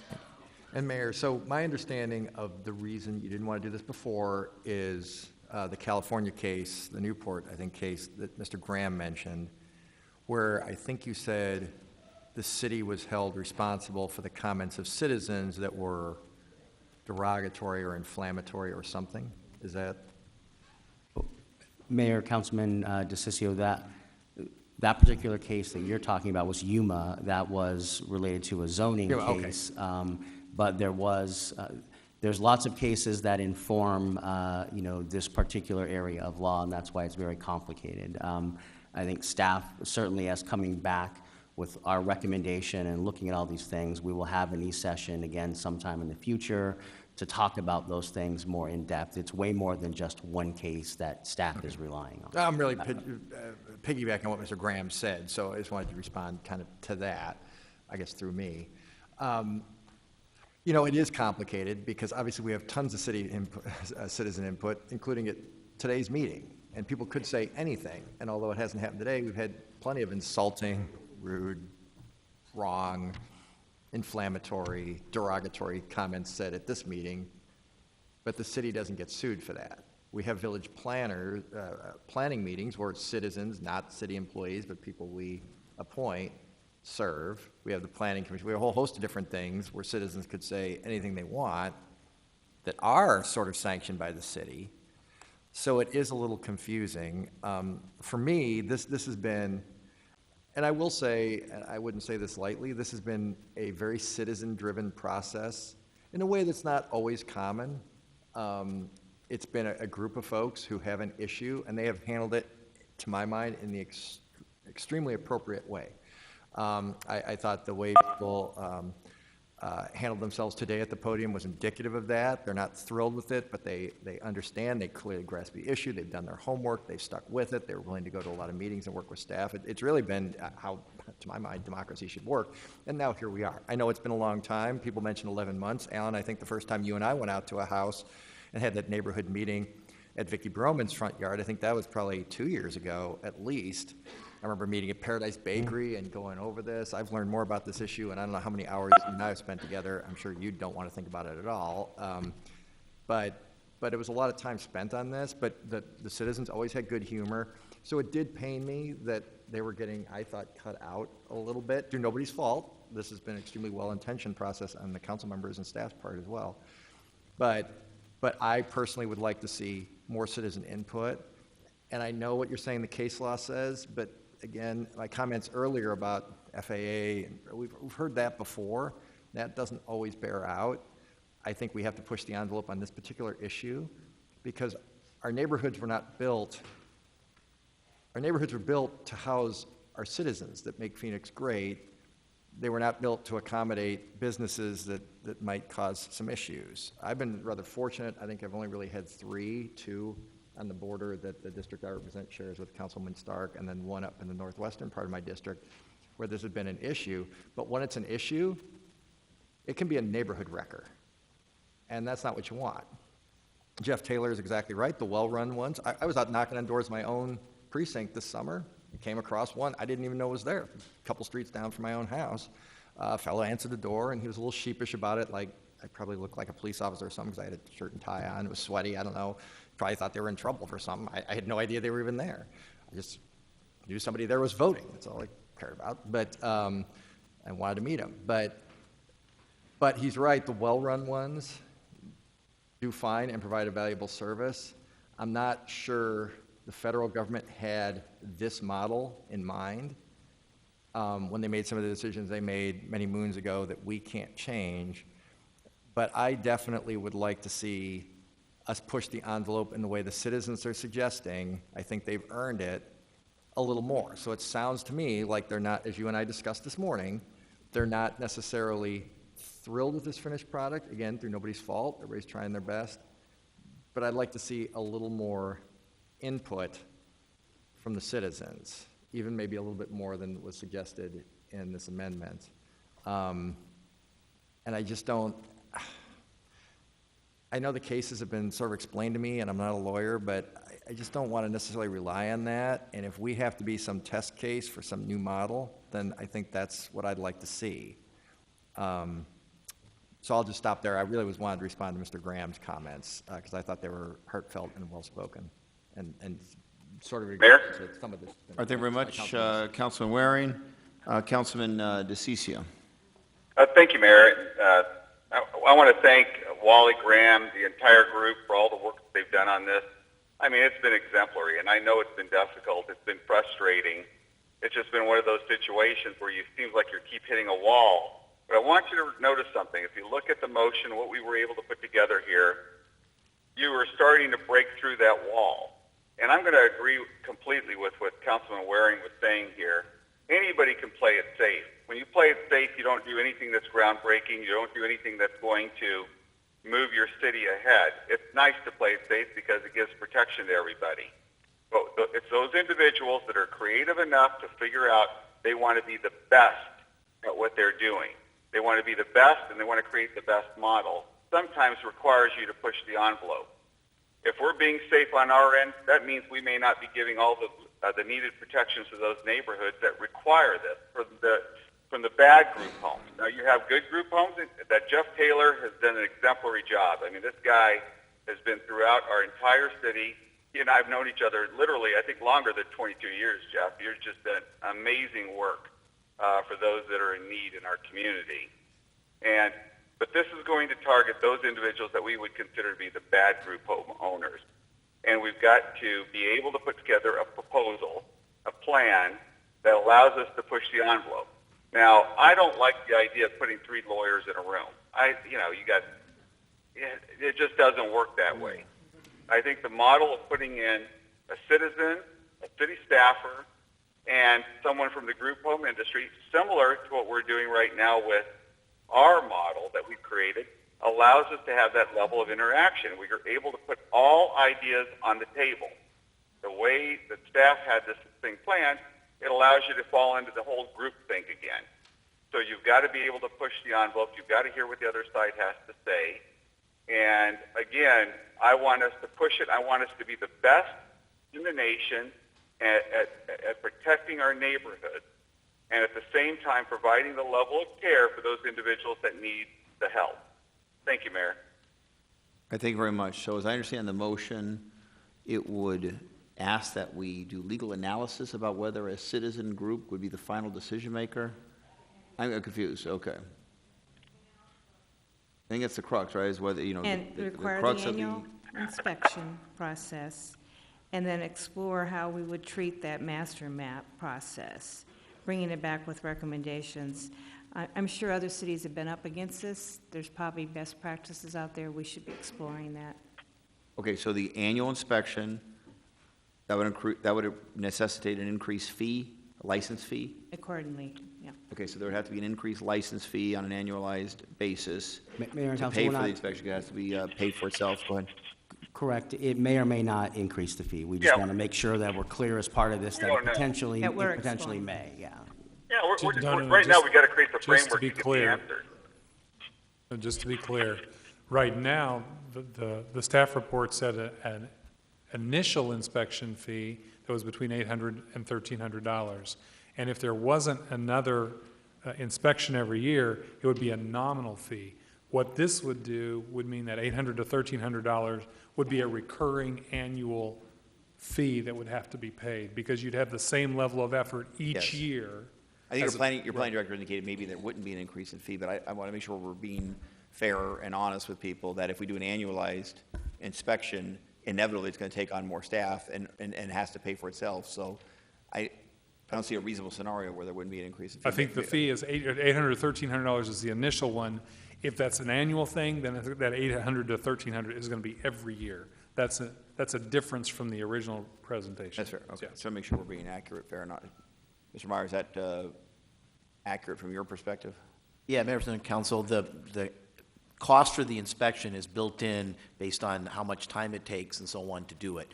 The fact that you're doing it more often doesn't require more necessarily staff. It just means it's going to happen more, so there's a cost again each year to do that inspection. Okay. And then the request was that separate and apart from the annualized fee with the additional cost to the entity seeking it, that we look at a citizen committee that would be the final decision maker.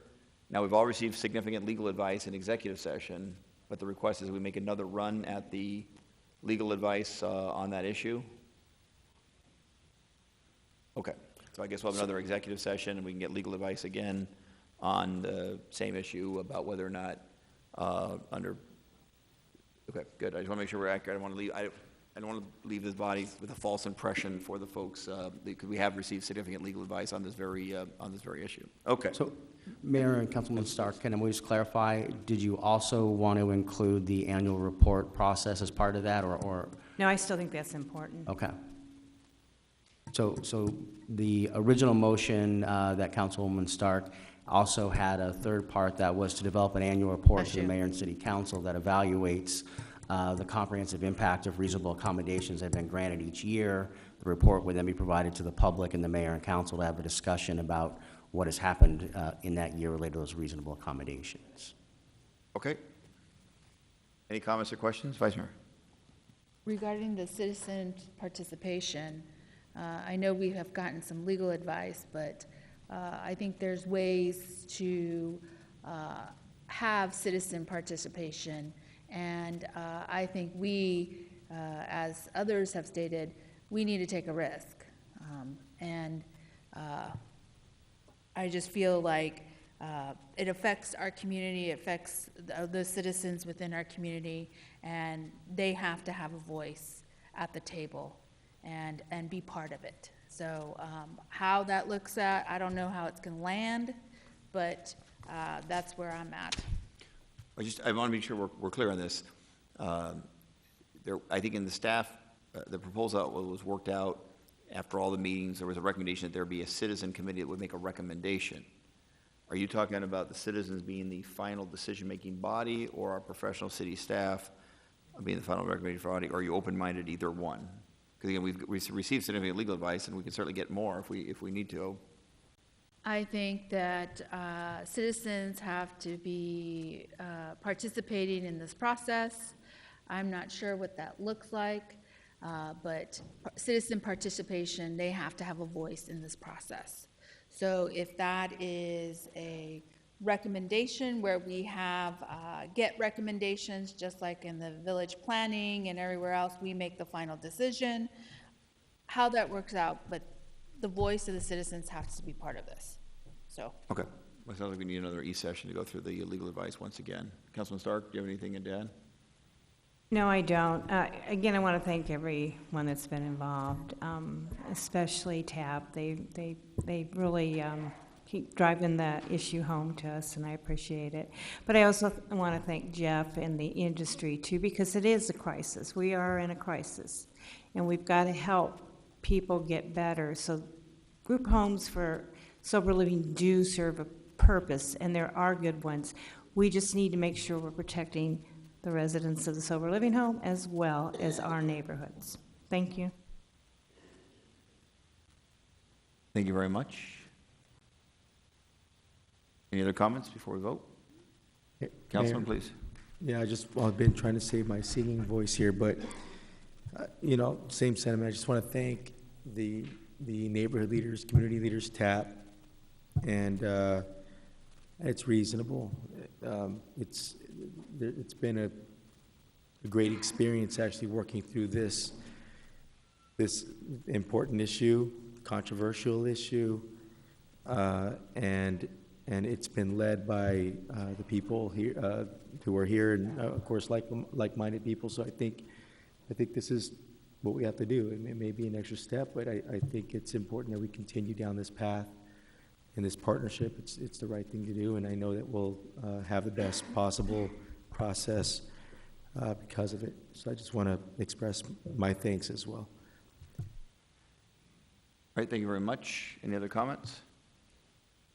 Roll call. DeCiccio? DeCiccio? Gallego? Yes. Nowakowski? Yes. Stark? I'm here, sorry. I got a phone problem. I'm yes. Valenzuela? Yes. Waring? I'd like to explain my vote. So we wouldn't have gotten to this point without the citizens sort of pushing us. I think this is extremely well-intentioned. I think people have worked a long time on this. This isn't the final vote. I'm going to be voting no for today, in part because I'm hoping that they'll spur citizen input to push things a little bit further, frankly. If we had stopped where our initial advice had left us, we wouldn't have come even close to this. So I'm glad that we didn't. You know, my comments earlier about the FAA and other things, and to Councilman DeCiccio and Councilwoman Pastor, and I think pretty much most of the people who spoke, you know, we need to fight it out on some of this stuff, and we don't do that all the time. And if we need to be a test case, we need to be a test case. If we're not going to do this to protect neighborhoods and push the envelope more than we're already pushing it, I don't know when we're going to do it then. So we've been successful in other areas, and I think this is one where we can do a little better. So it's not an indictment at all about this. It's not saying this is a bad thing to be voting for. I just think if everybody votes for it, then there's no incentive to keep pushing forward. So it's not going to be a no for today, but appreciate all the efforts, certainly the citizen input and the staff's as well. Thank you. Williams? Vice Mayor Pastor? Yes, with Mayor- improvements. Mayor Stanton? All right, yeah, so the motion passes unanimously, and I guess it was, 8-1, I apologize. All right, 8-1, and then I guess we'll have to set up another E-session, and I guess we have to come back, back for a final vote again in March. Excellent, all right. Next item on the agenda is item number 128, consideration of citizen petition as it relates to changing Broadway Road to Martin Luther King Boulevard. Do we have a motion on 128?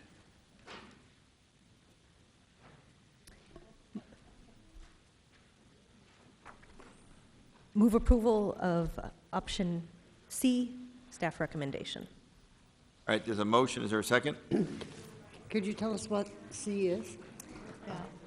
Option C is to encourage the community to lead a process to change the name of Broadway Road to Dr. Martin Luther King Jr. Second. Motion, Mayor? second. Councilman, I'd like to either add a friendly amendment to this, or I'd like to do a substitute motion on that.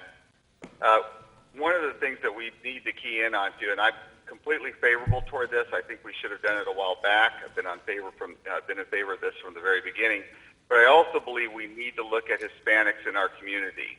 The contributions that they make on a daily basis, they represent over 40% of our community, 40% of the city of Phoenix, and they're critical to our success and our future. I would like to also add a Cesar Chavez name for the city of Phoenix for us to look at and put together a process, a citizens process added on to this to figure out where we could name a street named after Cesar Chavez. I would accept that friendly amendment. Thank you. Can we have a clarification? Don't we have a process? Yeah, that was my question.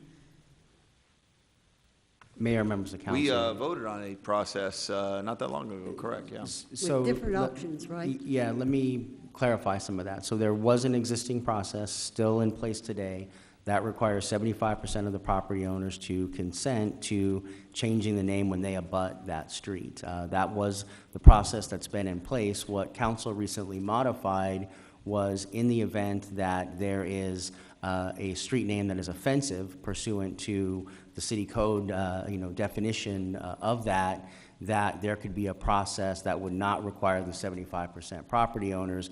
That is the one that takes the 3 council members to start the process and going down that road. I believe what Councilwoman Gallego is proposing is that under the existing policy of 75%, a citizen group could start working with the property owners to try and gather the support to make that happen under the original policy for street naming. What I thought the proposal was Councilman Nowakowski and I convened a group of stakeholders, including a former mayor, a lot of people with expertise in history, who looked at streets throughout our community that would make the most sense to recognize Dr. King. And so I think that Councilman DeCiccio was recommending that we convene community leaders specifically to research what street would be best to recognize Cesar Chavez. Exactly. Ray Road? It's wherever you want. Let's look at a location. I think just every street should be available. I wouldn't mock this one. I think we ought to be looking at a location that the community comes together on and finds a street. I mean, there's no way for us to. I've been supportive of finding and working with the Broadway Road with MLK, but at the same time, I think we need to start a process for Cesar Chavez. I mean, he's You're been right. an important Hispanic in our community. So if it has to be there, fine. Let's make it work. But I think the community needs to come together and locate a street. I have a question regarding the process. So I feel like, and this is a dialogue we could have, that any naming of any street, building, anything should have a process. And there seems to be 2 different processes in naming stuff. So I think we need to provide a one process way on how we name stuff. It's a little confusing. So I'm recommending that for the future, I don't know where we do this, if we bring it into a committee, that naming of any city, building, street, whatever else, park, there's a process. And it's one process, may have different layers in it, but there should be a process. Mayor, Vice Mayor, I might suggest that maybe staff could put together a little report and outline, because there are existing processes in place to name. Parks Board has their own policy that you heard from. The Heritage Commission that has a policy a couple weeks ago. This is street naming. Because there's different elements, there's different processes that are triggered. We could outline what those are and give that information to the council in the future. You could give us some direction from that, because I don't think we're advertised on the agenda today for a discussion about the bigger policy, Right. nor the Cesar Chavez issue. This was a petition that was specific response. Well, let's be clear about the processes. So the naming of buildings, that is a Heritage Commission process established by the City Council. The City Council set that process up for how city buildings get named. The parks naming process is based on the Parks Board, established that way. And streets is a process established by the city council. So the city council has established a street process, and they've established a building process. And if the council wants to harmonize those, we can work on that with the council to do that. That's a bigger, Correct. longer-term effort, which I think is what you were Correct. suggesting. Yes. So, Mayor, Councilman. in the future, if we wanted to name, let's say, or have a boulevard like what we did with Martin Luther King, that would just take a motion from the council, and that's basically what it would take, or is there a committee that it needs to go through? Letter of three of us? Or one? I mean, this is where processes and confusion starts. Transparency. The streets process adopted by the council has two avenues, one for council members and one for residents. And that process has been adopted by the council. Correct. So the residents one is to That's the, submit a citizen petition, and then what is the process? The residents one is contained in your packet as attachment B, which goes from pages 428 through 432. That lays out the two different methods to change street. And there may actually be a third one for a technical thing, but those are two basic ones. those are the two Alan? main ones. Yes, there are some technical ones about trying to keep street names across city jurisdictions the same for ease of emergency vehicle, that kind of stuff. But for the most part, those are the two main avenues. Okay. So the motion was made by Councilwoman Gallego for option 3 of the options in our packet to deal with the citizen petition. There was a second. I don't think it's appropriate to sort of throw out other names. I don't think it's germane, so it's not agendized. But I think, Councilman Ciso, if you want a specific recommendation as to a different name, we should put that as a separate agenda item, and I'd certainly be happy to have that on a separate agenda item in the future. Well, it's part of the friendly amendment. It's included in there, correct? I don't think it was, no. I'll be happy to make a substitute motion then, Mayor.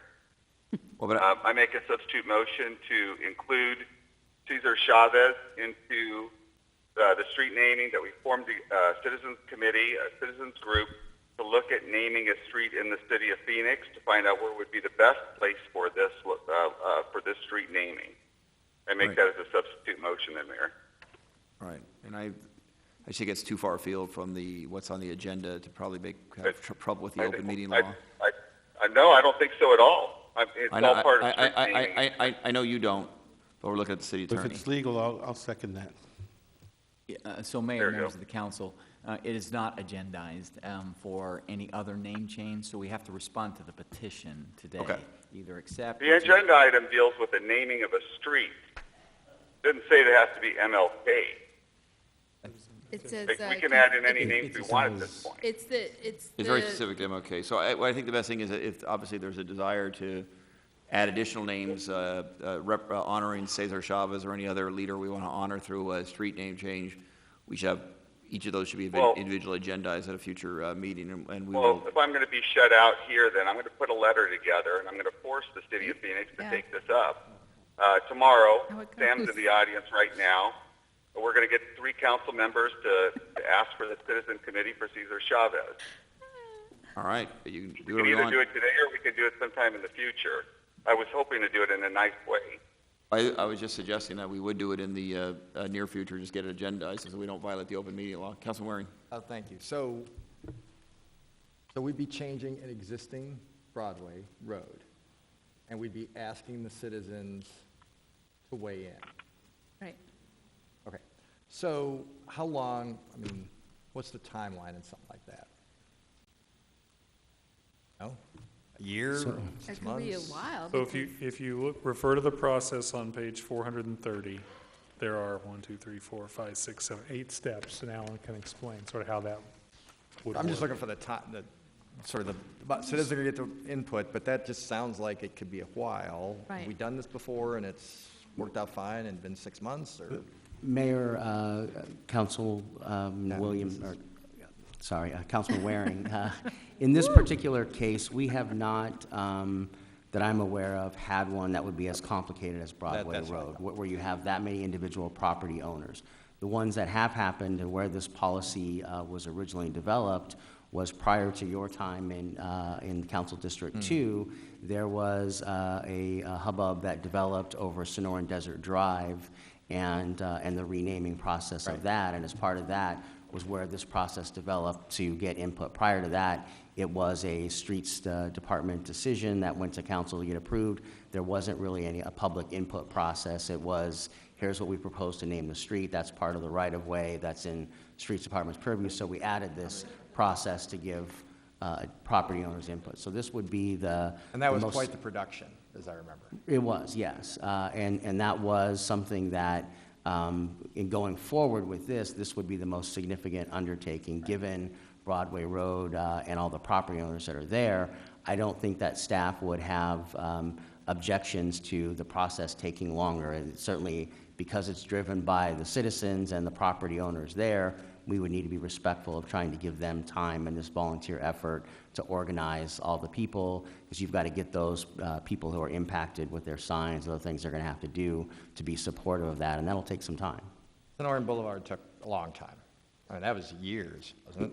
It did. It took probably a year and a half, 2 years, and there were far fewer properties associated with that than Broadway Road. A lot of address changes and so forth. So, and this will not change Broadway Road. I mean, there's a Broadway Road that stretches into Tempe. It's the same Broadway Road, right?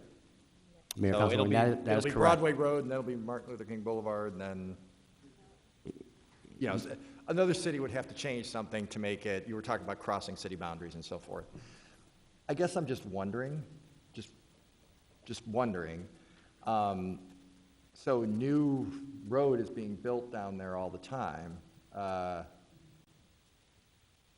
Is there something we could name where we're not changing a new road that's big enough to honor Martin Luther King? Or how hard is it to change freeway names? Because they changed the 51 to Piestewa pretty quickly. Could we request a state? I think they said something in the paper recently, we got a lot of lobbyists and so forth, or maybe we could do it ourselves. Could we petition the state to maybe name part of the freeway or all the freeway where they don't typically, at least in my experience, have addresses, so you wouldn't have people having to change their business addresses and so forth. And frankly, the freeway's a bigger production. I mean, is that, it might solve the problem of how long, it might be quicker. That went pretty fast, as I remember. People maybe had issues with how it was done, but it happened. It happened quicker than I think this is gonna happen, is my guess. I'm just throwing out there a suggestion. It's not a substitute motion or anything, but is it something that maybe people think might be an interesting concept to explore before we go down a path that sounds like it could take forever? I have think a that's question. a very, very promising suggestion. I think South Mountain Freeway would be perfect. Yeah, I mean, it's not named now, right? Not that I know of. Well, I mean, but Well, other than South nobody's Mountain, gonna but care if people aren't driving on it. Vice Mayor. I have a question. So I'm thinking about I'm thinking of Broadway Road. I look at 24th Street and Broadway. 24th Street and Broadway is a city building, so we would have to sign off on it. Then there's empty lots, and then there's I believe, churches. Those are all the entities that you're saying that we would have to get 75%, and is it per block? How, if we start, how do we move it? So, Mayor, Vice Mayor, it would be 75% of all of the properties that front on Broadway Road for its entire length in Phoenix. Right. So we would ask that the citizen group go out and they get those petitions. They could start however they chose. so we're gonna ask, we're asking citizen groups, and we received a citizen petition, and now we're gonna go ask citizen groups to go organize themselves and work the whole Broadway corridor to get 75. I don't know if that's very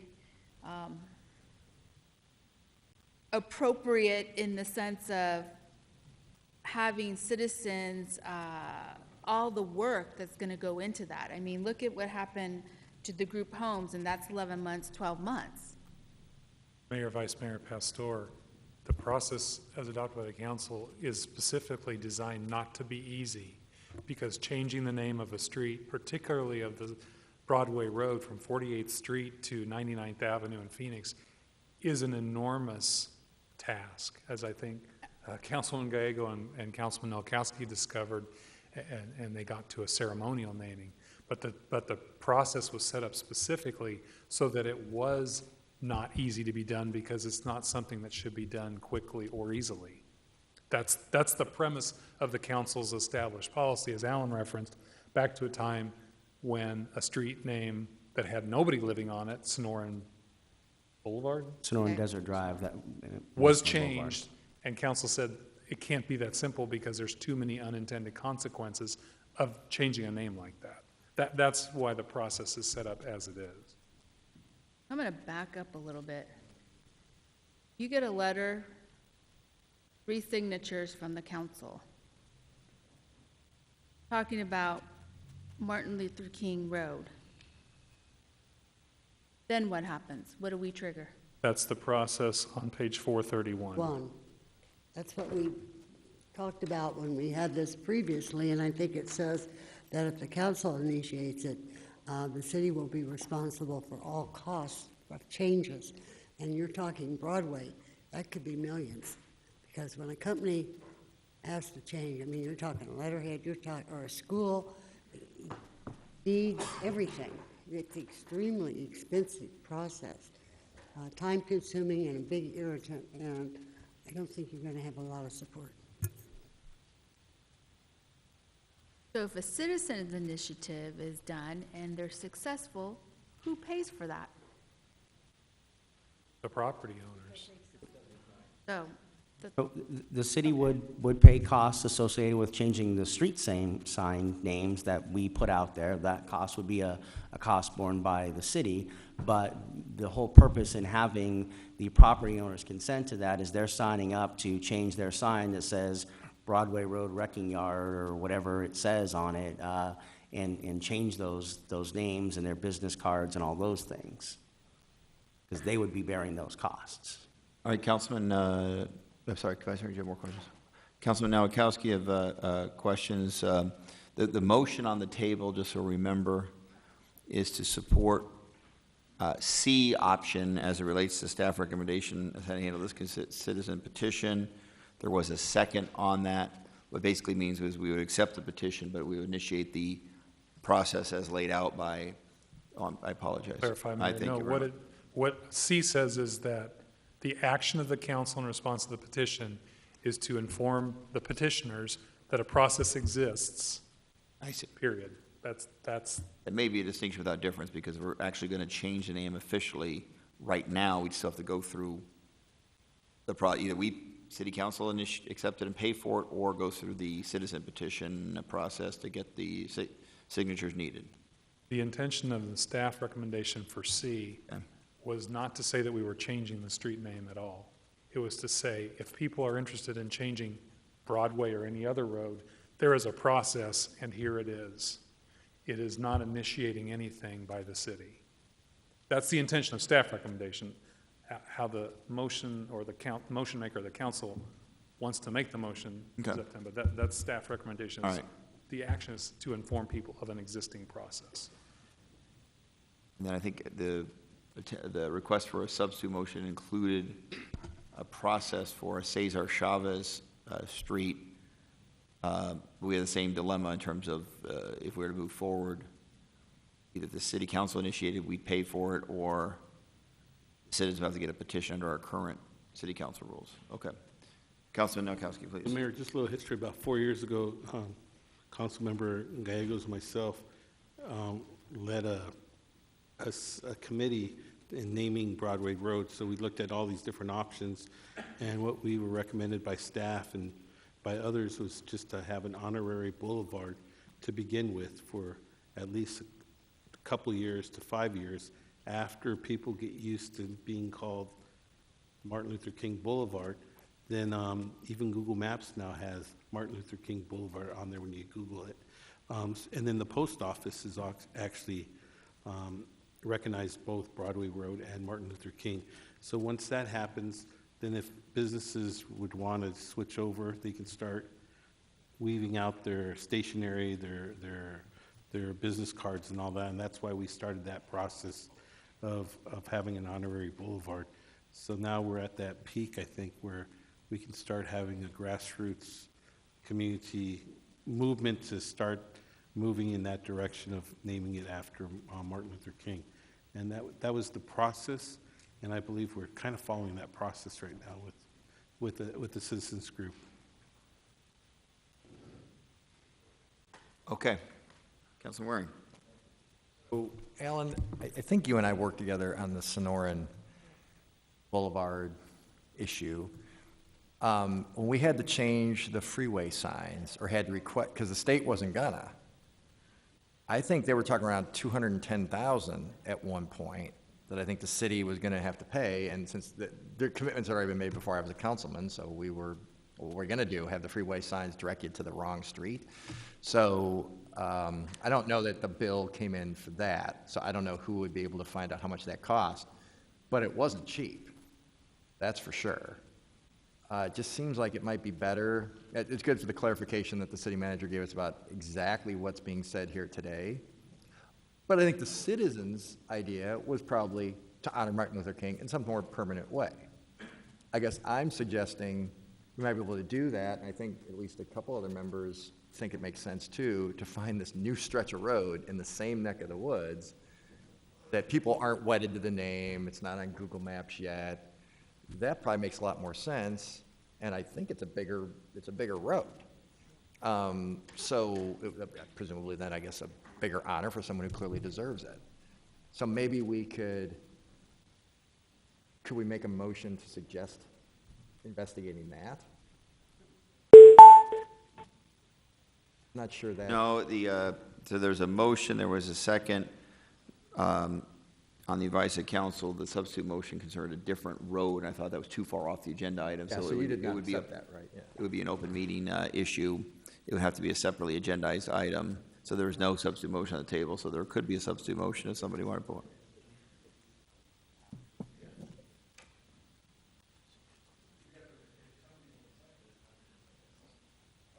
Okay, so now there's an attempt at a substitute motion. Councilman Waring.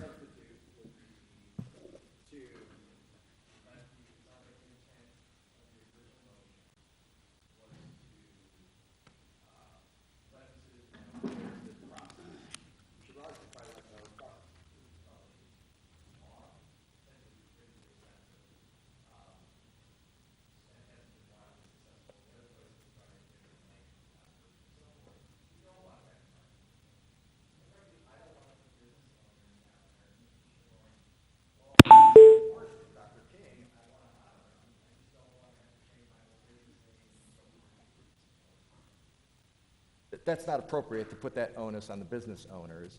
A different path might be inform the citizens and then find out the process for us to, I guess, petition the state and say Phoenix would like to have this named a la Fiesta Freeway. What process was used there, I've forgotten. I was with the state then, but I've forgotten exactly what happened. It was a little controversial given the way it was handled, but it happened pretty quickly, is my recollection of it. I think that could be done way faster than this. I believe that would meet the spirit of what the resident is asking for, which I think we're all in agreement with. I would imagine it sounds like we are for sure. Can't imagine that we're not. And that might be a simpler path than this other, our own process, which might take forever and maybe not even get done, and leave people with a bad taste in their mouths and feel like they were put on the spot. So your motion? my motion is to accept, to boil it down, to let the citizen know about the current process, which I think was the intention, it sounds like, from Ed and Kate with letter C, in And our for s- packet, but then also go to the state And pursue. and pursue How we naming. get South Mountain Freeway named? That I guess I'm assuming has no addresses on it yet. People aren't wedded to the name, and there are no That's your businesses motion, named I after it. second it. There you go. Okay. There was a substitute motion, I think of a friendly nature, I guess, but Councilwoman Gallego, please. Thank you, and I do intend to support the substitute motion. Councilwoman, or Vice Mayor Pastor has multiple times suggested that we ought to have some sort of happy median between the process we have now for renaming a major street and the process that the council has for offensive streets, and I think that does make a lot of sense. We want it to be possible for folks, but I have personally committed, when Councilman Nowakowski and I did the process for Dr. Martin Luther King Jr. Boulevard, that we would have a more public process than the one envisioned in the process for offensive street names, in part because I heard from many people in the music community that Broadway Road is most associated with the song Funky Broadway, which is actually named after our Broadway in Phoenix, not Broadway in New York City, and that's a real point of pride for people, so that they didn't want to lose that history, and I think it's valuable that we have that community discussion. What does Broadway Road mean to people? What do we lose and gain by renaming it? I still personally would prefer to rename Broadway Road Dr. Martin Luther King, but I think we owe it to people in the community to have a more robust process about that point of pride. So I think Councilwoman or Vice Mayor Pastor is very much spot on that we ought to look at a process that is accessible for residents, but that does recognize the point Councilman Waring has been making, that this is a complicated process with real expenditures. If we're doing this, I would love it to be associated with an education campaign so that people understand Dr. King's legacy, and to the extent possible that we can support people and make it easier to reduce any expenses associated with changing names, because I do want this to be a positive experience that brings pride to the people in the community. A lot of people along Broadway Road did want to see this change and really appreciated that it recognized the positive legacy of their contributions in the community. We did what we have done so forward, the voluntary change without city money. So Councilman Nowakowski raised a lot of money. Several people who are here in the audience helped support that. I want to particularly recognize Gary Flanoy, who really led an effort to make sure that the community supported the costs of changing those signs, and thank him so much for his volunteer efforts and his commitment to Dr. King's legacy. There's a big anniversary coming up where it would be nice to have even more ways to recognize Dr. King in our community, and I'm so glad that people here have been willing to come forward and make this a priority, but I just heard a bunch of sighs from my colleagues, so I will stop at that. Just really quick, Mayor, for clarification. We're asking the state what the process is, right? We're not asking to name any freeways after any individual, right? I am confused, but Councilman Waring, it was your Mayor. substitute motion? So again, and that's my fault. I apologize for being so wordy. We are doing what we said we weren't going to in that other case, sort of doing this on the fly. I guess I'd say this. So apparently our intent coming in here, the original motion, Councilman Gallego, correct me if I'm wrong, and the city manager, was to inform the citizen there's this process, and I guess do no more. I think it sounds like that was what it was. So to do a little more than just that, we would do that, let the citizen know, but then we will also do the research, put our lobbyists and ourselves to work and so forth, petitioning the state to name the new freeway, South Mountain Freeway, after Dr. King, a la Piestewa Freeway. I cannot remember what the process was, but there was a process and it happened. Yes, and it went quickly. We would find that out. We would let them know, but I think rather than put the onus on the citizen, we would do the heavy lifting, but that is a vote for another day. Today, we're just asking the staff to go find out. Is that a fair summary? My Ed? understanding of the motion would be that this would direct staff, I will have our staff prepare for the council memo describing the process to name or rename a state freeway, whatever you would like it to be named. It would just be a generic, but Okay. then we could do that. And we And would- my concern would be, Mayor, is that we spend a lot of time with community leaders, especially within the African-American community, and they chose Broadway Road, without them being in the room or having any chance to have a conversation regarding what's culturally and what's sensitive to that community, I wouldn't even want to hint that we're changing the name so we don't start it. So my understanding right now, the motion was to inform the citizen of the process for city name changing. The substitute motion is that we research how the state changes the name, and then that information will be brought back to us, and we may or may not act on that at a future time. Anyway, all right. Mayor? Oh, Councilman DeCiccio, please. Yeah, I'm good with either of those. I mean, but realistically, this has to be citizen-run. It has to be citizen-driven. Every major city in the country has an MLK Boulevard. They just do. And I think it's very appropriate for us to move this thing along quickly and honor Dr. King for all of his accomplishments and what he's been able to get done in this country. I mean, he was the game changer in our country. So what I'm feeling, at least what I'm concerned about, is that this is just dragging on. And it should not be this complicated. This is not that hard. It's not that. If it requires some city money, then maybe that's what we ought to be looking at.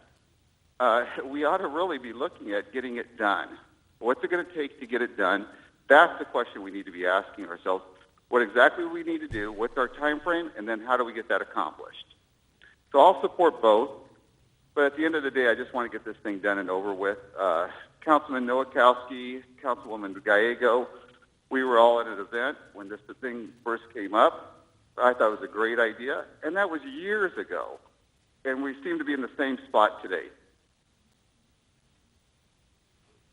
Thank you very much, Councilman DeCiccio. Gary Flanoy, did you want to provide testimony for this council in light of the motion and the substitute motion?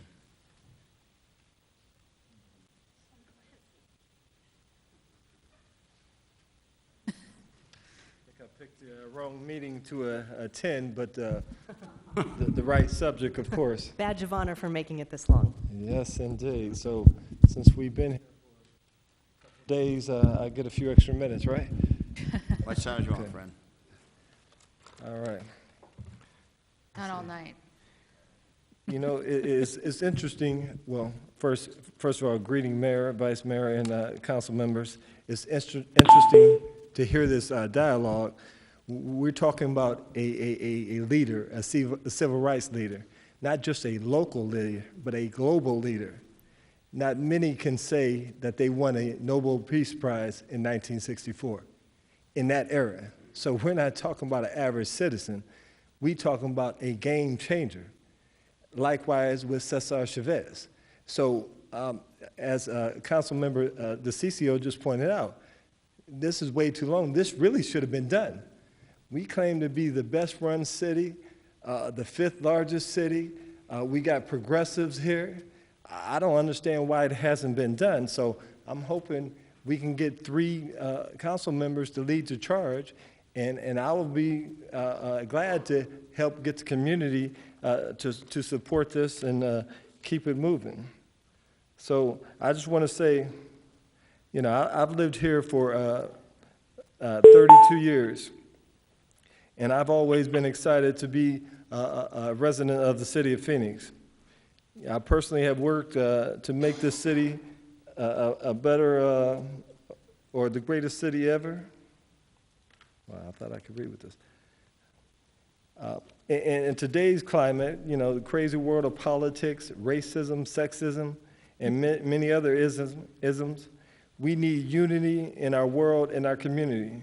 The very principles that Dr. King stood for should be preserved, taught, and displayed for all people to learn and get educated from the dream and the legacy of Dr. Martin Luther King, King Jr.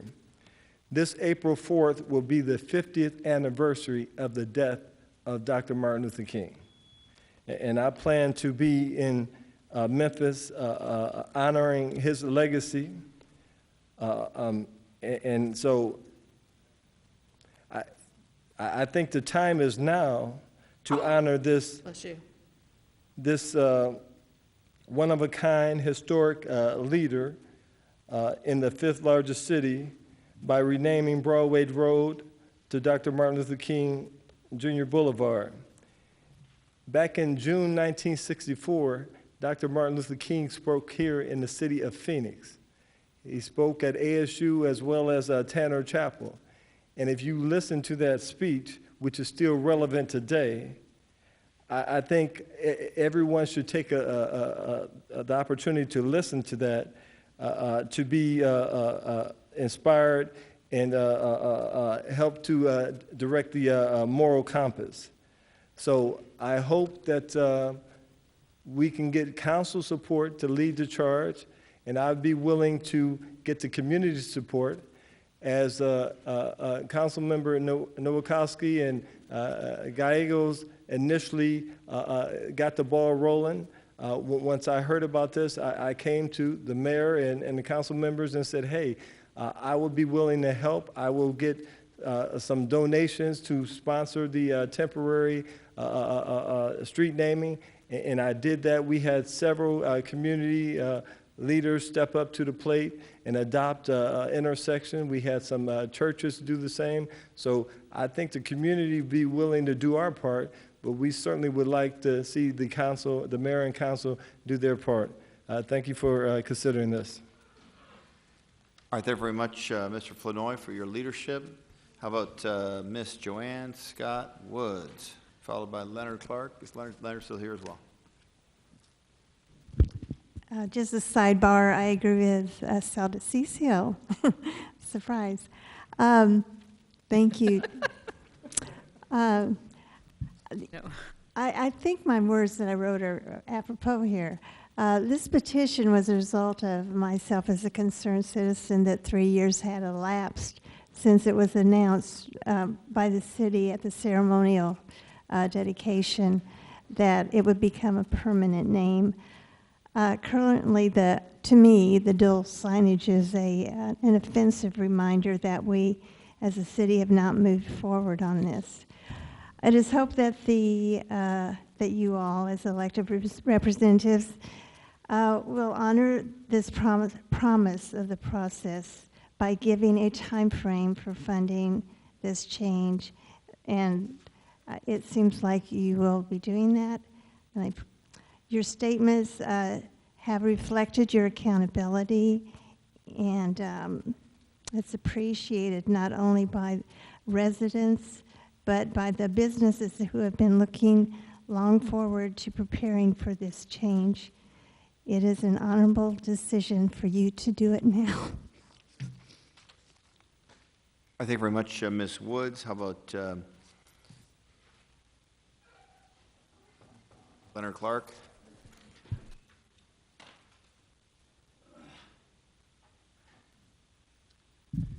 Thank you, Mayor and council members. My name is Leonard Clark, born in the city of Phoenix, a couple miles down the road. I have been involved with the Arizona State Board on geographic and historic names, and I do respect the councilman Jim Waring's recommendation, but I find some complications on that.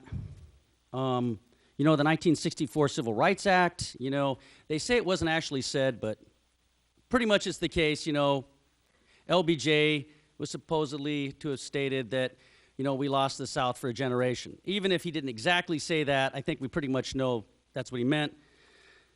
So my point is, I sense fear a little bit. I'm sorry, but I do sense fear in Broadway, okay, that we're a little bit fearful of some of our friends. I've seen it personally. I know of resentment towards Cesar Chavez, of Martin Luther King. Our younger folks are just like, Leonard, no, that's in your imagination. But I'm old enough to remember when an African-American man walking down the street with an Anglo woman would get angry looks in the city of Phoenix. So I'm old enough, I'm blessed with the fact, though, that I had courageous leaders that stepped forth, like Lincoln Ragsdale Sr., who helped invite Dr. Martin Luther King here. So I really do agree with all of you, but I'm actually surprised with Councilman DeCiccio for his courage in saying, yes, he was a game changer. It just, to me, appears to be passing the buck to go to the Arizona State Board on geographic and historic names. That's one concern I have. I've attended them. They can be called. I think, when they feel it's necessary. But I've seen that, they won't even change the name of, they say now the Jefferson Davis Highway Monument can stand. I've personally been accused by the governor's police of vandalizing it, which I didn't do. But they won't even act on that. They're afraid politics starts to get involved. This is our city. Let us make a bold stand. And the other thing is our indigenous community, the stakeholders, many people, South Mountain Highway is a controversial highway on their sacred land. And if you were going to name it something, they might want to name it. They don't believe in naming it after names. They believe in naming it after like a natural thing. So I would like to stay involved. I hope you at least let me know as a member of the public when these things are going on, but I will thank you for taking the courage to do this. I hope you will follow Phoenix Code 18-1 and do the 3 votes and get this process started. Thank you.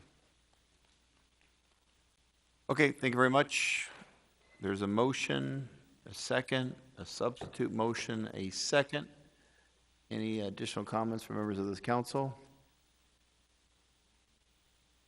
I just have one question for Alan. Of course, Councilman Nowakowski, please. Do we know how much it would cost for Broadway Road to be transferred over to Martin Luther King Boulevard, the cost for the city? Mayor, Councilman Nowakowski, I don't believe we have a complete, accurate picture of what that is. We do know that there would be costs associated with all the street signs. There were some estimates that were done that we can get you, well, but that was a couple years ago, and so we'd have to see what those changes were since then. In the somewhat analogous situation of the effort to change our street naming policy to deal with offensive names, in particular names offensive to our Native American community, we did look at the issue of the, in my opinion, inappropriately named road near Piestewa Peak.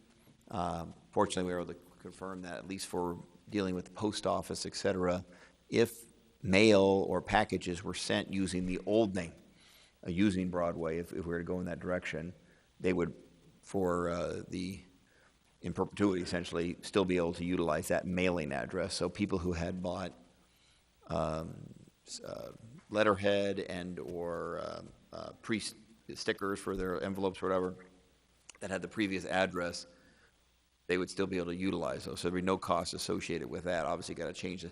In the case of the road near Piestewa Peak, there's only a small number of residences on that road, so there wasn't a lot of signage changes. There would be that on Broadway, and there's more businesses on Broadway and large-scale industrial or large-scale business operations than there are. But at least if you were to compare the fact that you can still use the old address, I assume that would be the case with Broadway. Vice Mayor.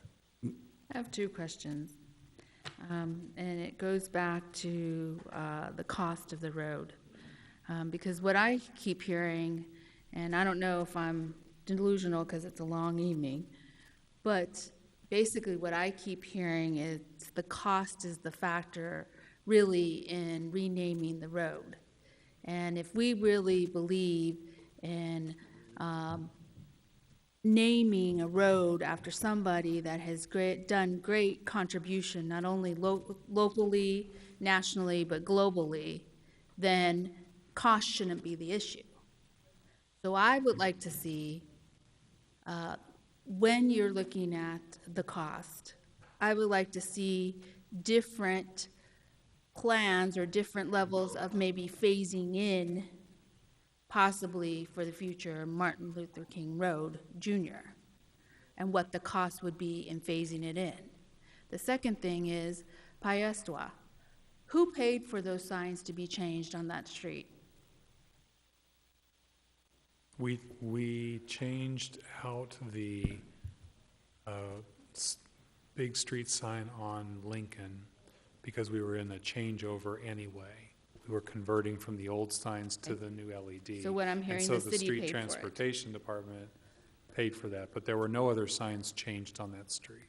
So where the mail goes, the street sign, as I'm looking for a street sign and I want to go into that neighborhood, that did not change? The white street sign did Yes. not change, but the backlit LED sign was changed because we were changing over the signs in the city anyway. Okay, so the city paid for it. Yes. Okay, thank you. Mayor, one more question. Yes. So Alan, we have 2 signs up right now on Broadway Road.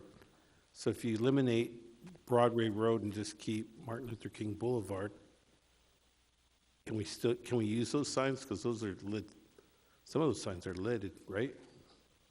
Mayor, Councilman Nowakowski, I don't believe those signs are lit, but they're a different ceremonial. They have a different look to them than the standard street addressing ones because they're a different purpose. Now, whether or not some of those could be reconstituted, I don't know. We'd have to discuss that with the Street Transportation Department, but they're not a direct replacement because they do look different to serve that ceremonial purpose.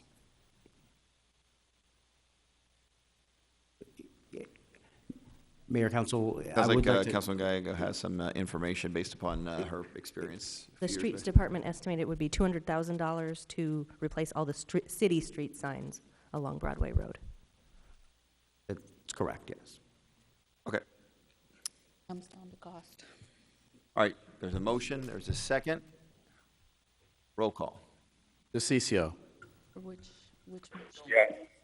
So this is the substitute motion, which incorporated the original motion with the additional request that we research the process by which we change state highways or freeways. And will we still have a chance to bring it back and maybe? The staff's going to, assuming this passes, they're going to do that memo and get it to us, and then we can decide what to do with that information. Gallego. Yes. Nowakowski. Yes. Stark. I now have Funky Broadway in my mind. Thanks a lot. Yes. Valenzuela. Waring. Williams. Pastor. Yes. Mayor Stanton. Yes, that item passes unanimously. The final item of today's agenda is, what's that? Second? 129 we did? Yes. Oh, I apologize, okay. So now we have some additional citizen comments. Mr. Rusnick, is he not here? I'm sure he'll come back next week. Jerry Von Goss, is he here? Marilyn Rendon? Pascal, you're here. Good to see you. Thank you for staying. Is Marcus Huey here? Thank you. Ronald Stoner, are you here? Joanne Scott Woods, she's still here. And then Leonard Clark. Mr. Labate. Good evening.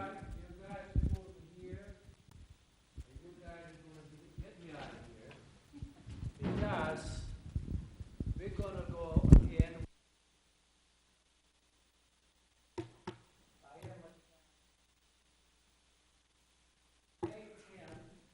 2017, that the decision you make, all you members here, concern the lot at 1529 East Valletta Street. Ricardo Celaya, when he demolished the house and he did everything he wants on his own without permit, now it got it, it's up to you guys to make sure that he do something, because it's 2 years and a half now, it's been like this, and you guys did nothing for, and he did nothing for, and he will do nothing for. Now, there's one thing you guys got to do, to close the driveway, make it closer to the alleyway, you open it up in there, and block Ricardo Celaya to stop and go put cars on that lot. Do you guys want to do like this, or you want me to have a motion for this, a written motion? Okay, I mean, we can't answer that because citizen comments, obviously, sir, up to you whether you want to do a citizen petition yourself. See, because it's I cannot live in there. I got about 300-400 cars a day. They go on that clinic. Ricardo Celaya lied to you guys here when he says he needed in the lot 1529 East Village Street for the doctor's office. He's liars. Okay. A born liar, because He got oxys in there. You don't need it for the. You don't need a lot for the office. You need it for the people. Go in there, you apply for access. And again, I said before, over there they give it access, they give food stamps, they give money and everything else to people who don't need to get it, people who are working for, because they are Mexican like he is, so he give it to everybody. In response to your public comment, the city manager actually had the staff draft up a good response with options. So if the city manager or planning director could help make sure we get you the information, they actually did work to try to. One more thing I'd like to note. Who's my council in my district, District 8? I am. And why I call you many times you never answer the phone? My chief of staff just reached out to you and said we will try to continue to work with you. I've been calling and calling and calling, no answers. We will try to do better. So my council, forget about everybody. They just maybe they do or she do whoever she feel like to respond. All right, thank you very much. That's not nice. All right, thank you very much, Mr. Labate. Next one will be Mr. Huey. The next speaker. Thank you very much. Thank you.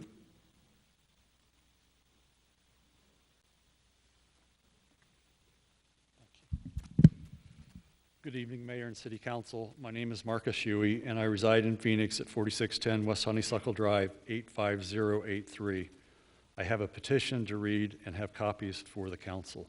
Thank you. May our city clerk grab the copies now while you read it. Thank you. The City of Phoenix Charter requires that elections for the mayor and city council shall be held on the first Tuesday in October, and the runoff election shall be held on the fourth Tuesday of November of every odd-numbered year. That's City Charter, Chapter 3, Paragraph 6B.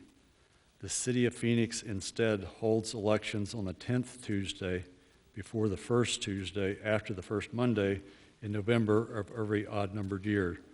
This has been the case since the Arizona legislature enacted ARS 16-204 in 1996.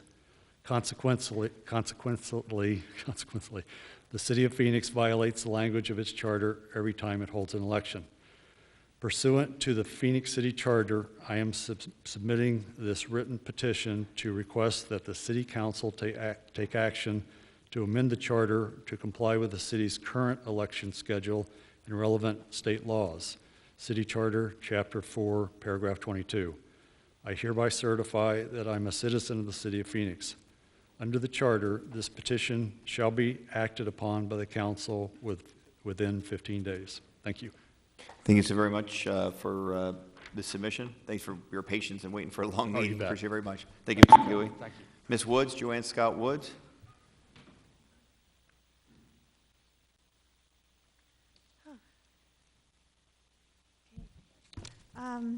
I have a citizen petition. Good evening again. This petition is to request amendments to Rule 8 pertaining to citizen comments.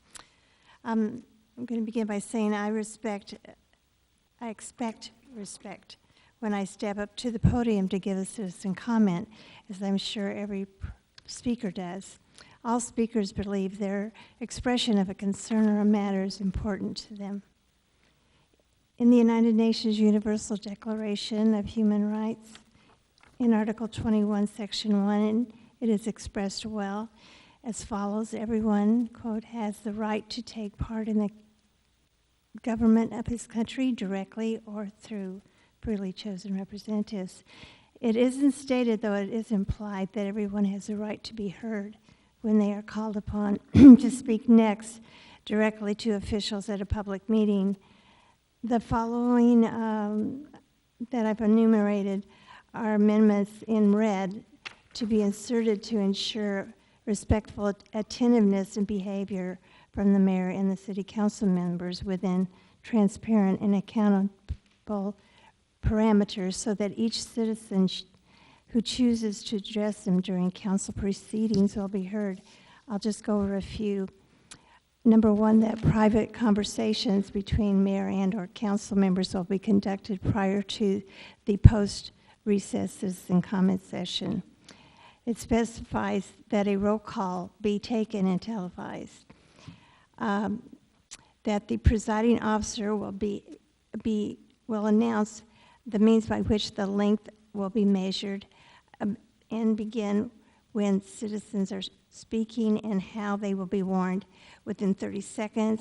I've suggested what you use now as a tricolored signal, but also have a 2 4-digit programmable timers, one facing the speaker and the other one facing the dais, and that would ping at the 3 appropriate intervals.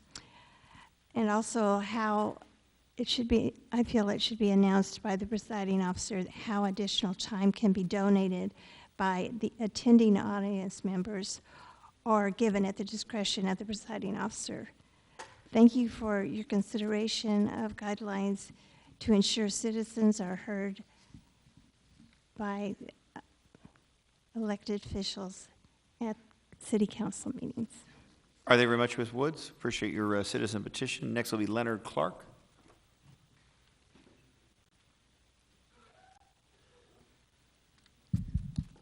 Hello, my name is Leonard Clark. Thank you for being here. You're all very tired.